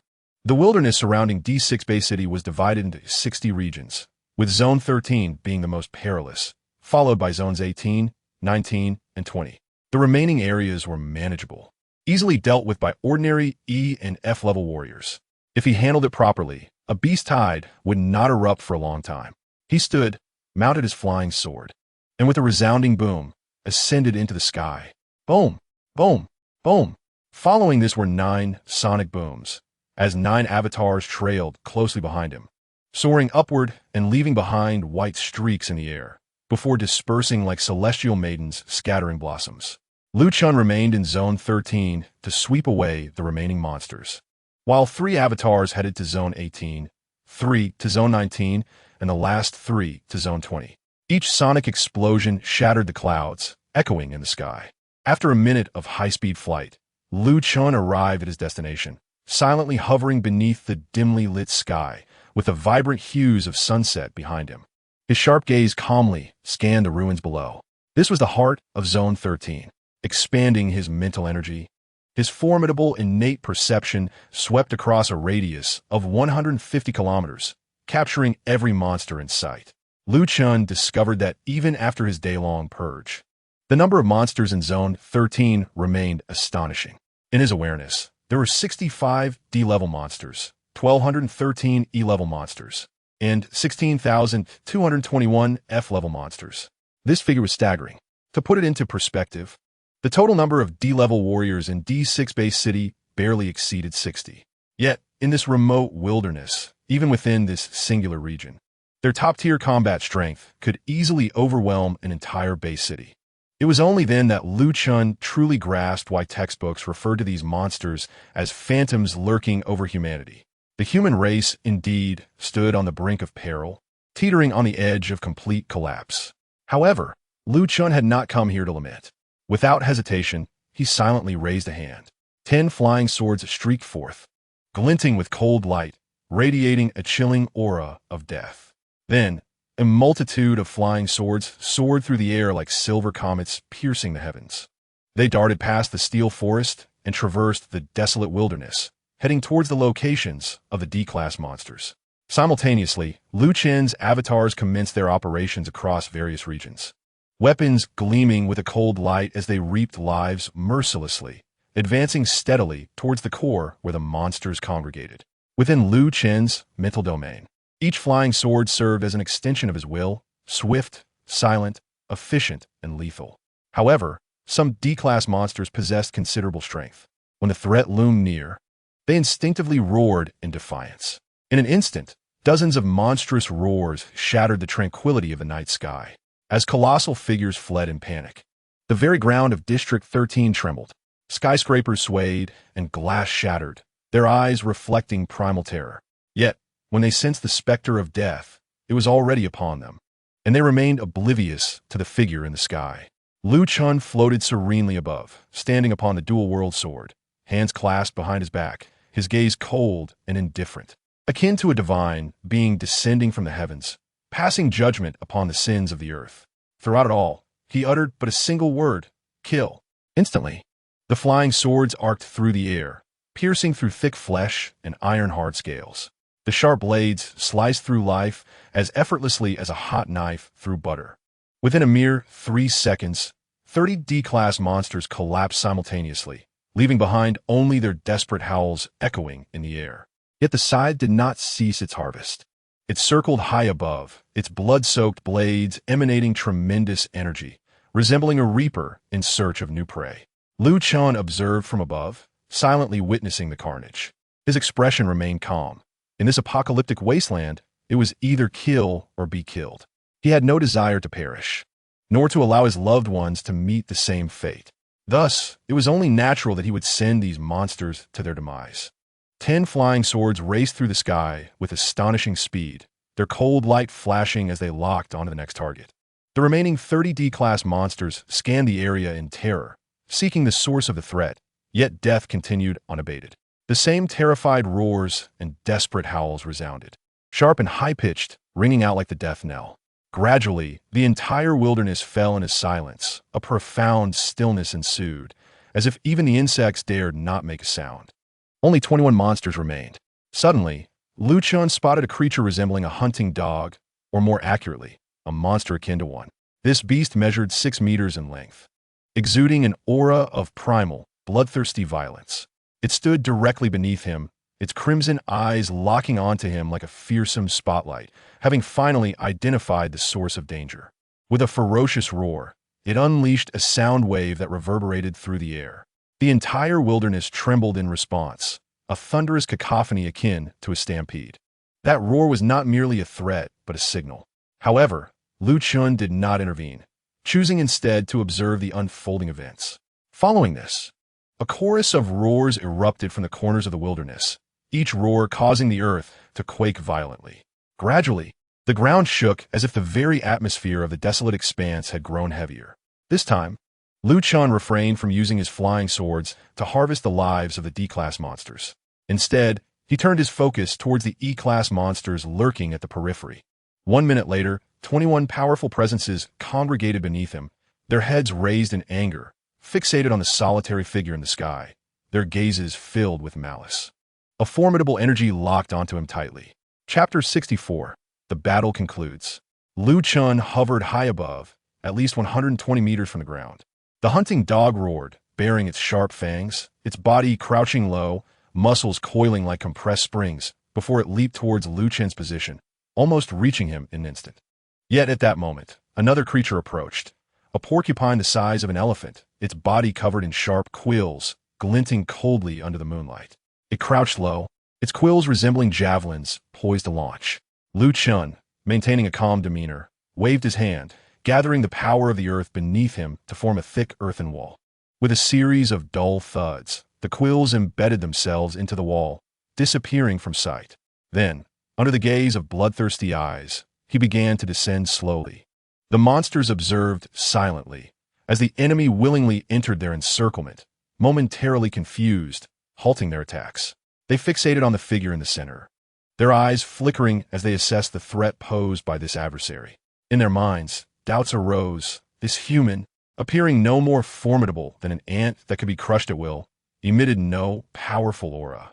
Was he truly the architect of their demise? In the profound silence, Chen landed softly upon the ground, his boots crunching against the soft earth. His expression remained inscrutable. This time, Chen chose not to wield the dual-world sword. He desired to engage in true combat, relying solely on his bare hands. Previously, he had held back, but now the situation had irrevocably changed. The C-class monster that had posed a threat to his life was dead. He possessed the atomic regeneration technique, the thought of 1,000 lives technique, and dual insurance. His mental prowess exceeded 1 million, his mind sharp and his memory unprecedentedly acute. He could recall every movement, every killing technique, every angle of attack of the monsters before him, even the minutest habitual details. Closing his eyes, he found tranquility in his heart. With deliberate grace, he lowered his hands to his sides, striking a flawless Tai Chi starting pose. Although he had never studied the martial arts of this realm, this was the singular discipline he had mastered in his previous life, Tai Chi, long before he became a warrior. He had completely forgotten the movements learned in his former physical education classes. Yet, in his current state, he could flawlessly replicate any action he had witnessed. As he executed the movements once more, he felt an entirely different sensation. His limbs were imbued with an unprecedented lightness, yet contained boundless power, akin to the crest of a wave, modest in its initial force but with an unyielding, continuous momentum. The elemental shields hovering nearby hummed in resonance, like the most loyal guardians, ever vigilant and ready to intercept any unforeseen energy explosions or ranged assaults. Then the battle commenced. A hunting hound lunged at him, transforming into a shadowy figure in the night, closing the distance in an instant. It bared its fangs, claws aimed directly at Lu Chen's throat. Yet, Lu Chen remained steadfast, his body leaning back by merely an inch. The ferocious strike barely grazed his skin, passing mere millimeters away. In a flash, his right hand surged forward, delivering a lightning-quick punch to its jaw, sending the creature hurtling through the air, carving a massive trench in the shattered concrete below. At that moment, breath ceased. Almost simultaneously, a porcupine-like beast launched its attack, unleashing a torrent of sharp quills akin to a violent downpour. Lu Chen pivoted, gracefully maneuvering between the spines as if gliding on an ice rink. Meanwhile, the surrounding shields adjusted their positions, defending against assaults from other monsters. A quill grazed his arm, but was immediately ensnared by the elemental armor enveloping him, proving impervious to even his elemental defenses. A smile spread across his face. Next, a rhinoceros beast, adorned with a prominent horn, charged at him with ferocity. Lu Chen met it head-on, his body sliding slightly before he ascended to its jaw with a cloud-like push, shattering its chin as if performing a peak martial arts technique. Behind him, a spider-like creature expelled a long strand of black silk, attempting to ensnare him. Without turning, Lu Chen executed a catching move, effortlessly yanking both the silk and the creature towards him before delivering a devastating slap, reminiscent of the Buddha's hand. Tai Chi, irrelevant. With a resounding crash, he obliterated its skull into fragments. Yet the onslaught was far from over. Two colossal bear-like monsters charged forth.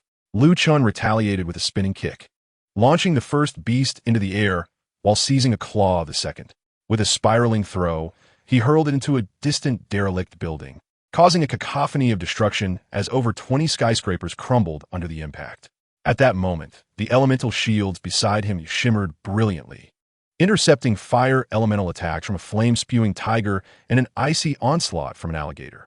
The atmosphere became chaotic, a tempest of flames and ice blades intertwined with blood, transforming the battlefield into a hellish scene. Nevertheless, Lu Chen remained remarkably composed, relishing the battle. Each movement was executed with impeccable precision, maximizing the force of every block and strike. Waves of monsters fell before him like dominoes. A gorilla-like creature attempted to blind him with a toxic sand attack. Lu Chen, however, closed his eyes and advanced forward. Yes, he shut his eyes, yet his perception remained intact. He raised his fist and struck with unparalleled power at the creature's chest, piercing its heart. The beast collapsed, emitting a despairing wail before succumbing to silence.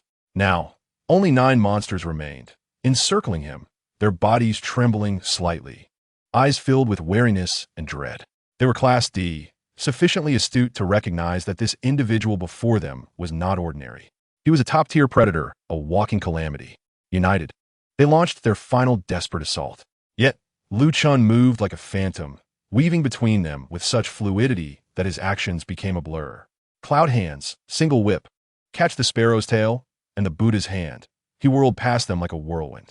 Each strike unleashed the force of 1,000,000 tons. With a final, desperate roar echoing across the battlefield, the wilderness fell silent once more. True silence, devoid of roars or breaths, a deathly hush. Chapter 65. An Organization of One. Lu Chen stood alone in the desolation, surrounded by the fallen corpses of monsters. Blood dripped from his fists, yet his gaze remained tranquil. This was his path. The scene before him was but an insignificant reflection of his journey. Despite the intensity of this battle, it had consumed merely half an hour. Not a single Class E monster had appeared. Even Class D creatures, including those at the 10th tier, posed no threat to him. Then, radiant light enveloped him, and a doppelganger surged skyward. Lu Chen expanded his mental reach, his innate spiritual awareness sweeping across the entire area. Within the confines of his mental grasp, few Class D monsters remained. In the entirety of District 13, only a handful of Class D creatures lingered. 3 flying swords flashed through the air, dispatching the last of them. Simultaneously, the doppelganger continued its relentless slaughter, eliminating the Class D monsters beneath its tier with ease. Soon, The majority of Class E monsters above the 4th tier were vanquished, with Liu Chen's assistance via the flying swords. The entirety of the Class E monsters in the area fell. Afterward, he summoned the doppelganger back. Within his mental domain, he could perceive the scattered corpses throughout District 13. Contemplating briefly, he began utilizing his mental energy to draw the bodies from various locations. His mental prowess now allowed him to manipulate up to 28 corpses at once. The doppelganger, too, could command the bodies using elemental power. Subsequently, 9 doppelgangers returned in succession, gradually transporting the corpses back, gathered in one location. Liu Chen was acutely aware that while his avatars had successfully vanquished several D-class monsters, they would not be capable of contending with the more formidable high-tier D-class beasts. However, Liu Chen remained unperturbed. After all, he intended to leave some spoils for others. These monsters roaming the wilderness, though perilous, served as excellent resources for cultivation. After the passage of an hour, Liu Chen surveyed the mountain of corpses before him and subsequently contacted Commander Liang Wanjun of the outpost. He reported on the hunting situation and provided specific coordinates. Liu Chen requested that Liang Wanjun dispatch trucks and soldiers to collect the materials, suggesting that the terms of payment could be negotiated later. Liang Wanjun immediately nodded in agreement, well aware that this group comprised elite warriors from the human realm, likely sent to eliminate those monsters for the sake of regional safety. Liu Chen then settled down and closed his eyes. He had anticipated a 3-day battle, yet he had managed to eliminate nearly all the powerful monsters near the D6 base city within a single day.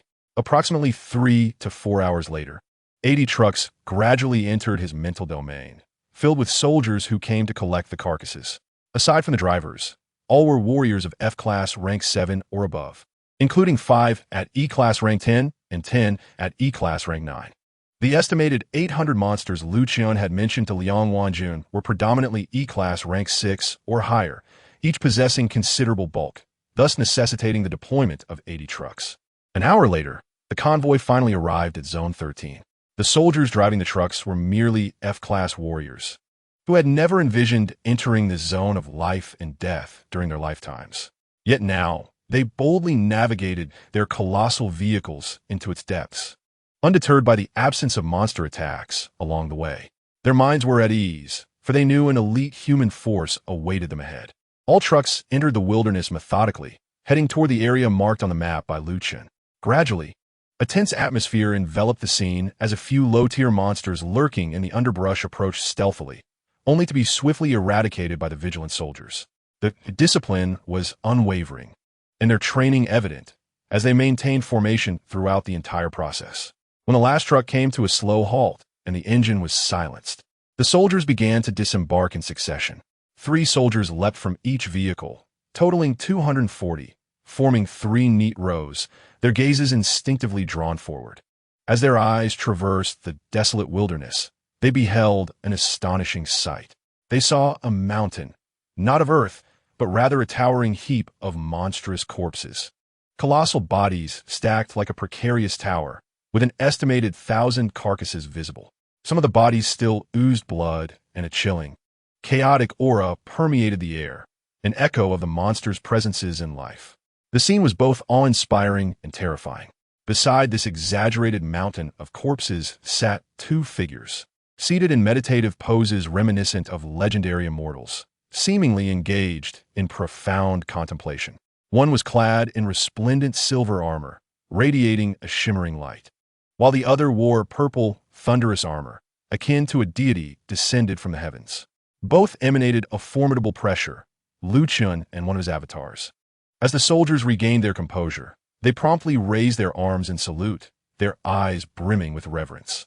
Liu Chen opened his eyes, nodding calmly before stating, "Open the trunks of your trucks."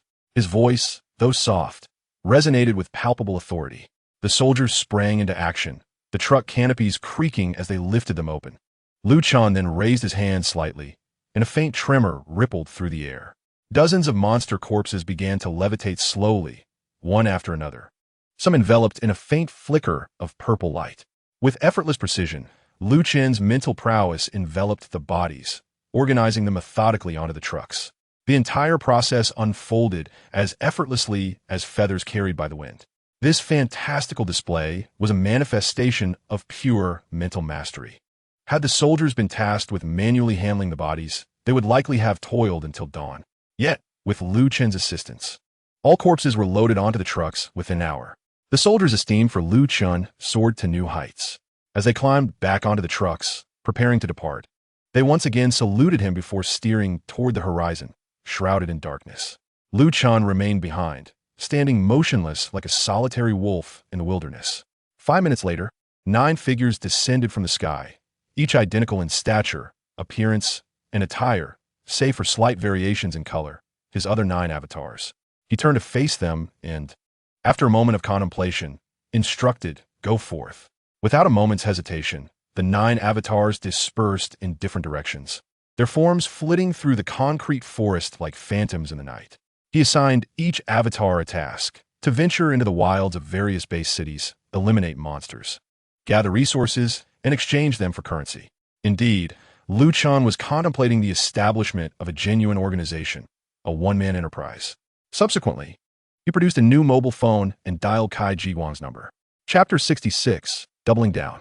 "Mr. Kai, I require your assistance," Lu Chen spoke in a hoarse voice. Kai Jiguang's enthusiastic voice resonated from the other end. "What can I assist you with?" "I am more than willing to help your excellency." Old Kai's tone was fervent, clearly eager to maintain a favorable relationship with this mysterious force. After all, possessing such an abundance of soul masters signified immense power and potential influence. "I am preparing to send my subordinates to hunt in the nearby base cities," Lu Chen explained. "Can we proceed with the transaction as before?" Without a moment's hesitation, Kai Jiwang replied, "Of course. Let me know which base cities you plan to target." After a moment's thought, Lu Chen selected several fortresses near base city D6, D4, D5, D7, and D8. "Very well. I will immediately notify the local alliance branch. Your people can act at any time. I am the direct overseer of those 4 base cities." Thank you. After hanging up, Lu Chen began to allocate tasks. He dispatched 3 avatars to base city D4, as that particular city governed over 80 desolate regions, making it the largest among the 5 fortresses and the one teeming with the highest number of wilderness creatures. As for base cities D5, D7, and D8, he sent 2 avatars to each, while leaving 1 avatar in base city D6, whose strength was merely a fifth of his true self.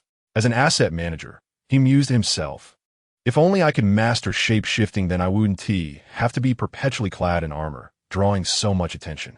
Perhaps I could discover such elemental skills in base city A1. With that thought, he departed the wilderness and returned to the city. Suddenly, he recalled that he had informed his parents he would return in 3 days. If I go back now, how can I explain? He felt a twinge of embarrassment. Thus, he refrained from returning home and instead booked a presidential suite at a luxurious hotel. However, before heading to the hotel, he purchased some new clothing, as his attire had been completely ruined during battles. It was quite inconvenient to roam around in elemental armor. He promptly acquired a stylish and clean set of casual wear before proceeding to the hotel, the finest establishment in the city. The lobby was spacious and immaculate, and a young receptionist stood behind the counter, her attention entirely absorbed by her phone. Upon hearing footsteps, she absent-mindedly lifted her gaze. Just as Lu Chen was about to inquire about a room, the girl looked up at him. Yet, the moment her eyes fell upon him, her heart skipped a beat. The man before her was not only handsome, but also dressed in a remarkably unique manner. The purple armor clung to his tall and flawless physique, evoking an image of a god of war descended from the heavens. She blinked, feeling a sense of familiarity with him. Had she seen him somewhere before? Wait, is that Lu Chen, the one from the television? No, he appeared even more striking than on screen, yet something seemed different. Could he truly be the same person? She hesitated momentarily. At that moment, Lu Chen gently tapped the table with his fingers. "Good day, Mr. Lu." She suddenly sprang to her feet, exclaiming, "Here is your room card." With hands trembling in reverence, she passed the card to him. "Allow me to escort you to your room." "No need," Lu Chen interrupted her. "Just point me in the right direction." Her expression visibly fell, but she quickly nodded and directed him. As Lu Chen turned to leave, he casually slipped her a tip of 8,000 yuan. Her eyes widened in disbelief. That was an entire month's salary for her. Mr. Lu is exceedingly generous. Her heart raced with excitement, and she couldn't help but daydream. However, She swiftly quelled those thoughts, recognizing the indifference in his gaze that suggested no ulterior motives. Moreover, everyone knew he had a girlfriend. He had mobilized the entire alliance for her. Lu Chun entered the suite, took a shower, changed into clean clothes, and ordered food. The room service arrived promptly, delivering roasted golden wild boar legs, seasoned with red chili spices, tender and spicy, a treasure roki beast liver, accompanied by herbs and a tangy sauce, and energy rice. Each grain infused with abundant cosmic energy, capable of assisting D-class warriors in quickly recovering their spiritual veins. There was also spirit fruit juice, sweet and thick, rich in nutrients, and even capable of enhancing mental strength. As he prepared to dine, he decided to call Luo Nianwei. It was already past 11 at night, and any later would be inappropriate. Luo Nianwei sat at her desk, surrounded by thick volumes, studying for the upcoming cultural exam. At that moment, her phone lit up, displaying Lu Chen's name. Her heart raced, and her face lit up with a different kind of glow. Taking a deep breath, she answered the call. Nianwei, how has your day been? The familiar voice came through the line. Very well, she replied softly. And you? I'm also well. Are you free tomorrow? Her eyes blinked, her heart pounding uncontrollably. Was it as she had hoped? No, I don't have anything important planned. Then would you like to go out with me? He asked directly as always. Her cheeks flushed, yet she strove to maintain a calm voice. Of course. Do you have any plans? None. We can go with the flow. Wherever the day takes us, how does that sound? All right, I like that, she smiled. Then come to my house to pick me up tomorrow. Sure. Lu Chun replied before hanging up, a gentle smile gracing his face. The food was delectable, and he finished it swiftly. Afterwards, Lu Chun went straight to bed. Early the next morning, Lu Chun awoke before dawn, sunlight streaming through the curtains. He opened the panel to check in. Name, Lu Chun. Physique, 2307200. Spirit, 2307200. Soul skill, maximum comprehension.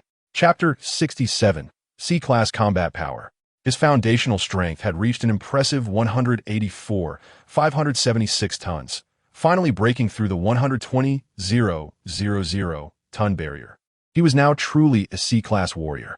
Lu Chen recalled the C-Class power classifications he had seen on the Alliance's internal forum. C-Class Level 1, 120,000 tons. Level 2, 240,000 tons. Level 3, 360,000 tons. Level 4, 600,000 tons. Level 5, 840,000 tons. Level 6, 1,080,000 tons. Level 7, 1,440,000 tons. Level 8, 1,800,000 tons. Level 9, 160,000 tons. Level 10, 540,000 tons. Beyond C-Class. Foundational strength no longer increased in a linear fashion, a fact evidenced by the disparity between C-Class Level 1 and D-Class Level 10. Moreover, the leaps from C-Class Level 3 to Level 4, from Level 6 to Level 7, and from Level 9 to Level 10 all demonstrated a significant escalation in magnitude. It was evident that a small boundary between C-Class levels could yield a substantial difference in combat power. 7 days. That was the total time he had expended from the awakening of his talent to achieving C-Class Level 1 combat power. Even Lu Chun couldn't help but smile at the absurdity of it all. However, if he were indeed the one achieving such extraordinary feats, then it was perfectly acceptable. His smile grew even brighter. He also noticed his mental prowess had undergone a profound transformation. He could now manipulate over 40 objects simultaneously, nearly doubling his previous capability. After swiftly rising and attending to his morning routine, Lu Chun began to prepare for his date. Attire. He selected a sea blue jacket adorned with scattered diamonds, paired with a black turtleneck and suitably lightweight denim jeans, complemented by athletic shoes and a silver wristwatch, an ensemble that was both minimalist and exquisite. After enjoying breakfast, he proceeded to order a new car online. His own vehicles were at home, and returning was not an option. Thus, he directly placed an order for a limited edition luxury vehicle, the Black Charm V12, priced at $2 billion. This car was not even available for public sale. It was merely a prototype crafted for brand promotion. Yet, Lu Chun had the privilege to purchase it at will, a testament to the highest endorsement from the Alliance. elevating him to the status of a top-tier VIP of the company. When the car arrived at the hotel's entrance, a crowd immediately gathered. Wait, isn't that the Black Charm? Isn't that the super luxury car that is only exhibited and never sold? How'd it come here? Could it be that someone actually bought it, but isn't it a non-sale item? They were unaware that Chen had not acquired it through conventional means. The news spread like wildfire through the automotive community and beyond. Chen paid no heed to the crowd's reaction. Instead, he directly called Luo Nianwei. I will arrive in 20 minutes. Please be ready. In a modest residential area, Luo Nianwei stood before a mirror in her home, while her mother, Chen Ci, assisted her in selecting an outfit. Although fashion had never been her primary concern, today was different. She was going on a date with Chen. Her hands trembled slightly, and a gentle blush crept onto her cheeks. A previously unrecognized emotion blossomed within her. Perhaps it was no longer merely gratitude or admiration, but something deeper. Chen, having driven away from the hotel in the supercar, attracted envious and fervent gazes from automotive enthusiasts, who watched in awe as the vehicle disappeared down the road. Yet the driver was none other than the city's hottest young man, Chen. Although they were unaware of his true identity, they knew one thing: if necessary, he could mobilize the entire city's resources, including the Human Alliance. Chen parked the car beneath Luo Nianwei's apartment building, instantly capturing the attention of all residents. However, none dared to approach, fearing that even a slight scratch could lead to financial ruin. Chen sent a message to Luo Nianwei. 2 minutes later, she appeared at the entrance of the building. Today, she wore a light blue off-shoulder dress. Her hair styled in a soft bun with a few strands cascading down to frame her face, elegantly paired with silver high heels and exquisite pearl earrings, making her appear remarkably regal and stunning, reminiscent of a noblewoman stepping out from an oil painting. Chen stepped out of the car and paused, momentarily taken aback by Luo Nianwei's appearance, utterly captivated. What he did not realize was that Luo Nianwei's reaction was even more intense. The last time she had seen him, he was still at the E tier. Now, he had advanced to the D tier and undergone his second body refinement. In just 2 days, both his appearance and demeanor had undergone a dramatic transformation. Luo Nianwei's heart raced like a startled deer, feeling as though it might leap from her chest. Damn, how is this man becoming more charming by the day? Luo Nianwei huffed inwardly, determined to extract the secret to his newfound allure. Suddenly, Chen felt a chill run down his spine. Who is murmuring about me from behind? He flashed a broad smile and approached her. Beautiful princess, please. Step into the car. He opened the door for her. Luo Nianwei returned a slight smile and gracefully entered the vehicle, with Chen following suit. Where would you like to go? Chen inquired. I don't have any particular thoughts, she replied. After a moment's contemplation, Chen suggested, then let us go shopping first. Upon hearing this, Luo Nianwei's eyes instantly brightened. What girl does not enjoy shopping? She was no exception, though she had buried this passion deep within herself, never revealing it to her mother or sister. However, with Chen's entrance in her life, those repressed desires began to awaken. She too longed to be indulged. Chen smiled, and with a roar, the sports car sped off into the distance. Chapter 68, Peijin. The two arrived at the city's largest shopping center, owned by the Guobang Group, a super conglomerate operated by the most prestigious families in the human world. Chen parked the car, and the attendant, full of admiration, immediately recognized the special edition Black Charm V12. This distinguished gentleman surely possessed immense power.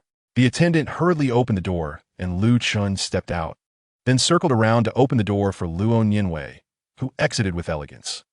Chen tossed the keys to the attendant, who remained awestruck by the stunning couple. A perfect match seemingly crafted by fate. Flustered, the attendant swiftly took the keys, excitedly settling into the driver's seat, thrilled at the prospect of operating such a luxury vehicle for the first time. As Chen and Luo Nianwei entered the shopping center, he asked, Nianwei, what would you like to buy? Feel free to indulge. Anything that catches your eye is yours. Of course, when I say anything, I also mean me. He whispered playfully in her ear. Her ears flushed a vibrant red, as if steam were rising from them. She hurried ahead, leaving Chen momentarily behind, feeling that staying too close to him might lead to her embarrassment. Chen chuckled and followed. My apologies. Don't be upset. I was merely joking. However, I am serious about you being able to buy anything. Luo Yinwei's heart fluttered, and as if seeking refuge, she casually wandered into a store, with Lu Chen trailing behind. A store attendant approached them with a warm smile. Good day, madam and sir. Welcome to our store. What can I assist you with today? This was an upscale women-esque clothing boutique, spacious and comfortable. Lu Chen surveyed the surroundings and inquired, do you have the most expensive and finest garments in the shopping center? If not, we shall depart immediately. Do not attempt to deceive me with ambiguous rhetoric, for should you do so, you will find yourselves unable to bear the consequences. Simply respond with yes or no. Lu Chen did not wish to intimidate the female shop assistant. Yet he was acutely aware of the nature of such establishments, where commercial rivalry often leads to extravagant claims. He had no desire to be a fool. Hence his tone was slightly stern, accompanied by a subtle display of his mental prowess. The shop assistant felt a profound sense of unease. The aura of danger emanating from this man, coupled with his attire and extraordinary appearance, unmistakably indicated that he was no ordinary individual. Her throat felt parched, yet she mustered the courage to reply, yes. Lu Chen smiled, and the menacing atmosphere dissipated. In that moment, he appeared to be an entirely harmless, ordinary person. Luo Yinwei could not help but roll her eyes. What gentleman would speak to a lady in such a manner? Yet, deep down, she felt a surge of secret delight. Ahem, what delight! She was not at all pleased. Absolutely not pleased. Then she heard Lu Chen say, have you seen this lady? Does she not resemble an angel descended from the heavens? Do you have garments befitting her? With her emotions just beginning to stabilize, Luo Yinwei felt her heart race once more, and her face flushed. This scoundrel was undoubtedly doing this on purpose. I cannot allow his sweet words to sway my emotions any longer. The shop assistant glanced between Luo Yinwei and Lu Chen. This man, with his perfect physique, stunning looks, and commanding presence, was undeniably affluent, a sight that even stirred a twinge of jealousy within her. Nevertheless, she maintained her professionalism and replied with a smile, of course, sir. This lady indeed resembles an angel. We have a specially customized, limited edition dress that would suit her perfectly. Please follow me. Luo Yinwei and Lu Chen trailed behind her as she led them to a special section of the store, one showcasing the most exquisite garments. In the center of this area stood a mannequin adorned in a stunning dress, exquisitely crafted from rare deep-sea azure silk, a material sourced from the perilous depths of the ocean. The fabric shimmered with a lustrous glow, reminiscent of a blue lake rippling gently under the moonlight, ethereal and dreamlike. The gown featured an open-back design, with delicately woven off-shoulder lace at the sleeves and a fitted waist adorned with natural sapphires and intricate sea spider-like embroidery. Despite its opulent design, the dress appeared incredibly light, akin to a wisp of blue mist drifting through the air, noble, elegant, and irresistibly charming. The moment Luo Yinwei laid eyes on the gown, she was entranced, staring at it in awe as if the ethereal hem were beckoning her.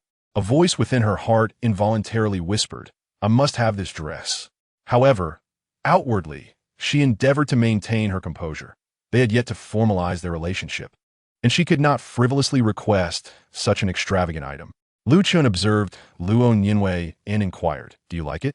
Yet, Luo Yinwei's gaze remained fixated on the dress, oblivious to his words. Lu Chen chuckled softly, this foolish girl. He then declared, excellent. We shall take this dress. Please package it, and show us other categories as well. The shop assistant was momentarily taken aback. She had brought them here merely for a trial. Typically, regardless of how opulent a customer appeared, upon seeing the price of such a dress, they would retreat.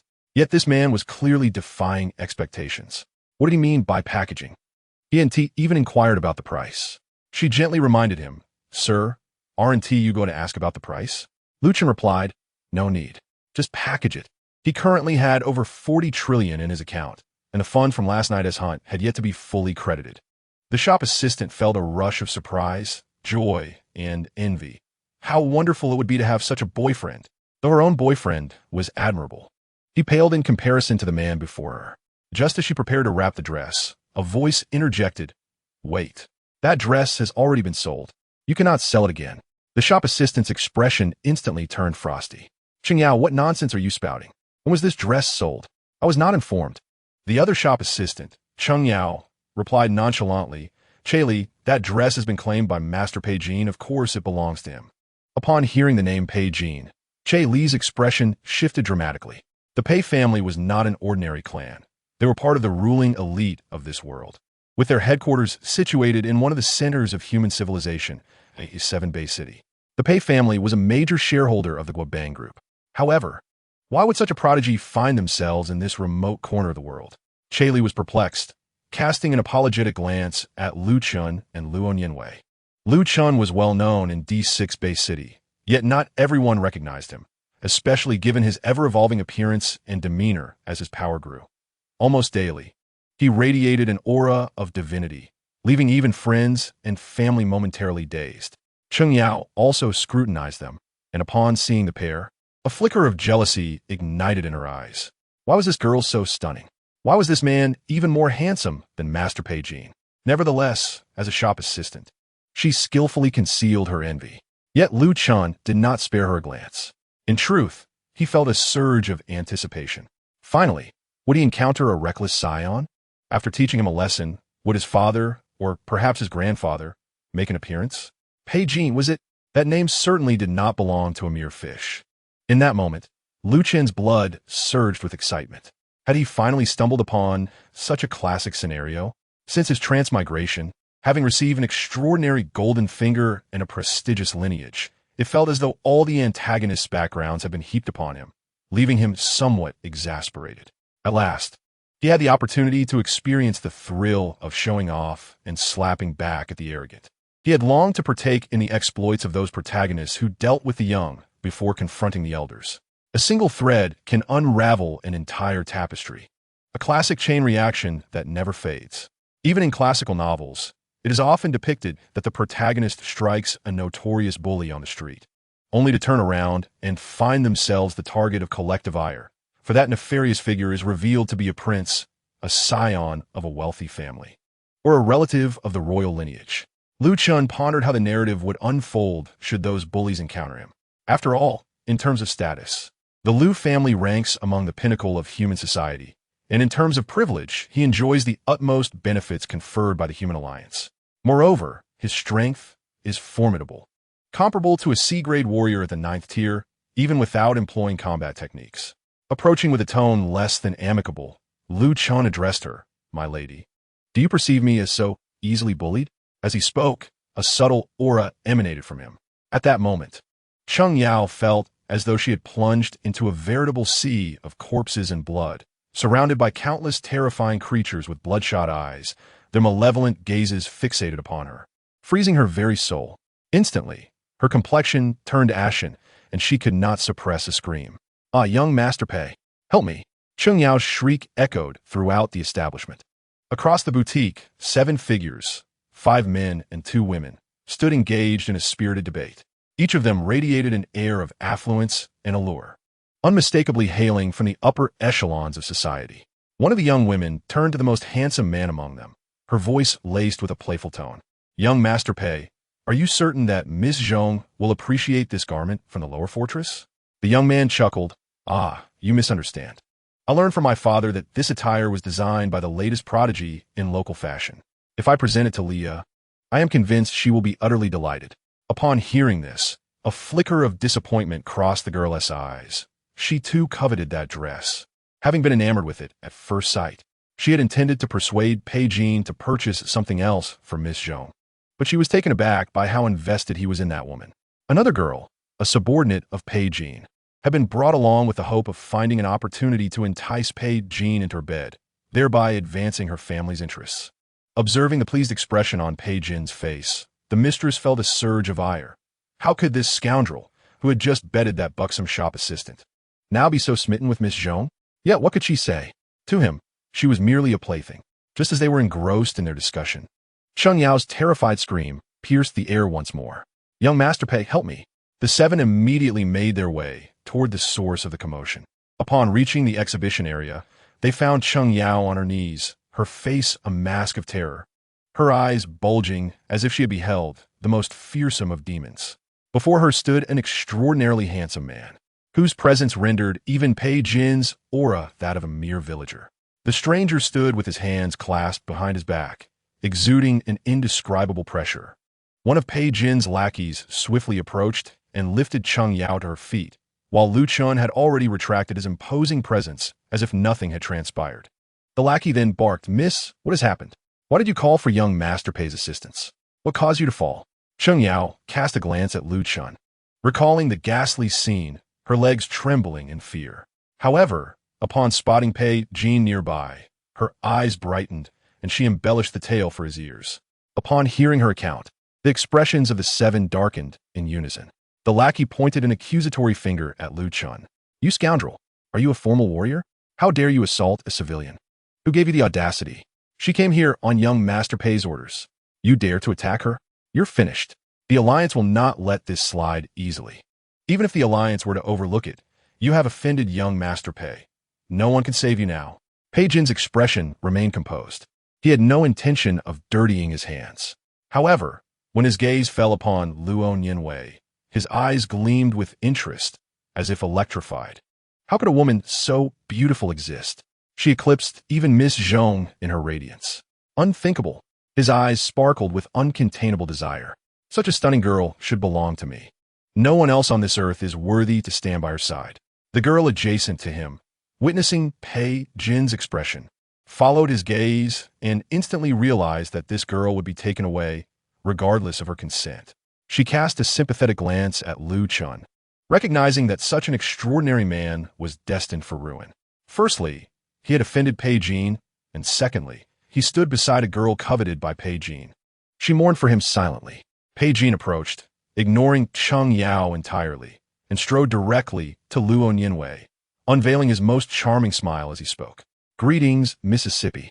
I am Pei Jin, the owner of the Guobang Group, the parent company of this shopping center, hailing from the Pei family of his 7-Bay city. Might I have the honor of knowing your name?" Chapter 70. You are finished. Your entire family is doomed. Facing the unfamiliar man before her, Luo Nianwei did not even spare him a glance, treating him as if he were air. She turned to Lu Chun and said, "Lu Chun, let us leave. We are no longer interested in shopping. I am in high spirits today and do not wish for any unforeseen occurrences. Let us explore other stores." Pei Jin stood there, dumbfounded like a wooden post, utterly bewildered. He had been ignored, completely overlooked. This had never happened to him before. Wherever he went, he was always the center of attention, the focus of admiration. Everyone catered to his whims, and there was nothing he could not attain. Even Miss Zhong, though she did not accept him, never dared to disregard his existence. Yet this woman from the lower fortress dared to dismiss him as if he were inconsequential. A wave of unprecedented humiliation and fury surged within him, igniting a flame of greed in his eyes. He yearned to drag this woman to his bed and humiliate her thoroughly, to obliterate her so-called pride into dust. Lu Chen's lips twitched violently. What does it mean to hope for no unforeseen circumstances? Just look at this grotesque figure before him. He is now so corrupted that he oozes pus. How could one not think of revenge? After all, the harm caused by such a scion of a prominent family is far greater. However, one must also consider that Nian Wei's words stemmed from her desire to shield him from trouble. While Lu Chun felt a sense of pride, he also experienced a tinge of helplessness. "Since you are so understanding, I cannot afford to let you down." At that moment, even the girl beside Pei Jin was taken aback. She had never anticipated that Pei Jin would be so utterly disregarded, even after he had declared his identity. Astonishingly, no one seemed to care. Lu Chen turned towards Luo Nianwei, offering a slight smile. "Do not worry. With me here, there will be no unforeseen events." Luo Nianwei nodded, although she still believed that this group of individuals would undoubtedly be troublesome. Nevertheless, she placed her trust in Lu Chun. Pei Jin slowly shifted his gaze towards Lu Chun, his eyes icy as he looked down at him. His tone was flat, laced with undeniable authority. "Kid, how dare you speak so audaciously in my presence? Deliver 20 slaps to yourself, then sever your own hands and legs. Afterward, surrender that woman to me. Perhaps, if I am in a good mood, I might forgive your insolence." The 6 followers behind Pei Jin exchanged glances filled with schadenfreude. In their eyes, Lu Chun was a fool for maintaining such arrogance, even after learning the identity of the person before him. Lu Chun regarded Pei Jin with an unusual expression.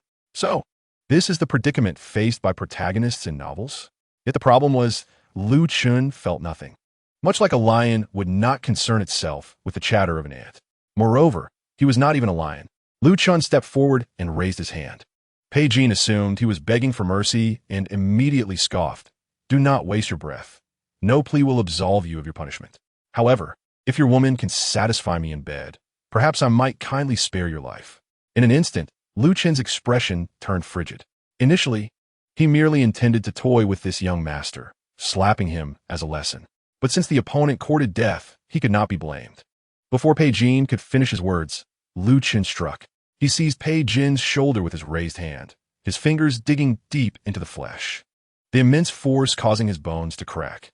Pei Jin's pupils constricted, but before he could utter a sound, Lu Chen's other hand swiped across his face with the force of a gale. Bang! The impact resonated like a thunderclap. Pei Jin felt as if he had been struck by a speeding freight train, yet Lu Chen's grip on his shoulder was like iron, pinning him in place. Thus, all the force of the blow collided with his jaw, shattering the lower half of his face. His teeth and bones exploded into a mist of red and white. Pei Jin's eyes bulged, rolling back into his head, yet Lu Chen showed no signs of relenting. He clamped down on Pei Jin's tongue and, with a tearing sound, yanked it out. Blood gushed like a fountain from the gaping mouth. Before Pei Jin could collapse, Lu Chen's palm struck again. In an instant, he dislocated Pei Jin's arms from his shoulders and forcefully drove them downwards, causing his knees to buckle backward with a sickening creak. Pei Jin crumpled to the ground like a rag doll. Lu Chen grasped his hair, lifting his head, and in swift succession, gouged out his eyes. Blood erupted from the empty sockets, streaming down his ravaged face. Yet Lu Chen was not finished. His fingers glimmered momentarily, a sharp light flashing as he surgically shattered Pei Jin's lower abdomen.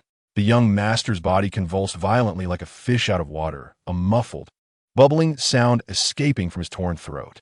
Then Lu Chen placed his hand on Pei Jin's mangled body, a peculiar energy rippling from his palm. The bleeding wounds healed instantaneously, the severed edges melding perfectly together.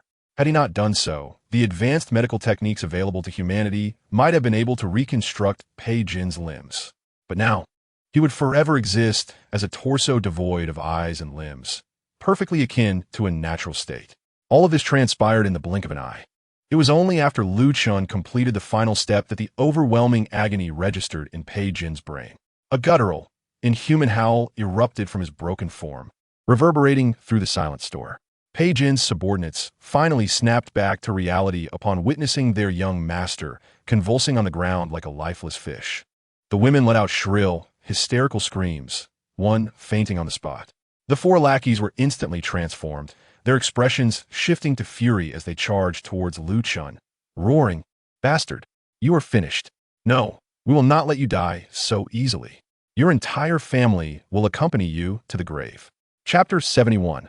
The Wrath of Pei Rinxuan. Facing the four figures lunging at him, Lu Chen merely cast a faint glance in their direction. At the moment their gazes met, the four felt as though the weight of the entire world pressed down upon them. Their eyes rolled back, and they collapsed mid-charge, their bodies thudding to the smooth-tiled floor like dead fish. Cheng Yao, Che Li, and the younger sister of one of the lackeys stood frozen, as stiff as ice sculptures, paralyzed with fear. Che Li suddenly recalled Lu Chen's earlier words, "You will not be able to bear the consequences." Now, she finally comprehended their meaning. He was no mere human. He was a monster clad in human skin. In an instant, he had dismantled Pei Jin and, with a mere glance, crushed four seasoned warriors. Cheng Yao's gaze became vacant, her entire being engulfed by terror. Overcome with fear, she lost control of her bladder.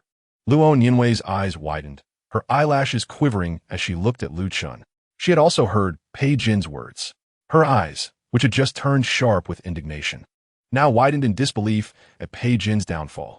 Without further thought, she rushed to Lu Chen's side, wrapping her arms tightly around his waist. Lu Chen blinked. He was taken aback by her sudden embrace. Soon after, a smile graced his lips, and a wave of warmth flooded his chest. He then resumed his demeanor as a refined gentleman, returning the hug. "Silly girl, are you worried? Did I not assure you that with me around, no mishap would befall you?" Luo Nianwei offered no verbal reply, merely nodding slightly as she pressed her cheek against his chest, feeling herself spiraling deeply into the whirlpool of love. Yet, he had no desire to escape it. Lu Chen then turned his gaze to Che Li, casually remarking, "Please take care of this dress." He grasped Luo Nianwei's hand and led her toward the counter. Che Li instinctively moved, her limbs rigid and her expression numb. Trembling hands meticulously folding the dress before stepping forward. Every onlooker in the store witnessed the entire scene, yet none dared to utter a word or intervene. Not even the higher-ups of the shopping center. Chaley extended a bag, her hands still quivering. Luchan inquired, "How much?" The manager, who had hurried over, stammered, "And no, sir, you need not pay. This is a gift from our store to this lady." Luchan regarded him with the detachment one might reserve for a corpse. His tone calm as he repeated, "How much?" The manager felt his legs turn to jelly, clutching the nearby table to steady himself, stammering, 9,034. Lucha nodded, paying without waiting for him to finish, and turned to leave with Luo Nianwei. Luo Nianwei blinked in confusion. "This dress is so expensive? It costs 9,000? Luchan, upon hearing this, felt a twitch at the corner of his mouth. This woman needed to broaden her horizons. One day, she would stand beside him at the pinnacle of this world. How could her perspective be so limited? However, Luchan bore her no ill will. Her upbringing was modest, and even when her father was alive, they had merely enjoyed a comfortable living. After his passing, life had become even more arduous, with every penny meticulously accounted for.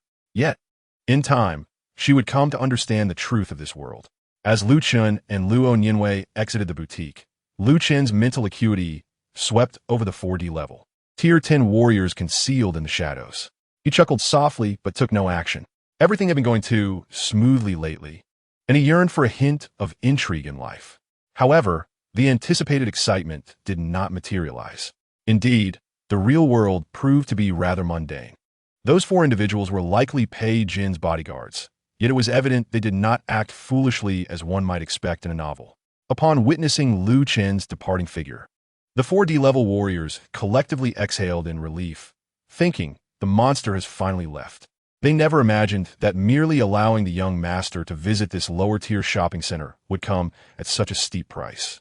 They had remained on standby near the women's boutique, and when Lu Chen initiated his attack, they instinctively sought to intervene but could not discern his movements. Everything transpired in the blink of an eye. By the time they processed what had occurred, the dust had settled, and they refrained from acting further, paralyzed by fear. Hastily, they searched for images of the individual, only to find no information through official channels. However, they did uncover a video on a civilian media platform depicting Lu Chen rallying high-level alliance forces to rescue his girlfriend's sister. From this alone, they comprehended the unimaginable influence this young man possessed. With heightened apprehension, they proceeded to report back to Pei Jin, who lay unconscious alongside several others. They then dialed a number directly connected to Pei Jin's father, the current head of the Pei family, a sea-level powerhouse, Pei Rinxuan, residing in the A7 Bay City. At the ancestral grounds of the Pei family, seated in his study, diligently attending to family affairs, Pei Rinxuan's phone rang, revealing the caller to be Lu Chao, one of his son's bodyguards. He answered, "What is it?" A tremulous voice responded from the other end, "Sir, the young master is in trouble." Pei Rinxuan's tone remained unchanged. "What kind of trouble?" Lu Chao hurriedly recounted the events. Crack! The golden handrail beneath Pei Rinxuan shattered, and the heavy thud of gold striking the purple tiles echoed ominously. He sprang from his seat, his eyes ablaze with fury. "Repeat that." His voice was low and foreboding, yet far more terrifying than a mere roar. Lu Qing felt as if he might wet himself, trembling as he stammered, "Sir, the individual's name is Lu Chen.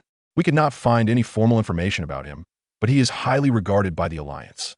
Just a few days ago, he mobilized the entire D6 Bay City's Alliance forces to rescue his girlfriend's sister, even involving a sea-level supervisor." Pei Rinxuan's gaze burned with rage as he demanded all gathered information regarding Lu Chen be sent to him immediately. He then contacted the elders in his family. Chapter 72, The Pei Family's Retribution. Before the Great Catastrophe, the Pei family was a highly influential business dynasty. Following the upheaval, Pei Rinxuan's early awakening made him one of humanity's earliest warriors, though his talents were lacking. 70 years had passed, and he had only attained B-level Tier 2. While their martial prowess was not particularly formidable, they possessed wealth and gathered many warriors, rendering the Pei family immensely powerful, akin to those immortal clans in cultivation novels. During a family meeting, Pei Rinxuan resembled a frenzied beast. Even if his son was utterly worthless, he was still as flesh and blood. An elder trembled to his feet, pallor washing over his face. Head of the family, enough! Pei Rinchuan thundered. A mere ant from a lowly fortress dares to offend my Pei family and torment my son? And you would have me refrain from acting rashly, simply because he may be a favored genius of the alliance? Since when did the Pei family become so timid? The elder's complexion shifted, his voice quavering. Leader, we must indeed approach this Lu Chan with caution. The alliance. I care not for any damned alliance. Pei Rinchuan's palm slammed onto the table, causing the 2,000-kilogram alloy surface to splinter as if it were rotten wood. Summon the Special Operations Team. I want the entire D6 fortress to accompany that little wretch to his grave. The members of the Pei family in the grand hall turned pale in unison, kneeling down with earnest expressions directed toward him. Then, a deep voice resonated from the dark corridor behind. No! All eyes turned to the source of the voice. Emerging from the shadows was an elderly man clad in a white robe, the steadfast pillar of the Pei family, Pei Yuan Zhao. He was the only B grade in the entire family. His presence vast and overwhelming like the ocean, yet perfectly restrained. Pei Rinchuan's chest heaved with agitation. Father, Pei Yuan Zhao pointed at a figure seated at the head of the table. You, investigate this Lu Chun. Gather all information regarding his familial background and benefactors, and bring it back to me. The figure bowed and promptly dashed out of the hall. Pei Rinchuan clenched his teeth, the grinding sound echoing ominously. As each second passed, the hall remained eerily silent, time seemingly frozen in an endless stretch. No one dared to utter a word. 30 minutes later, the figure returned, his face as pale as if he had lost his soul. Speak, Pei Yuan Zhao commanded. The figure swallowed hard, his voice trembling. We have uncovered his origins. That Lu Chun is no nameless individual, but a direct descendant of the illustrious Lu family from A1 Bay City. A wave of gasps rippled through the hall. A1 Bay City, the Lu family, this was a taboo in the human world. Their patriarch was a B-grade warrior of near-mythical prowess, and his two sons were of the same caliber. Despite the Pei family's deep roots and vast influence, they paled in comparison to such a pillar of humanity. Even a mere second-generation member of the Lu family eclipsed the entire Pei clan in strength. The combined might of the Guobang group could do nothing against that family. Pei Rinchuan's fingers dug deeply into the shattered alloy table, the veins on his forehead bulging. He was consumed with the desire to eliminate the culprit who had rendered his son disabled and to torment his family in retribution. Yet this individual was beyond the reach of the entire Pei family. He turned to the elder, solemnly stating, Father, if you cannot take action, I shall resign as the head of the family and personally hunt down that little wretch. Pei Rinchuan's gaze was wild. He was willing to do anything for vengeance. Pei Yuan Zhao maintained a calm demeanor. After all, Jiner is my grandson. How could I do nothing in the face of such humiliation? However, we must strategize. First, we need to bring Jiner here and see if we can heal him. Immediately, the Pei family commenced their operations, devising a plan for revenge. Meanwhile, Lu Chen and Luo Nianwei visited another store to purchase jewelry and cosmetics. Regarding the potential repercussions from the Pei family, Lu Chen harbored no concerns. If the Pei family delayed their approach by another 2 days, he would be capable of handling any situation below the B-grade threshold. Furthermore, he had the support of the Lu family. If necessary, he could call upon his great-grandfather for assistance. After 3 hours of shopping, the two enjoyed dinner together and then decided to head to the cinema. As they exited the shopping center, the valet promptly brought the car to Lu Chen. He nodded at the valet and generously tipped him 10,000, leaving the young man astonished. His monthly salary was only around 4,000. He quickly bowed in gratitude, treating Lu Chen as if he were a revered ancestor, overwhelmed with excitement. This time, Luo Nianwei did not roll her eyes as she had previously. She was now aware of Lu Chen's affluent status. They headed straight to the cinema. At 8 p.m., after the movie concluded, Lu Chen and Luo Nianwei arrived at a park. He parked the car, and they walked side by side in silence. Suddenly, Lu Chen broke the quietude. Nianwei, come with me to A1 Bay City. Bring your mother and Nianin. I feel uneasy leaving you here. Although he intended to leave a clone behind, it would only possess 5% of his strength, insufficient to handle emergencies. Luo Nianwei felt deeply touched by his concern. However, she calmly replied, the residency requirements in A1 Bay City are stringent. Only certain individuals can settle there. Given my status, It is impossible for me to enter a one-base city before being admitted to the Star Academy, let alone bring my family along. Lu Chen responded directly. Then let us marry. That way, we can establish residency as relatives. Luo Nianwei abruptly halted, her heart racing like a metronome. Today felt like a dream to her. This man was treating her with such kindness that she found it hard to contain her emotions. Lu Chen continued walking ahead, only to notice that Luo Nianwei had not followed.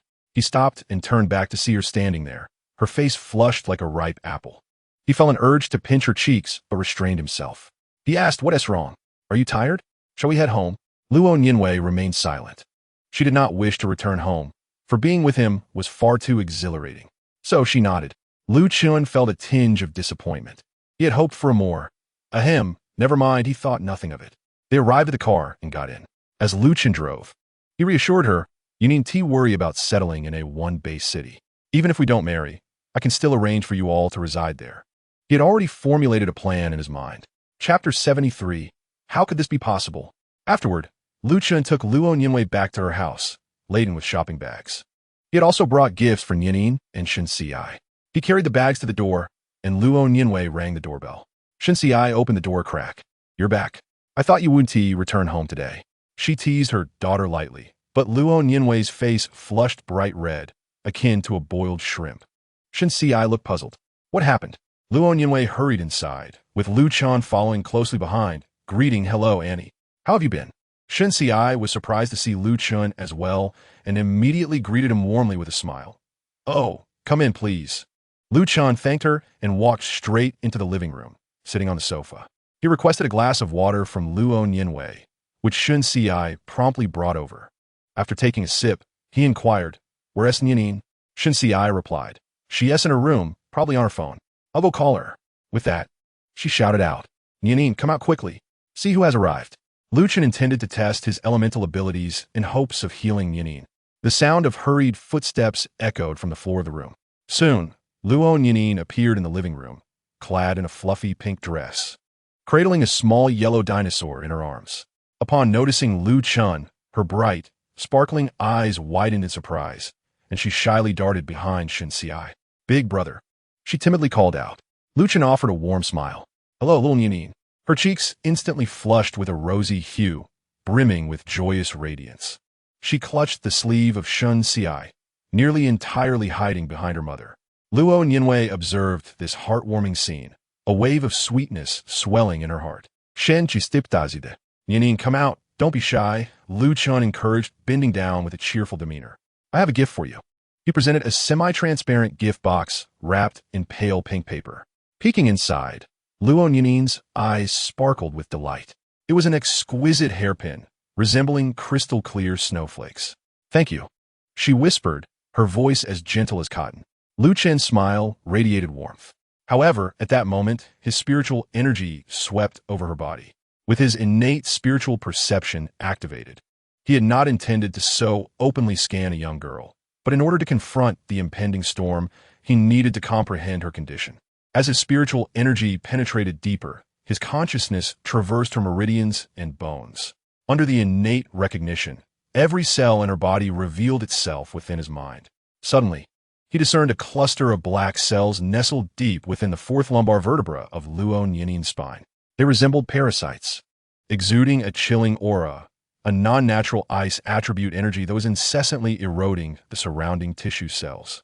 As his spiritual energy brushed against them, a coldness clung to his essence, eliciting a slight sting. Cancer cells?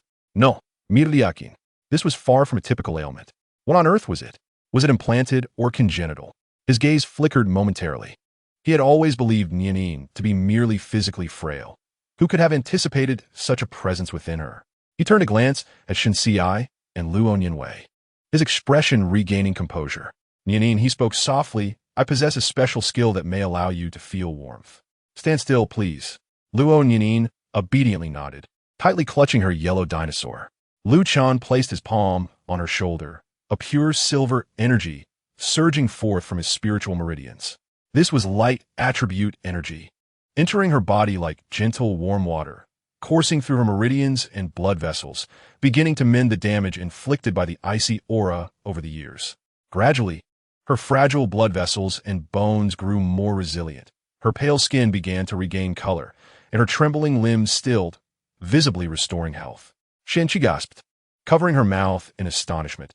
It had been years since she had seen her daughter in such a normal state.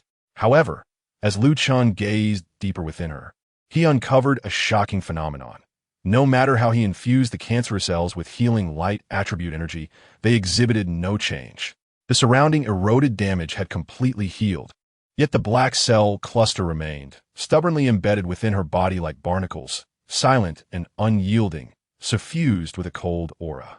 He gradually withdrew his energy, his brow slightly furrowing.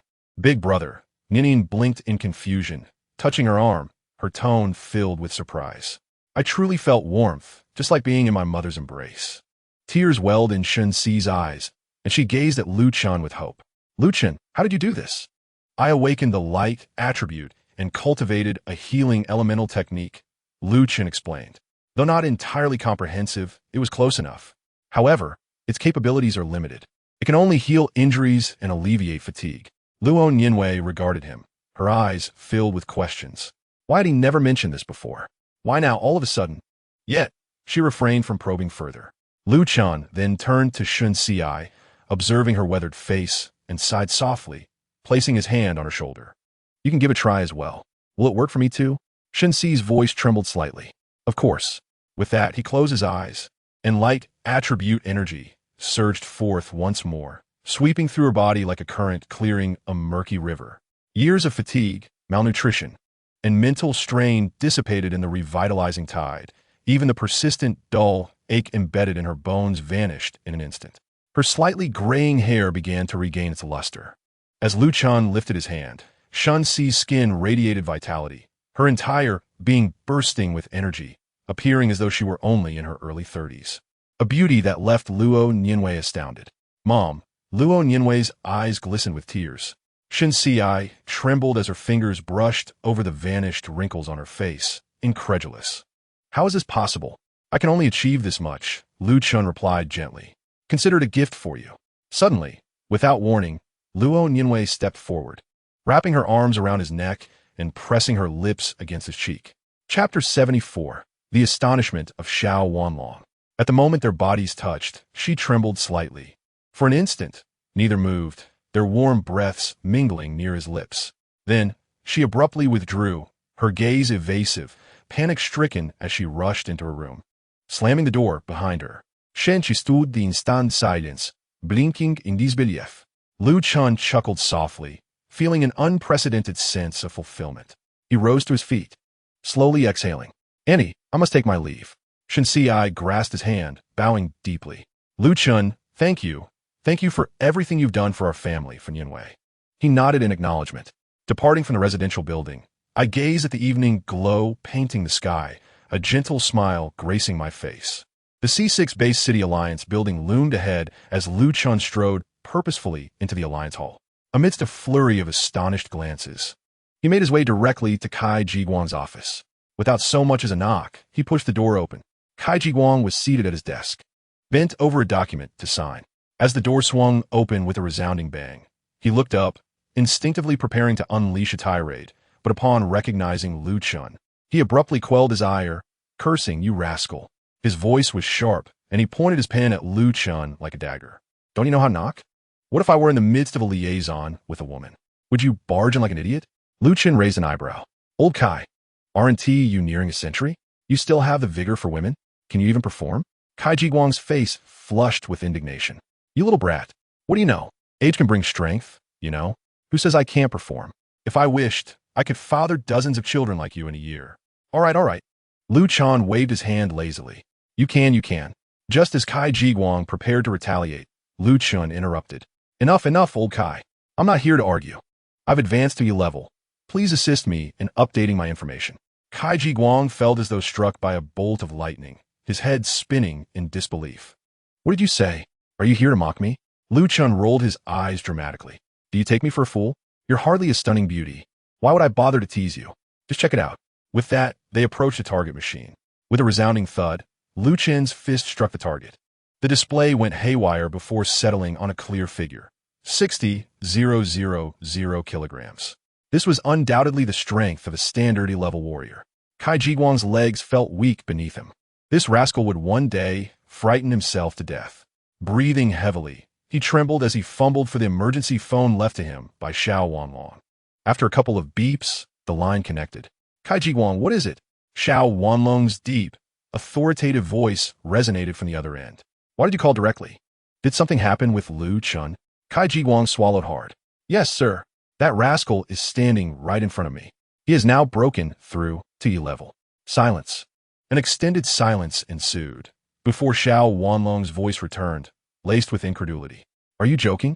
Kai Jiguang rolled his eyes, glancing at the ceiling. Do you think I would dare? I'm serious, sir. Lu Chen has truly made the breakthrough. I have witnessed it myself. Another long silence followed. Kai Jiguang could faintly hear Xiao Wanlong murmuring to himself. I saw that boy just 3 days ago. At that time, he was still at F level, 10th tier. If he came to see you today, it means he likely broke through the day before. So, he ascended from F to E level in just 2 days. Silence again. Then suddenly, Xiao Wanlong erupted into laughter. A wild, thunderous sound reverberating through the receiver. Ha ha ha. Humanity has hope. If we can endure for another 4 or 5 years, we may very well survive this calamity. Kai Jiguang's heart raced, feeling as though it might leap from his chest. After a lengthy pause, he gradually regained his composure. Xiao Wanlong's voice came through again, now steady and formal. Hand the phone to him. Kai Jiguang quickly passed the phone over. Here you go. Lu Chen took it, his tone as casual as ever. Vice Chairman, hello. It's been a few days. How have you been? On the other end, Xiao Wanlong's laughter boomed like thunder. Haha, how am I? I am well. Even feeling an unprecedented sense of relaxation and liberation. You little monster have once again proven your worth. Lu Chen smiled faintly. Thank you for the compliment. I wish to present you with a gift, Xiao Wanlong said. Tell me, what do you desire? Without hesitation, Lu Chen replied, Vice Chairman, I indeed require your assistance. Oh, what is it? Xiao Wanlong inquired, both surprised and pleased. If it is within my power, I shall not refuse. Speak. I would like to secure 3 additional residency slots in A1 Bay City for Luo Nianwei and her family. Xiao Wanlong fell silent for a moment before responding. Is that all? You need not seek my help for such matters. With your standing, you can bring anyone you wish. Is there anything else you require? Lu Chen shrugged, though Xiao Wanlong could not see. No, that is all. You have already granted me access to all inheritance content on the Alliance's internal platform, so I currently have no other needs. Should anything arise, I shall not hesitate to ask. Xiao Wanlong chuckled softly. Very well. When will you arrive at Fortress A1? I should be there in 2 days. Good. I shall await your arrival, Xiao Wanlong replied. Rest well in the meantime, and be cautious. After issuing his final words, the call ended with a click. At A1 Bay City, the headquarters of the Human Alliance, Xiao Wanlong set down the receiver. His hand remained steady, but his eyes glimmered with fervor. He immediately dialed Lu Hongdao's number.